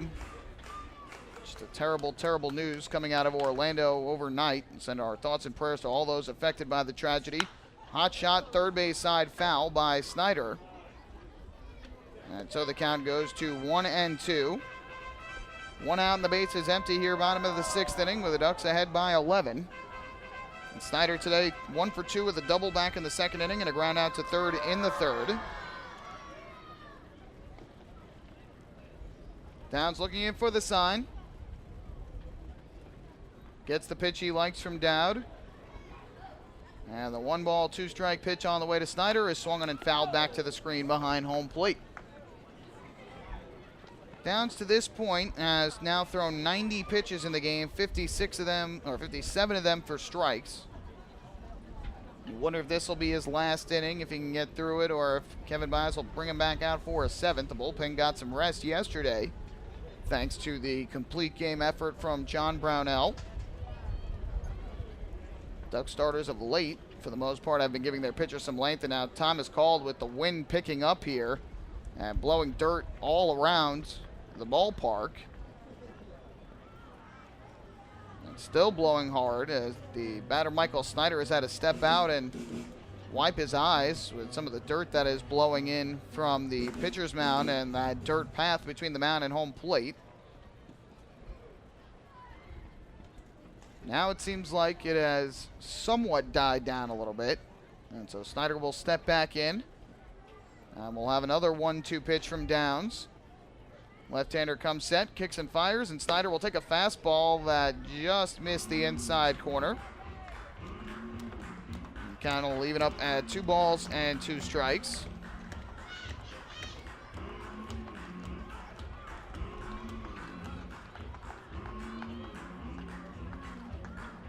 (13-2) Ducks here in the bottom of the 6th inning. 2-ball, 2-strike pitch coming up from Darren Downs. Kicks and fires, and Snyder will swing and hit a line drive down the left field line. This ball will one-hop the wall. Anthony Vega picks it up. Snyder thought about second, but he's going to hold on at first. A good throw in from Anthony Vega to Ruben Gotay. So Snyder has his second hit of the game. Picks up a base hit to left. Number 6,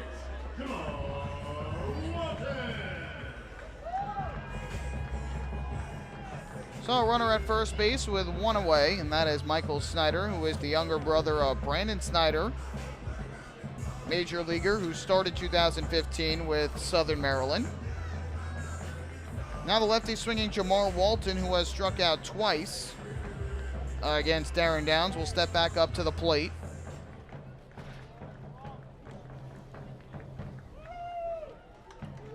First pitch from Downs misses outside for a ball 1 to Jamar Walton. 5th hit of the game, by the way, for the Blue Crabs on that single to left by Snyder. Downs kicks and fires a 1-0, and Walton lifts this one in the air to shallow center. On the run in is Blake T-Cody. He won't get it. It lands for a base hit. And shallow left center field. So Walton is on with his first hit of the day. Next up, and the Blue Crabs with 2 on and 1 out in the 6th inning, and that'll bring up the DH Quan Chen Chen.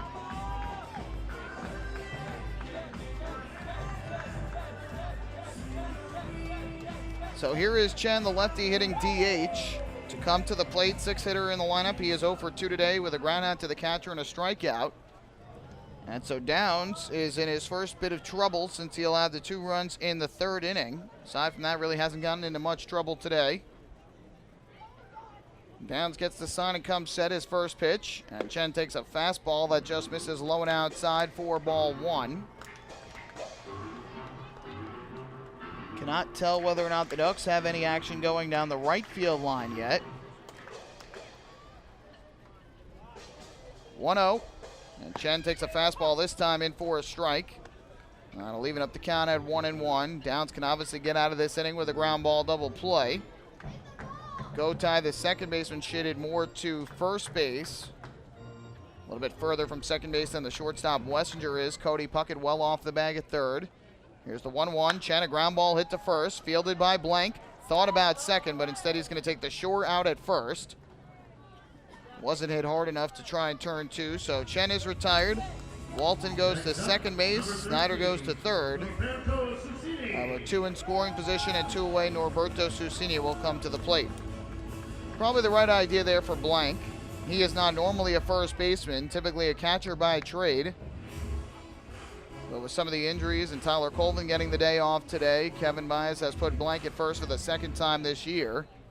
And instead of taking a risky throw to second and possibly throwing it away, take the shore out for the 2nd out and trust Downs to try and get Susini out. First pitch here is a fastball strike over the inside corner to Susini, 0-1. The catcher who was signed today by Southern Maryland is 0 for 2 in the game, a ground out to short and a strikeout swinging in his 2 at-bats thus far. Downs gets the sign and comes set. Here's the 0-1. Susini takes a fastball that missed inside. Evens up the count at 1-1. Next pitch will be number 100 on the day for Downs. So I have to think he would probably be done after 6 innings if he gets through this. Ducks lead by 11. 2 on, 2 out. The 1-1 to Susini. Swung on and fisted out toward short. Wessinger will field on a hop. Throws over to first base on the run in time to retire Susini. Wessinger has played a good shortstop today and the side retired. So the Blue Crabs threaten with 2 hits, but they leave 2 in scoring position. They've left 5 on base today. We head to the 7th here at Regency Furniture Stadium. Ducks still lead it 13-2. Hey fans, this is pitcher Jack Snodgrass, and you're listening to Ducks Baseball on the Ducks official YouTube channel, youtube.com/DucksBaseball. Long Island's Ford Giant is bigger and better than ever. Sayville Ford celebrating the grand opening of their new state-of-the-art showroom featuring enclosed service drives, luxurious customer lounge, and a larger selection to choose from. Get giant savings on hundreds of new and used vehicles in stock. Sayville Ford's grand opening celebration is going on now. Visit SayvilleFord.com or download the Sayville Ford app today to learn more about Sayville Ford's grand opening savings. Call 631-589-4800 today. Have your birthday at the ballpark this season and celebrate with the flock. Kona Ice birthday party packages with the Long Island Ducks are now available. Each package includes 10 box seats, a commemorative birthday t-shirt and autographed baseball, a pizza and Kona Ice party in the Hebrew National Picnic area, and so much more. Best of all, the birthday child will stand on the dugout while the entire crowd sings happy birthday. Reserve your party today by calling the group sales department at 631-940-3825. Kona Ice birthday parties with the Long Island Ducks, a once-in-a-lifetime experience.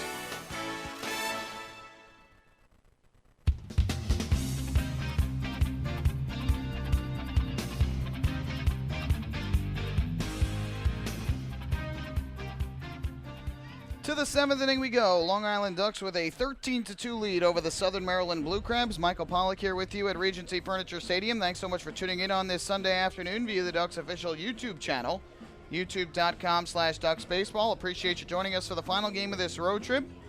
Ducks have a 13-2 lead. Brian Grenning will be the 4th pitcher of the day to come on for Southern Maryland, taking over for Scott Main, who threw an inning and a third of scoreless baseball, gave up 3 hits, no walks or strikeouts. And now Grenning will come on. So it'll be Wessinger, Vega, and Lentini coming to the plate. And Ducks fans, don't forget to stop by the Waddle Lynch shop on your next visit to Bethpage Ballpark, where exclusive hard-to-find Ducks memorabilia is now on sale.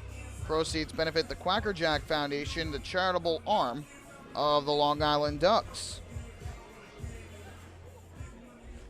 So to the 7th inning we go, as the Ducks were held off the scoreboard for the first time today in the 6th inning. And here is Wessinger to bat. So far, he is one of only 2 Ducks today without a hit among the 18 hits accrued by Long Island. And he fouls the first pitch off for strike 1. Does have 1 walk and has driven in 2 runs today with a sacrifice fly. Couple of sacrifice flies, I should say. He picked up 1 in the 4th inning and 1 in the 5th inning. Also walked and scored in the 3rd. Pitch on the way, and that fastball misses up high. So that will even up the count at 1-1 on Wessinger. Grenning did not get the loss here in the first game, as Wessinger hits a ground ball at the third base line. Charging in is Brown. Fields the off-balance throw to first, and it pulls Snyder off the bag. He could not hold on to it anyway.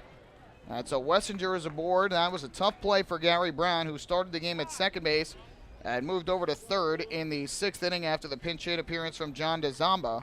And that will be a base hit for Matt Wessinger, so he joins the hit party, the 19th hit of the day for Long Island.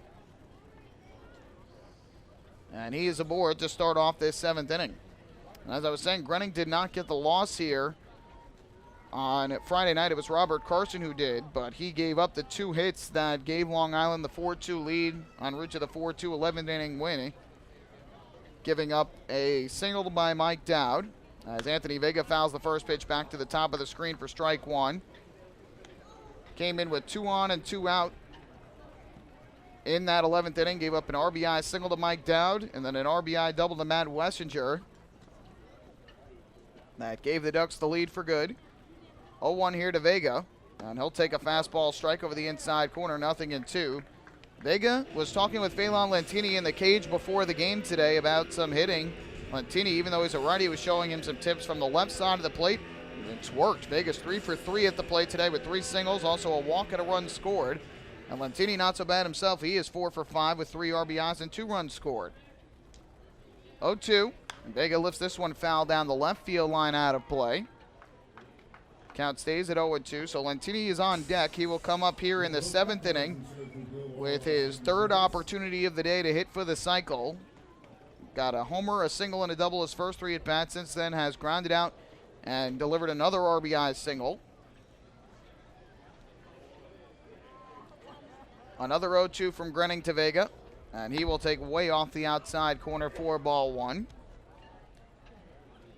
So Vega with 3 hits today in 4 trips to the plate. The run was his 23rd of the year.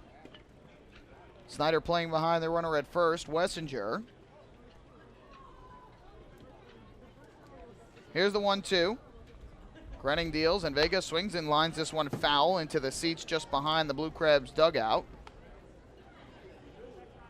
In a lighter crowd today than we saw the past 2 days, 3395 the official attendance. Many have started to make their way out on this hot and humid day, a game that is over 2.5 hours old. And the score decidedly in favor of Long Island at 13-2 at this point. Now the 1-2 to Vega. Takes a breaking ball low and outside. Grenning now has a count of 2 balls and 2 strikes against the Ducks left fielder. One more hit would tie Long Island's season high for runs in hits in a game with 20. 2-2 pitch on the way. And Vega will swing and miss, strike 3. A weak hack on a breaking ball of the outside corner. Looked like he was guessing something else. First strikeout for Grenning and the 4th for Blue Crabs pitching. That's the first out here in the 7th inning. For Grenning, this is his 20th appearance of the year, 2-1 record, a 5.09 ERA. He has given up 31 hits in 23 innings, 14 runs, 13 of them earned, 8 walks to 30 strikeouts. So with the runner at first and 1 out, here is Phelan Lentini to the plate, looking for his second 5-hit game of this trip. He also had 5 hits for the Ducks back in the game against York on Wednesday, when he had a double and 4 singles. First pitch, he takes a breaking ball just off the outside corner for ball 1. Mentioned Lentini, the solo homer in the first, a single and a run in the second, an RBI double in the third, grounded into a force out in the 4th, and an RBI single in the 5th.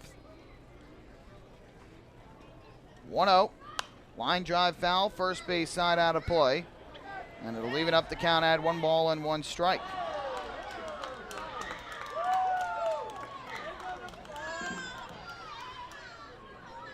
(13-2) Ducks here in the top of the 7th inning, 1 on and 1 out. Lentini steps back into the batter's box and awaits a 1-1 pitch from Grenning. Kicks and fires, and Lentini a swing and a miss. Chased a breaking ball down low, he was out in front. And the count goes to 1-2. Clear blue skies overhead. We can actually see the moon straight up over the center field wall. Nice half moon up in the blue sky. The sun drenching the entire field here at Regency Furniture Stadium.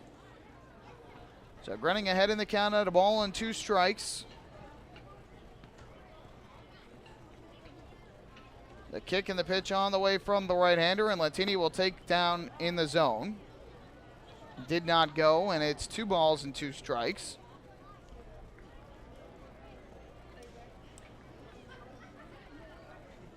If Lentini reaches or does anything but hit into a double play here, Delta Cleary Jr. will be next. Ducks getting Cleary Jr. back today after missing 31 games with a hand injury. 2-2. Lentini takes another pitch down low. That has worked the count full at 3-2. We'll see if Kevin Baez puts Wessinger in motion at all from first. I don't think he will. With an 11-run lead, some managers don't like to run it up or get guys in motion. So we'll see if he goes. I don't think so, though.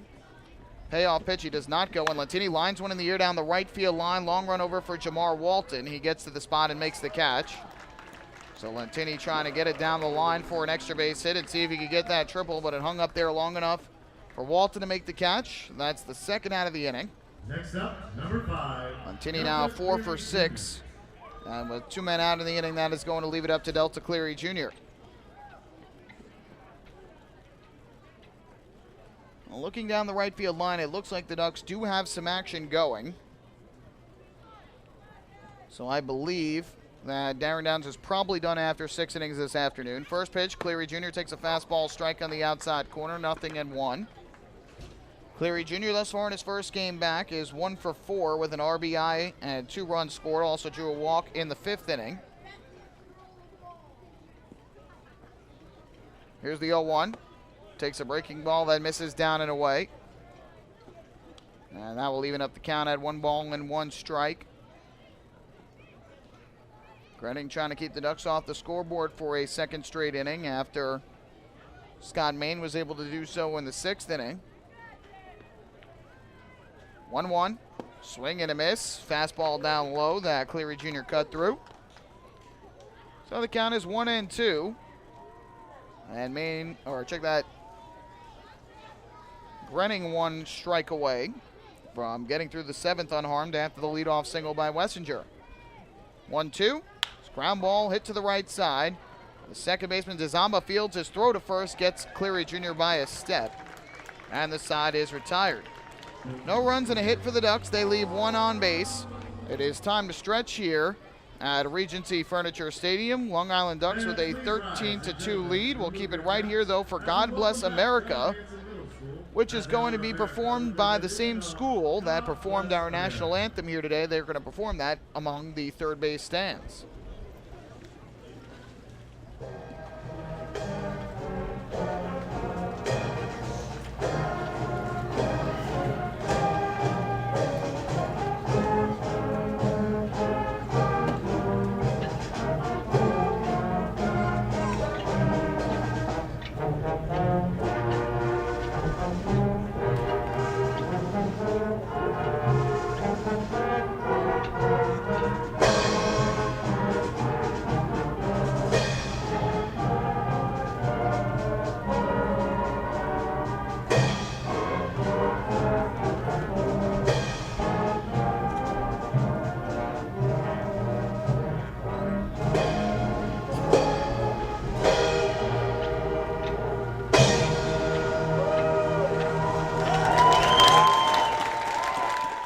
Very nicely done with God Bless America here on this beautiful Sunday afternoon. We'll take a break and come back with the bottom of the 7th inning after this. Hey fans, this is pitcher Nick Struck, and you're listening to Ducks Baseball on the Ducks official YouTube channel, youtube.com/DucksBaseball.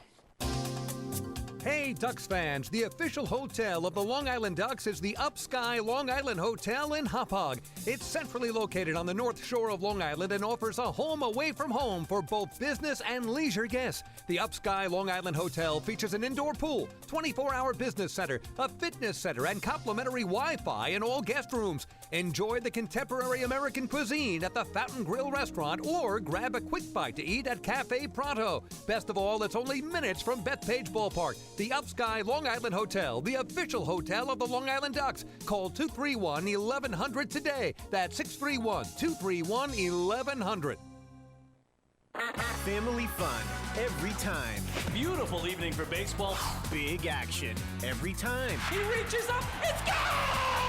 Great value every time. And the Ducks have won it 7-1.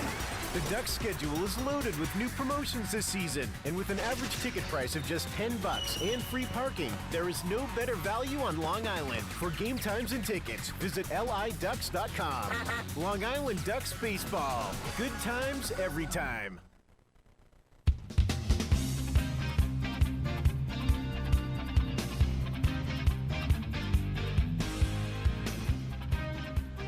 On to the bottom of the 7th inning. Long Island Ducks 13, the Southern Maryland Blue Crabs 2 here in the road trip finale for Long Island. New pitcher is in for the Ducks. It is left-hander Jarrett Casey. He takes over after another quality start from Darren Downs, his second in a row after the back-to-back tough starts for the left-hander. He has turned in 2 quality starts here on this road trip and is in line to pick up the win, which for the left-hander would end a 3-start winless streak and end a 2-game losing streak, even though he pitched terrifically in York on Tuesday.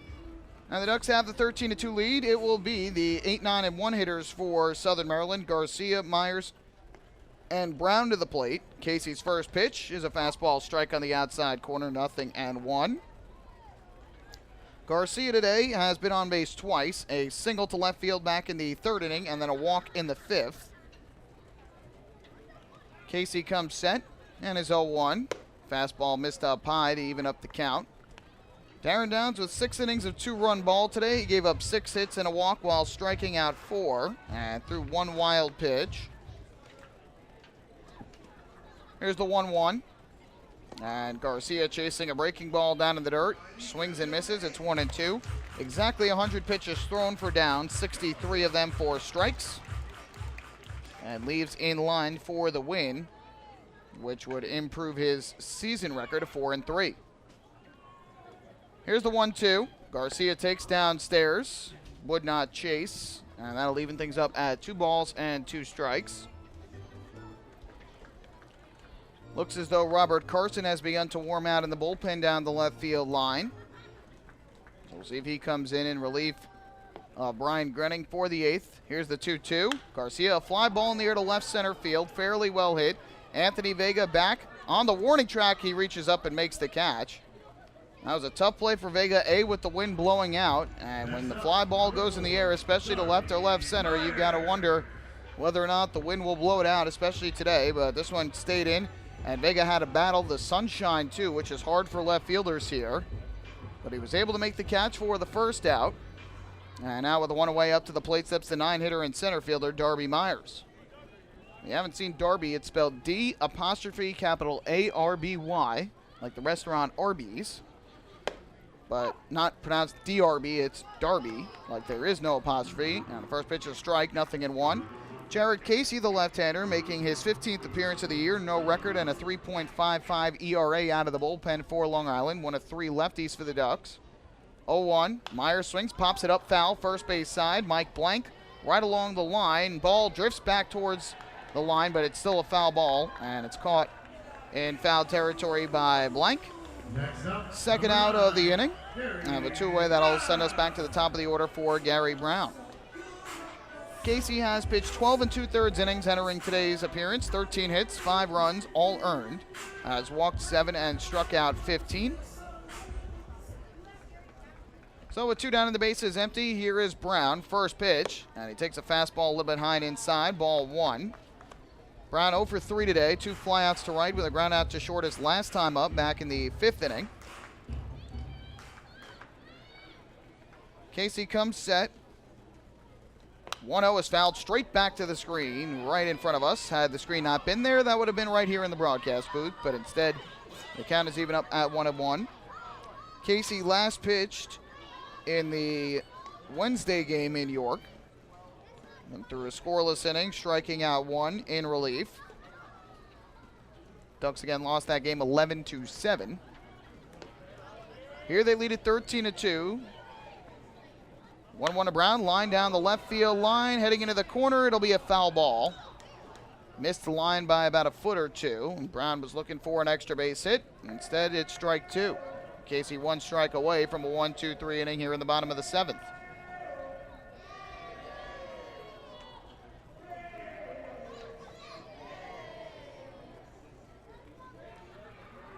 Gary Brown has the bat back. He does not use batting gloves, goes right with the bare hands, and steps back into home plate behind in the count at 1 ball and 2 strikes against Jared Casey, who was looking for the 1-2-3 inning. Casey gets the sign from down and comes set. His 1-2 is a fastball that just missed the inside corner. Evens things up at 2-2. Again, Robert Carson warming for Bridgeport. Suffered the loss, or for Southern Maryland, I should say. He's formerly of Bridgeport. Came into the game and lost here on Friday night. Here's the 2-2. Swinging a fly ball in the air to right center field shallow. Going out is Gotay. Coming in is Lentini. The right fielder Lentini makes the catch for the final out. Good appearance out of the bullpen by Jared Casey in the 7th. He retires the side in order on 3 balls in the air. To the 8th inning we go. 13-2. The Ducks still in front. Hey fans, this is outfielder Anthony Vega, and you're listening to Ducks Baseball on the Ducks official YouTube channel, youtube.com/DucksBaseball. Few places on earth offer the charm and excitement of Fire Island. At Fire Island Ferries, located conveniently at 99 Maple Avenue in Bay Shore, they offer convenient travel to Fire Island 7 days a week. Fire Island is quickly becoming a top destination for families of all ages. Experience the informal, carefree communities, the dazzling night scene, enjoy fine dining, or climb to the top of one of the tallest lighthouses in the United States. But there's only one way to get there, by calling Fire Island Ferries at 631-665-3600 today. For fare and scheduling information, please visit fireislandferries.com. Hey Ducks fans, stay up to date with Long Island's hometown team by visiting Quack of the Bat, the official blog of the Long Island Ducks. Quack of the Bat will bring Ducks fans beyond the headlines with in-depth feature articles, breaking news stories, game previews, post-game wrap-ups, and so much more. Interact with the team during the entire season through quotes directly from the players and coaches, as well as exclusive video clips and photos. Check out the blog today at quackofthebat.wordpress.com. Quack of the Bat, the official blog of the Long Island Ducks.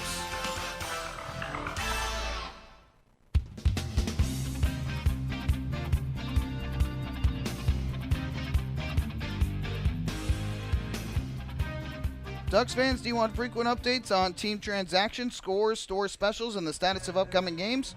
Well, then follow the Long Island Ducks on Twitter at twitter.com/LIDucks. With Twitter, the faithful flock will be able to follow their Ducks and find out more information regarding nightly promotions, player signings, league activities, and so much more.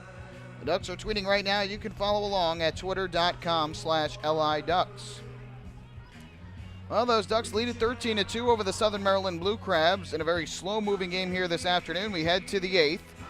And in the 8th inning, the Blue Crabs will go with left-hander Robert Carson, who was the loser here on Friday night, allowing a single and a walk in the 11th inning to the Ducks, and eventually gave way to the righty Brian Grenning to set up a righty-righty matchup with Mike Dowd. Dowd delivered an RBI single to right. Wessinger followed with an RBI double to left, both on the first pitch.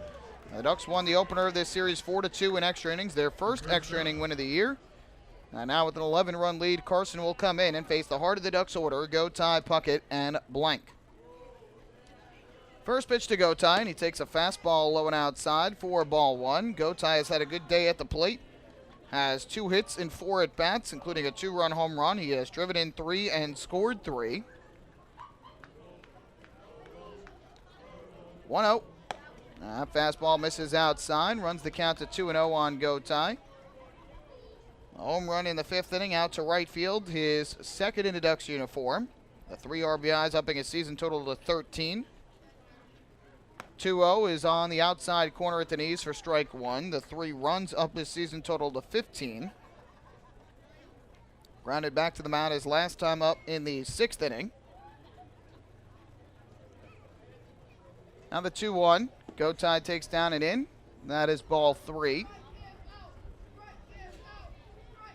Ducks need 1 hit to equal their season high and 2 runs to equal their season high for a single game. Here's Carson's 3-1. Gotye takes a strike on the outside corner. A good fastball that just hit a piece of the corner. So the count goes to 3-2 on Ruben Gotye.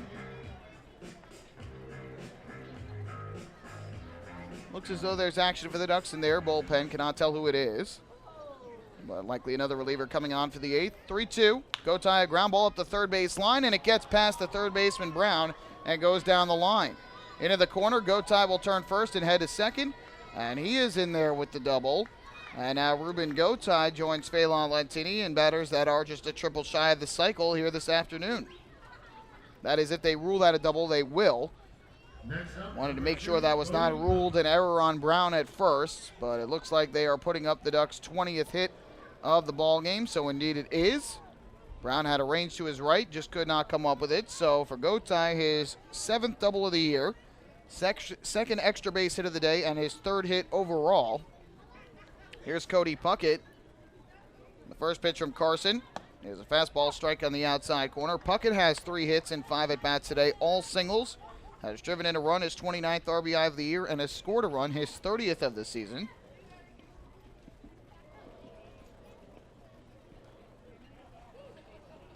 Carson kicks and fires, and Puckett swings and misses at a fastball. Blew it right by him.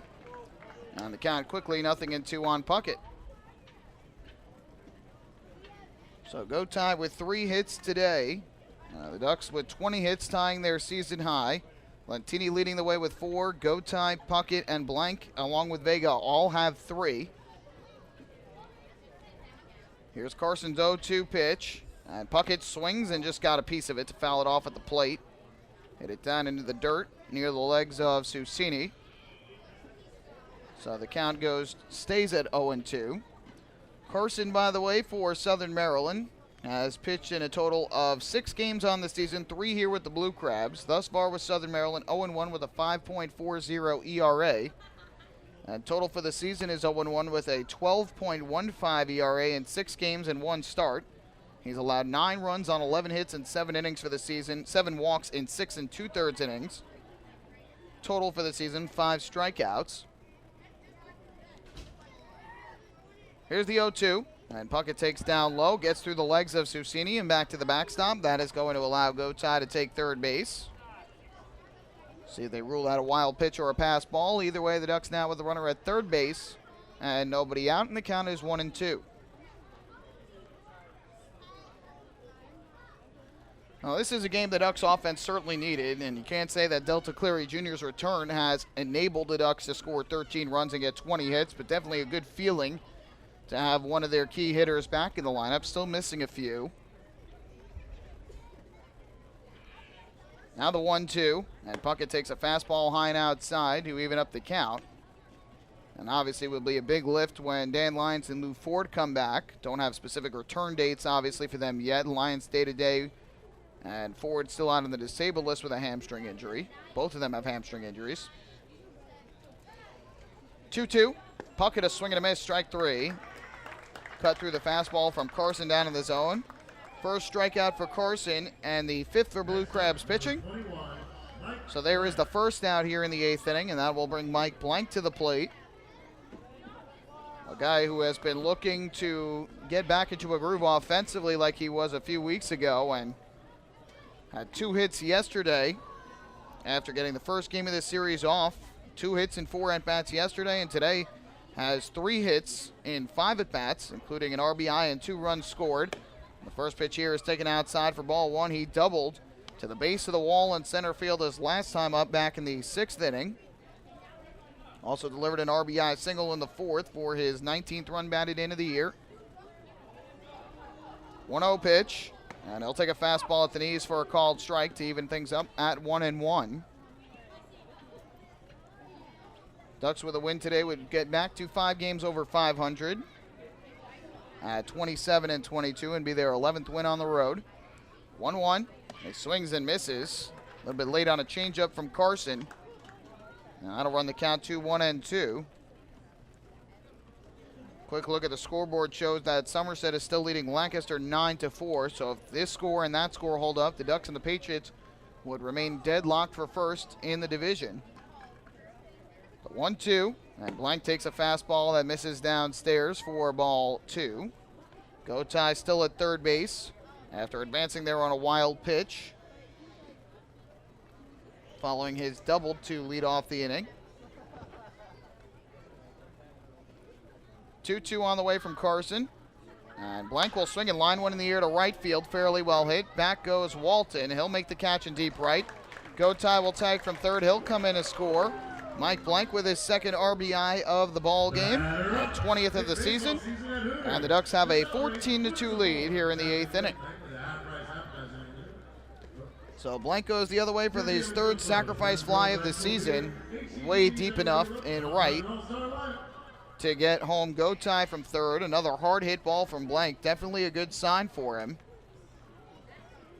So he produces another run, and the Ducks lead is now 12. Here is Mike Dow to the plate from the right side. The first pitch from Carson is taken on the outside part of the plate and missed for ball 1. Dowd today with 2 hits in 4 at-bats, a single and a run scored in the 5th inning, and an infield single in the 1st. Also was hit by a pitch in the 4th. And here almost gets hit again. He takes down and in by the leg. And now ahead in the count 2-0 on Carson. So we'll see which reliever comes in for the Ducks to pitch in the bottom of the 8th, with Long Island ahead by 12. 1-0, or 2-0, excuse me. That is on the outside corner for a strike. And the count goes to 2-1. Blue Crabs will have the lefty DeZama and then righties Wilson and Snyder. It's been a little while since we've seen James Lomangino, so he might pitch at some point today. Haven't seen Nick Struck in the series. 2-1. A fly ball foul, first base side out of play. We're leaving up the count at 2 balls and 2 strikes. The Ducks bullpen got a big rest yesterday thanks to the complete game effort from John Brownell, his second in a row, as he moved into sole possession of first place on the all-time game started list for the Ducks with his 92nd yesterday. 2-2 is ripped on the ground foul down the left field line. Karam's back out into the field of play. So we'll do it once again at 2 balls and 2 strikes.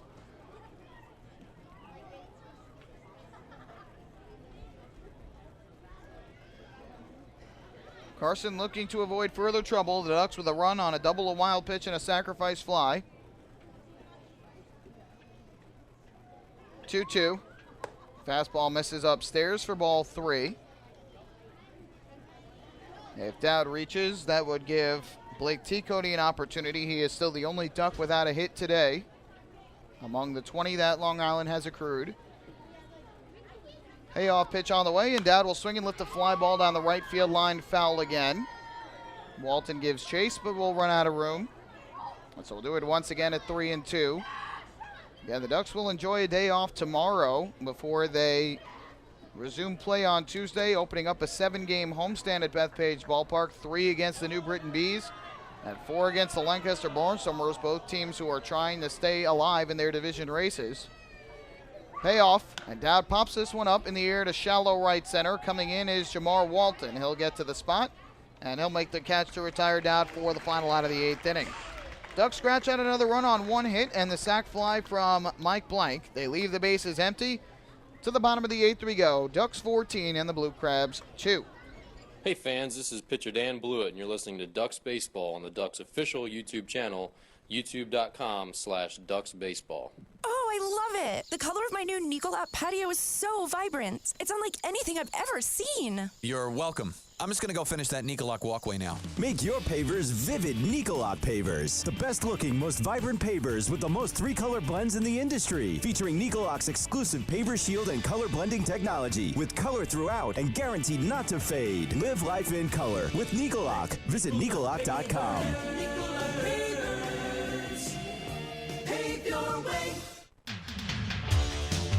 Bethpage Ballpark is a great place to watch a ball game, so why not do so from some of the best seats in the house? The Ducks are proud to present the brand new Long Island Ducks Beer Garden. Open for all fans on nights when the Smokin' Owls party deck has not been reserved, the Beer Garden will feature a variety of frosty draft and bottled brews, as well as several food choices. The area has been decked out with bar rail seating and Ducks branded furniture to provide a comfortable atmosphere for everyone. Be sure to stop by and check out the brand new Long Island Ducks Beer Garden on your next visit to the ballpark.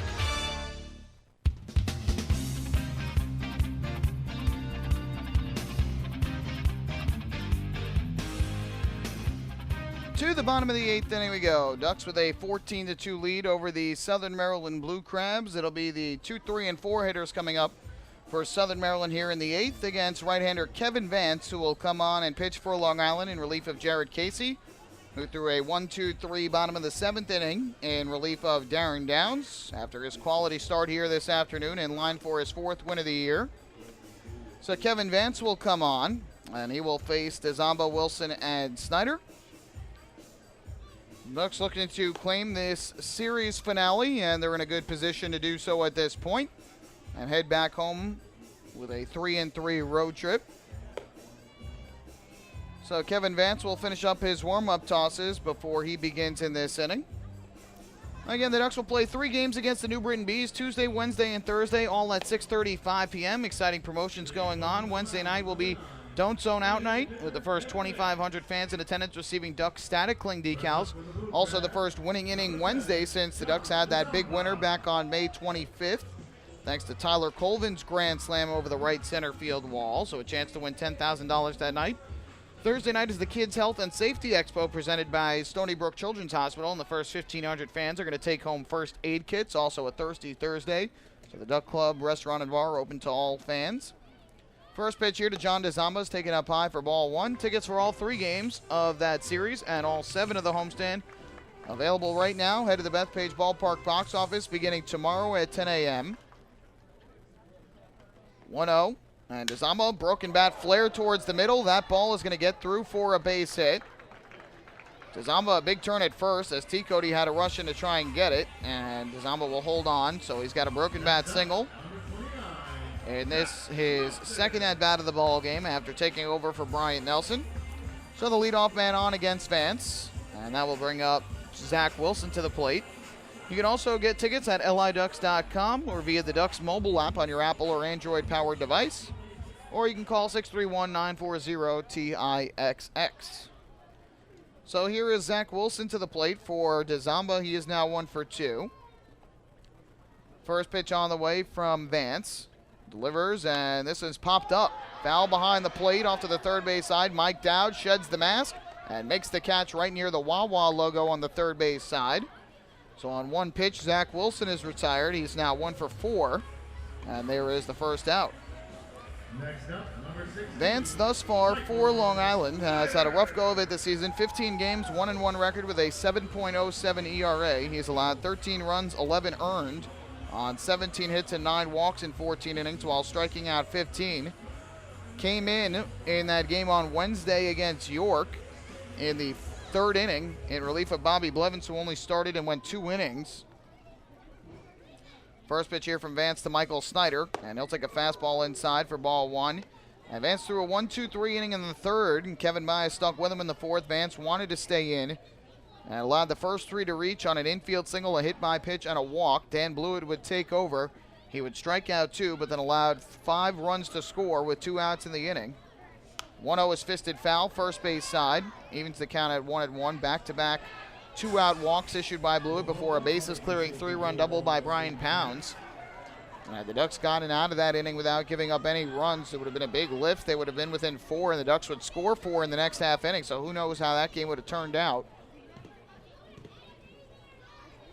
But a tough start to the inning for Vance to allow the bases to get loaded without having the ball hit out of the infield. 1-1 here to Snyder. And he will take another fastball up high. Great job by Dow to keep it at home plate, climbing the ladder. And now 2 balls and a strike with John DeZamba at first base. On the year, DeZamba has not stolen a base. He has been caught in his only attempt. Snyder 2 for 3 today with a double and a single. Also has grounded out to 3rd. Snyder's been the best hitter for the Blue Crabs among their current crop. 2-1. High fly ball deep to left field. Vega goes back, turns, and watches this one go. You can forget it. A mammoth 2-run home run over the left field wall for Michael Snyder. His 11th of the season, 2nd most in the Atlantic League. And the Blue Crabs have added 2 runs here in the 8th inning and have closed to within 14 of 4. Well, Snyder with his 2nd home run of the series against Long Island and 3rd of the season against the Ducks. Got to pitch up in the zone, and that's something that Snyder does frequently, especially against the Ducks this year. So 3 of his 11 have come against Long Island. His 3rd hit of the day, and now he is a triple shy of the cycle.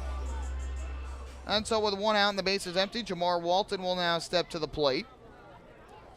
First pitch fouled off to the third base side out of play. And the count will go to 0-1. So it's now a 10-run lead for Long Island on Southern Maryland's 8th hit of the game. RBIs 22 and 23 for Snyder.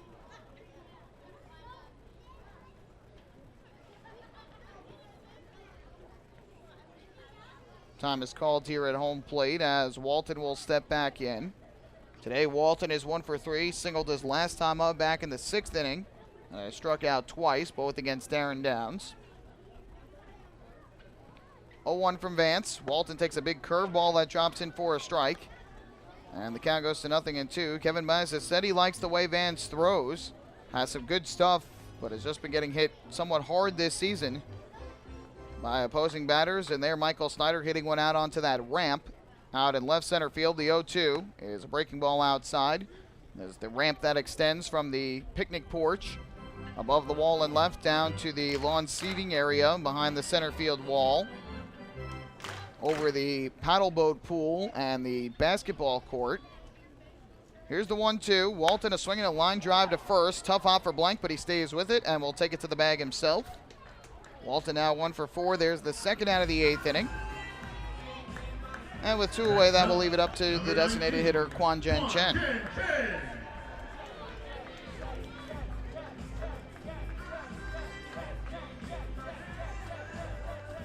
So here is Kwan Jen Chen to the plate from the left side. This afternoon, he is 0 for 3 with 2 groundouts and a strikeout sandwiched in between. Vance gets the sign and comes set. And his first pitch on the way is swung on and missed way late. And the count goes to 0-1. I just happened to look down at the helmet. I didn't realize it, but Kwan Jen Chen has the letters that spell out Taiwan taped to the back of his helmet, so a tribute to his native country. Vance comes set, and his 0-1. Kicking the pitch on the way is swung on and missed. A good breaking ball over the outer half of the plate. So Vance looking to retire 2 in a row after allowing the 2-run homer to Michael Snyder. 3 home runs hit today, 2 by the Ducks. Lentini and Gotay going deep. And now 1 by the Blue Crabs off the bat of Snyder, who has hit 2 of Southern Maryland's 3 in the series. Jamar Walton had the other last night, the game winner. Here a fastball on the inside corner, a called strike 3. Vance gets his first strikeout of the game, the 5th strikeout for Ducks pitching, and the side retired. 2 runs on 2 hits for the Blue Crabs off the 2-run home run from Michael Snyder. They leave the bases empty. We head to the 9th here on this Sunday afternoon. The Ducks lead 14-4. Hey fans, this is right-handed pitcher Frank DiGiulio, and you're listening to Ducks Baseball on the Ducks official YouTube channel, youtube.com/DucksBaseball. Municipal Credit Union is a proud sponsor of the Long Island Ducks. For 100 years, MCU has helped New Yorkers achieve their goals with competitive financial products and services. Meet your important or unexpected needs with an MCU personal loan. Whether it's the cost of moving, a family vacation, or even home repairs, an MCU personal loan is a simple solution. To learn more about how an MCU personal loan can work for you, visit nymcu.org today. MCU, celebrating 100 years of service. M&V Limousines is the official bus company of the Long Island Ducks. Family owned and operated, they've been in the business for over 23 years.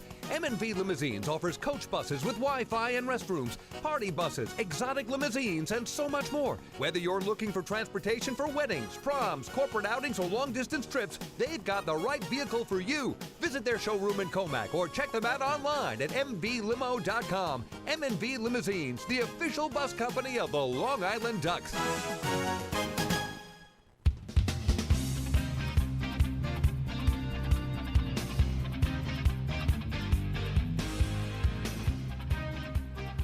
To the 9th inning we go here at Regency Furniture Stadium. Long Island Ducks lead at 14-4 over the Southern Maryland Blue Crabs. They have called on their 5th reliever of the game. It is a right-hander, and it is number 14, Navery Moore, who takes over for the lefty Carson, who had a run in the 8th inning on 1 hit, no walks, and 1 strikeout. Also threw a wild pitch. So Moore will take over, and he will face the bottom 3 in the Ducks order, T. Cody, Wessinger, and Vega, who will try and get it to Lentini to give him 1 more opportunity to try and hit for the cycle. He is 4 for 6 today, a triple shy of the cycle. If the Ducks can really get a rally going and try and get it to Ruben Gotay, he is also triple shy of the cycle here this afternoon. The Ducks have tied a season high with 20 hits. They're 1 shy of their season high in runs. They have 14 for the game. And so Moore will take over. And we'll try and pitch a scoreless inning here in the 9th for Southern Maryland before the Blue Crabs come to bat in the bottom of the 9th. We'll see who comes on for Long Island. Might be James Lomangino. Who knows? Could be somebody else too. Either way, here is Blake T. Cody to lead off. T. Cody is the only Duck here this afternoon without a hit. The only time he's been on base was back in the 5th inning on a walk. Aside from that is 0 for 4, so he will come up to bat from the left side. First pitch on the way from Moore, and T. Cody checks his swing, fouled it off into the glove of the catcher Susini. And the count is 0-1. T. Cody steps back in, Moore winds and fires, and T. Cody checks his swing, takes a high fastball this time. They appeal to third. Derek Moshe says he did not go around. So it's 1-1. Moore on the season has pitched in a total of 19 games. He has been Southern Maryland's best reliever numbers-wise this year. Here, T. Cody a ground ball to second. The Zombas throw over to first in time for the out. One away here in the top of the 9th inning. Moore has thrown 19 in the 3rd innings. 19 hits, 4 runs, 4 earned. He has walked 12 and struck out 24. 1-0 record with a 1.86 ERA.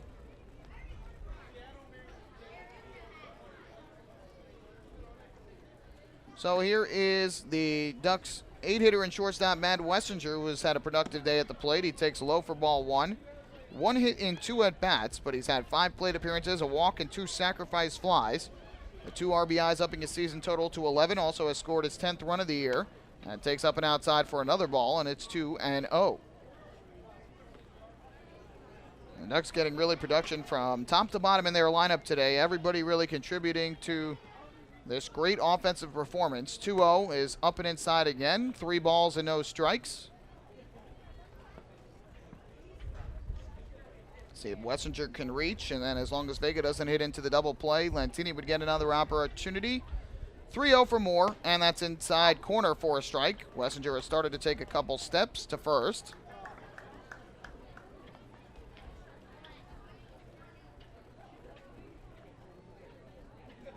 Pitch on the way, and Wessinger hits a ground ball towards the middle. The second baseman, Dezamba Fields, his throw to first is on target.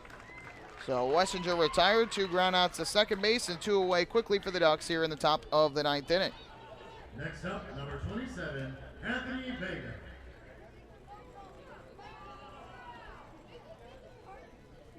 So now Anthony Vega to the plate, batting from the left side.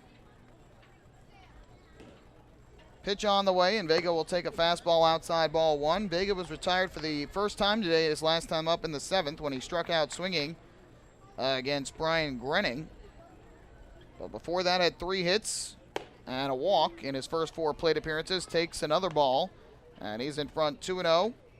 Scored a run back in the 2nd inning. After walking, he came in on the RBI infield single from Delta Cleary Jr. 2-0 is way high and inside, and again, Moore behind at 3-0. So we'll see if Vega can work the walk to keep the inning alive.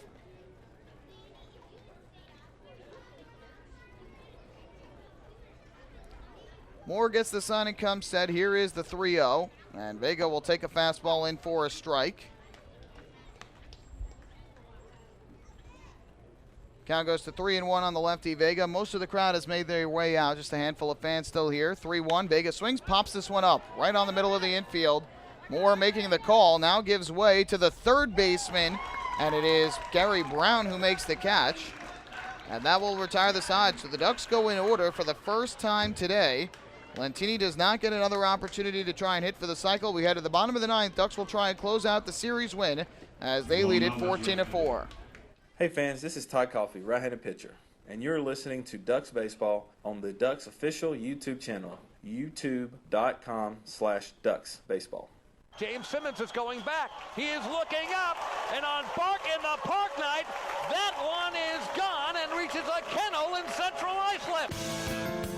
That was another home run for the Ducks. And Duck fans, what's more fun than a home run that helps the Ducks win a game? How about a homer that helps the community win? Chappie's Funeral Home and the Long Island Ducks have once again teamed up for the Chappie's Home Run Challenge. If the Ducks hit 100 homers this season, Chappie's Funeral Home will donate $5,000 to the Quacker Jack Foundation. So every time a Ducks hitter goes deep this season, watch for the Chappie's Challenge home run count on the scoreboard. And if we reach 100, we're all a winner. Chappie's Funeral Home, where caring for others is a family tradition. Can't get enough of the Long Island Ducks? Well, now you can get even more inside info on your favorite hometown team through Facebook and Twitter. The Ducks are constantly updating fans through social media with scores, transactions, ballpark promotions, and much more. You can even win great prizes. All you'll need to do is make a free account on Facebook and Twitter, and then visit us at facebook.com/LIDucks and twitter.com/LIDucks. Think you're Long Island's biggest Ducks fan? Get connected now.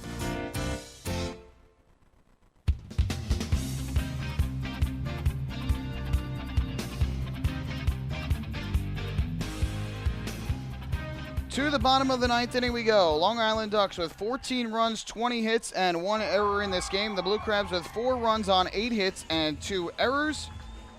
Ducks will look to close this one out, give themselves the series victory, and head home with a 3-3 road trip. They will call on right-hander Dan Blewett to pitch here in the bottom half of the ninth inning and try and finish this game off. Blewett has had his struggles this year, and Kevin Byas putting him in with a 10-run lead to try and get him to get through this inning without any troubles. It'll be Norberto Susini, Eric Garcia, and Darby Myers, the bottom 3 in the order, coming to the plate. After Kevin Vance pitches 1 inning, gives up 2 hits and 2 runs, both earned. On the 2-run home run by Michael Snyder, no walks and 1 strikeout. So Blewett will come in, and he will face Susini, Garcia, and Myers, switch hitter, lefty, and righty, here in the bottom of the ninth inning. Ducks looking for their 27th win of the season. First pitch on the way from Blewett, and Susini fouls this one back to the screen behind home plate. Count is 0-1. This is the Ducks' 49th game here of the first half. So 21 games remaining in the half after today, exactly 3 weeks. Blewett comes set, and the 0-1. It's fouled off, back behind the plate upstairs. 0-2 on Susini, who was signed and activated today by the Blue Crabs. 0 for 3 on the afternoon with 2 groundouts to short and a strikeout sandwiched in the middle. Blewett gets the sign and comes set. Here comes the 0-2. Kick in the pitch on the way. Susini is swinging a foul ball again, back behind the plate, out of play. It is a final in Lancaster. Somerset has won 9-4. So all the Ducks can do if they win today is stay even with Somerset in the Liberty Division standings for first place in the division. Blewett ready to go. And another 0-2 pitch on the way to Norberto Susini. He takes a fastball inside, had a spin out of the way of it, and almost caught him in the back. So the count goes to 1-2. Blue Crabs with 8 hits today, but they've managed just 2 runs in the third and 2 in the 8th to account for their 4 runs on the afternoon. Here's the 1-2. Susini takes down in the dirt, skips past Dowd and goes back to the backstop, and now the count even at 2 balls and 2 strikes. Ducks, meanwhile, scored in each of the first 5 innings of this game. 3 in the first, 3 in the second, 1 in the third, 2 in the fourth, and 4 in the 5th, and added 1 more in the 8th inning. Now a 2-2 from Blewett. And Susini takes a breaking ball on the outside corner, strike 3 called. So he throws Susini, who was probably looking fastball. First strikeout for Blewett and the 6th for Ducks pitching today. There's the first out. That'll bring up Eric Garcia. On the season, Blewett has pitched in 18 games, 0-1 record, a 7.90 ERA, 20 hits in 13 2/3 innings, 12 runs all earned, 6 walks to 16 strikeouts. First pitch coming up here to Eric Garcia. And the fastball misses high and outside, ball 1. Blewett coming to the Ducks in an offseason trade. His rights coming to Long Island, the rights to John Griffin going to New Britain. Here's the 1-0. There's a fastball strike over the inside corner to even up the count, add 1-1. Garcia is 1 for 2 today. He's singled to left in the 3rd inning. Drew a walk in the 5th and flew out to left in the 7th. 1-1 on the way from Blewett, and he swings it into ground ball to short. Right there is Matt Wessinger to gobble it up, and his throw over to first in time for the out. And the Ducks 1 out away from a victory here on this Sunday afternoon. Next up, number 4, Darby Myers.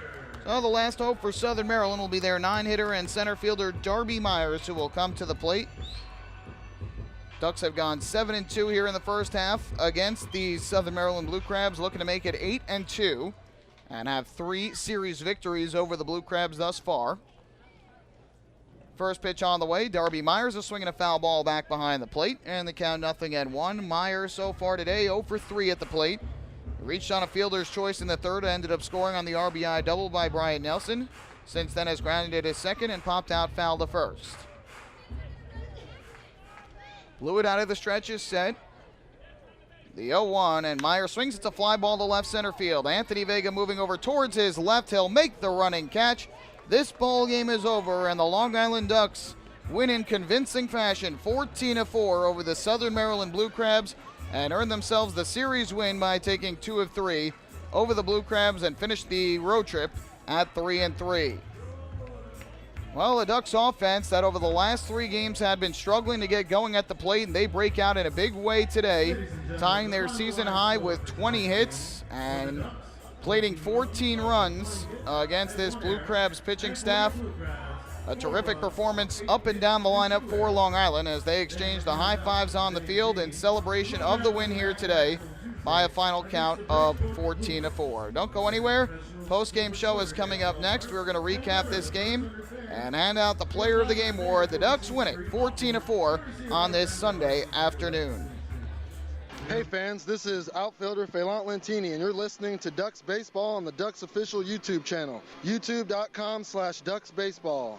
Hey, PSEG Long Island customers. Want to learn how to save on your electric bill? Here's one way. You can save up to $100 each year by simply replacing 10 incandescent bulbs with CFL or LED bulbs. Want to save even more? Take our online home energy survey. It's free, it takes just 10 minutes to complete, and it may save you hundreds more. Find out about our energy efficiency programs at www.pseglyny.com/savemoney. Take your group out to the ball game this season and enjoy all the fun of Ducks baseball at discounted prices with the picnic area, luxury suites, the Smokin' Owls party deck, the Trout Town fan can, and so much more. Bringing your group to the game will be an unforgettable experience. The Ducks even offer opportunities to sing the national anthem, serve as the Ridgewood Savings Bank color guard, be the Nicolak Dream Team, put on a pregame performance, or shag fly balls during Ducks batting practice. To book your outing today, call 631-940-3825 and ask for the group sales department. Long Island Ducks Baseball. Good times every time.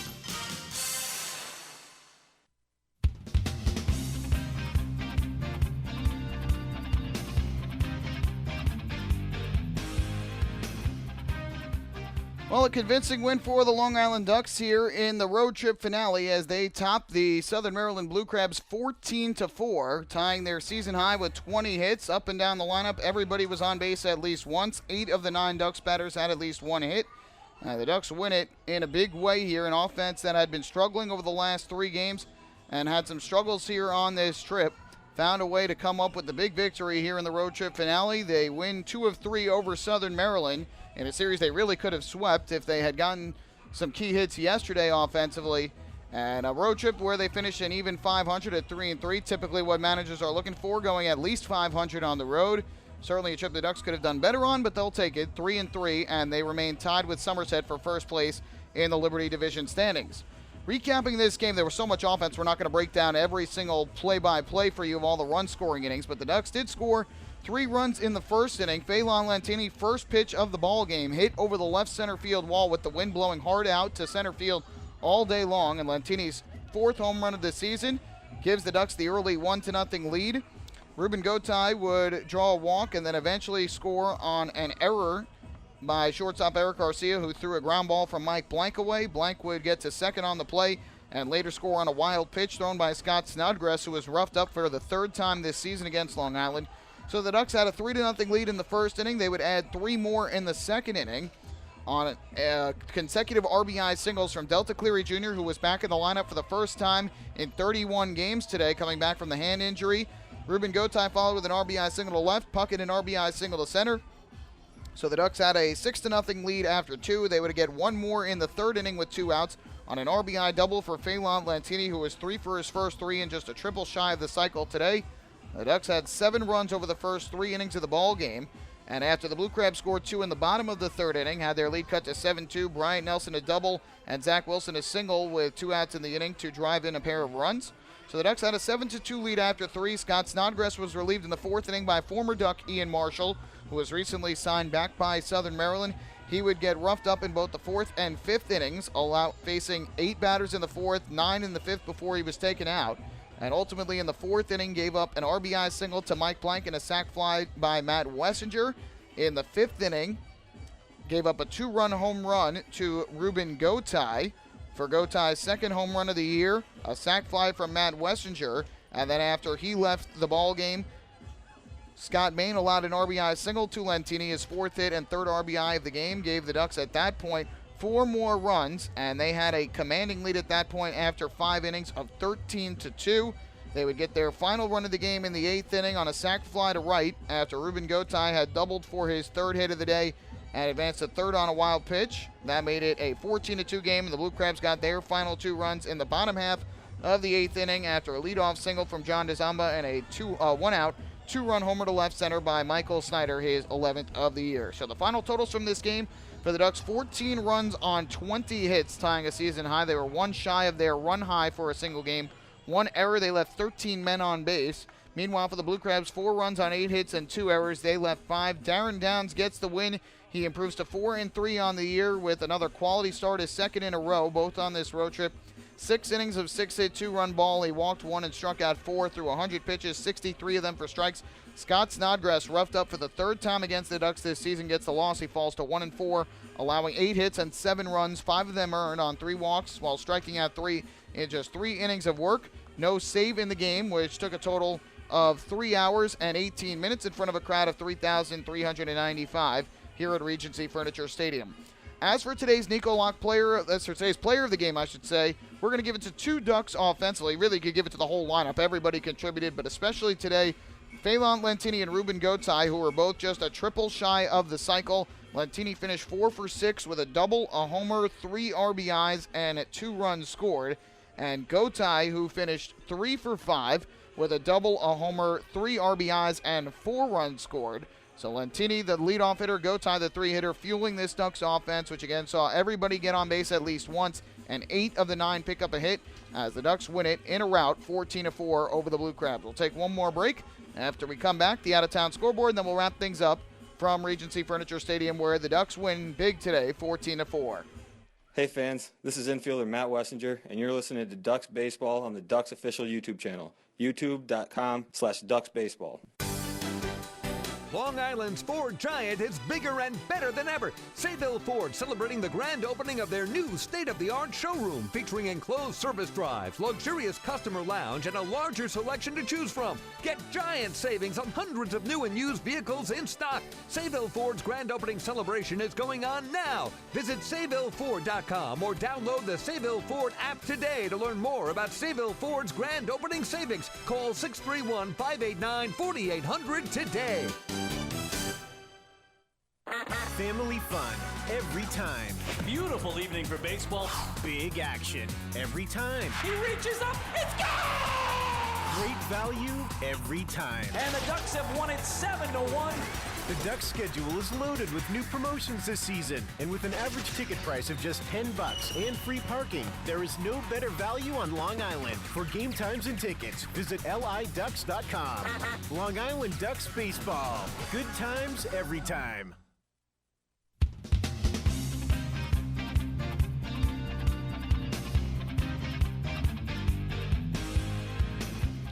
A big day for the Ducks offensively, 14 runs, 20 hits, and they topple the Blue Crabs 14-4 here in the road trip finale. Improved to 27-22 on the year, 11-15 on the road, and they finished the road trip at 3-3. They'll head home after wrapping up today, and then we'll have an off day on Monday before they kick off a homestand on Tuesday night. More on that in a moment. First, the out-of-town scoreboard. 2 games final today was the Patriots taking the middle game of the series against Lancaster 9-4. Jeremy Horst, the win, improves to 4-2. The loser, Mike Lee, falls to 2-2. There was no save. Brian LaHare had 2 home runs to lead the Patriots, his 4th and 5th of the year. He finished with 5 RBIs and 3 runs scored, leading the way offensively for Somerset. So the Ducks and the Patriots remain tied for first place in the Liberty Division standings. Meanwhile, the Bees fall to the Bluefish in Bridgeport 12-6. So they're now 3 games in back of both Long Island and Somerset. The winning pitcher for Bridgeport was DJ Mitchell. He improves to 1-1. The loser, Josh Outman, who gave up 11 runs in 3 1/3 innings, falls to 1-3. No save there. In the home run department, Jose Cuevas hit his 6th of the year for Bridgeport. He had a big day, 4 for 5 with 5 RBIs and 3 runs scored. Meanwhile, for New Britain, 3 hits, 2 RBIs, and 2 runs scored for James Skelton to lead the way. Later tonight, it'll be the Revolution facing the Skeeters down in Sugar Land, trying to avoid a 3-game sweep. Yankees were defeated 4-1 by the Detroit Tigers on Old Timers Day at Yankee Stadium. Winning pitcher for Detroit on the afternoon was their starter, and that was Michael Fulmer, who improved to 7-1 on the year. The loser, Michael Pineda, despite pitching well, falls to 3-7, and Francisco Rodriguez earned his 19th save of the year. Chase Headley with the only RBI for the Yankees. Ian Kinsler had 2 for Detroit, hit his 13th home run of the season.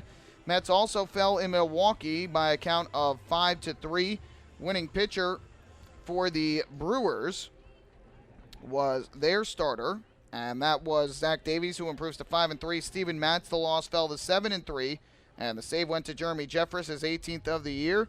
For the Brewers, RBIs from Braun, Lucroy, Broxton, and Davies. For the Mets, RBIs from Granderson, Cespedes, and De Aza. Want to send our well wishes to Terry Collins, the manager of the Mets, who was taken to the hospital prior to the game, wasn't feeling well. They took him out of precaution, and the word is that he is being kept there for observation, but hopefully doing okay. And it will be the Penguins and the Sharks tonight at 8 o'clock out in San Jose at the SAP Center. In Game 6 of the Stanley Cup Final, a win for the Penguins gives them the Cup. A win for San Jose forces a Game 7 back at Consol Energy Center in Pittsburgh.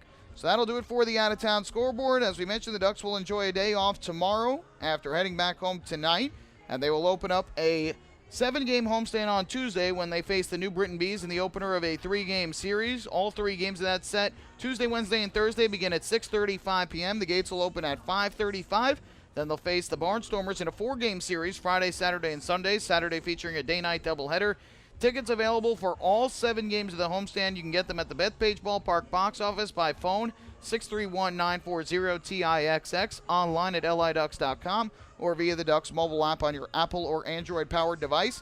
If you have the ability tomorrow, tune into MLB Network. Ducks closer Todd Coffey is scheduled to be on MLB's show at 5 o'clock p.m. I believe it's called MLB Now. So tune in tomorrow to see Ducks closer Todd Coffey joining the cast on MLB Network, as he'll be featured tomorrow. And then make sure you come out to Bethpage Ballpark all week long as the Ducks continue their bid for the first half Liberty Division title. Just 21 games remaining in the half, and with 3 weeks to go, the Ducks and the Patriots are tied for first place in the Liberty Division standings.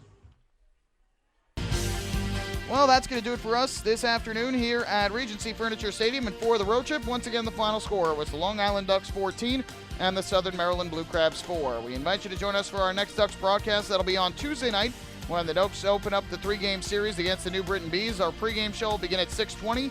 First pitch will be at 6:35, and you can follow all the action right here on the Ducks official YouTube channel, youtube.com/DucksBaseball, and online as well at liducks.com. My name is Michael Pollock. Thank you so much for spending your Sunday afternoon with me.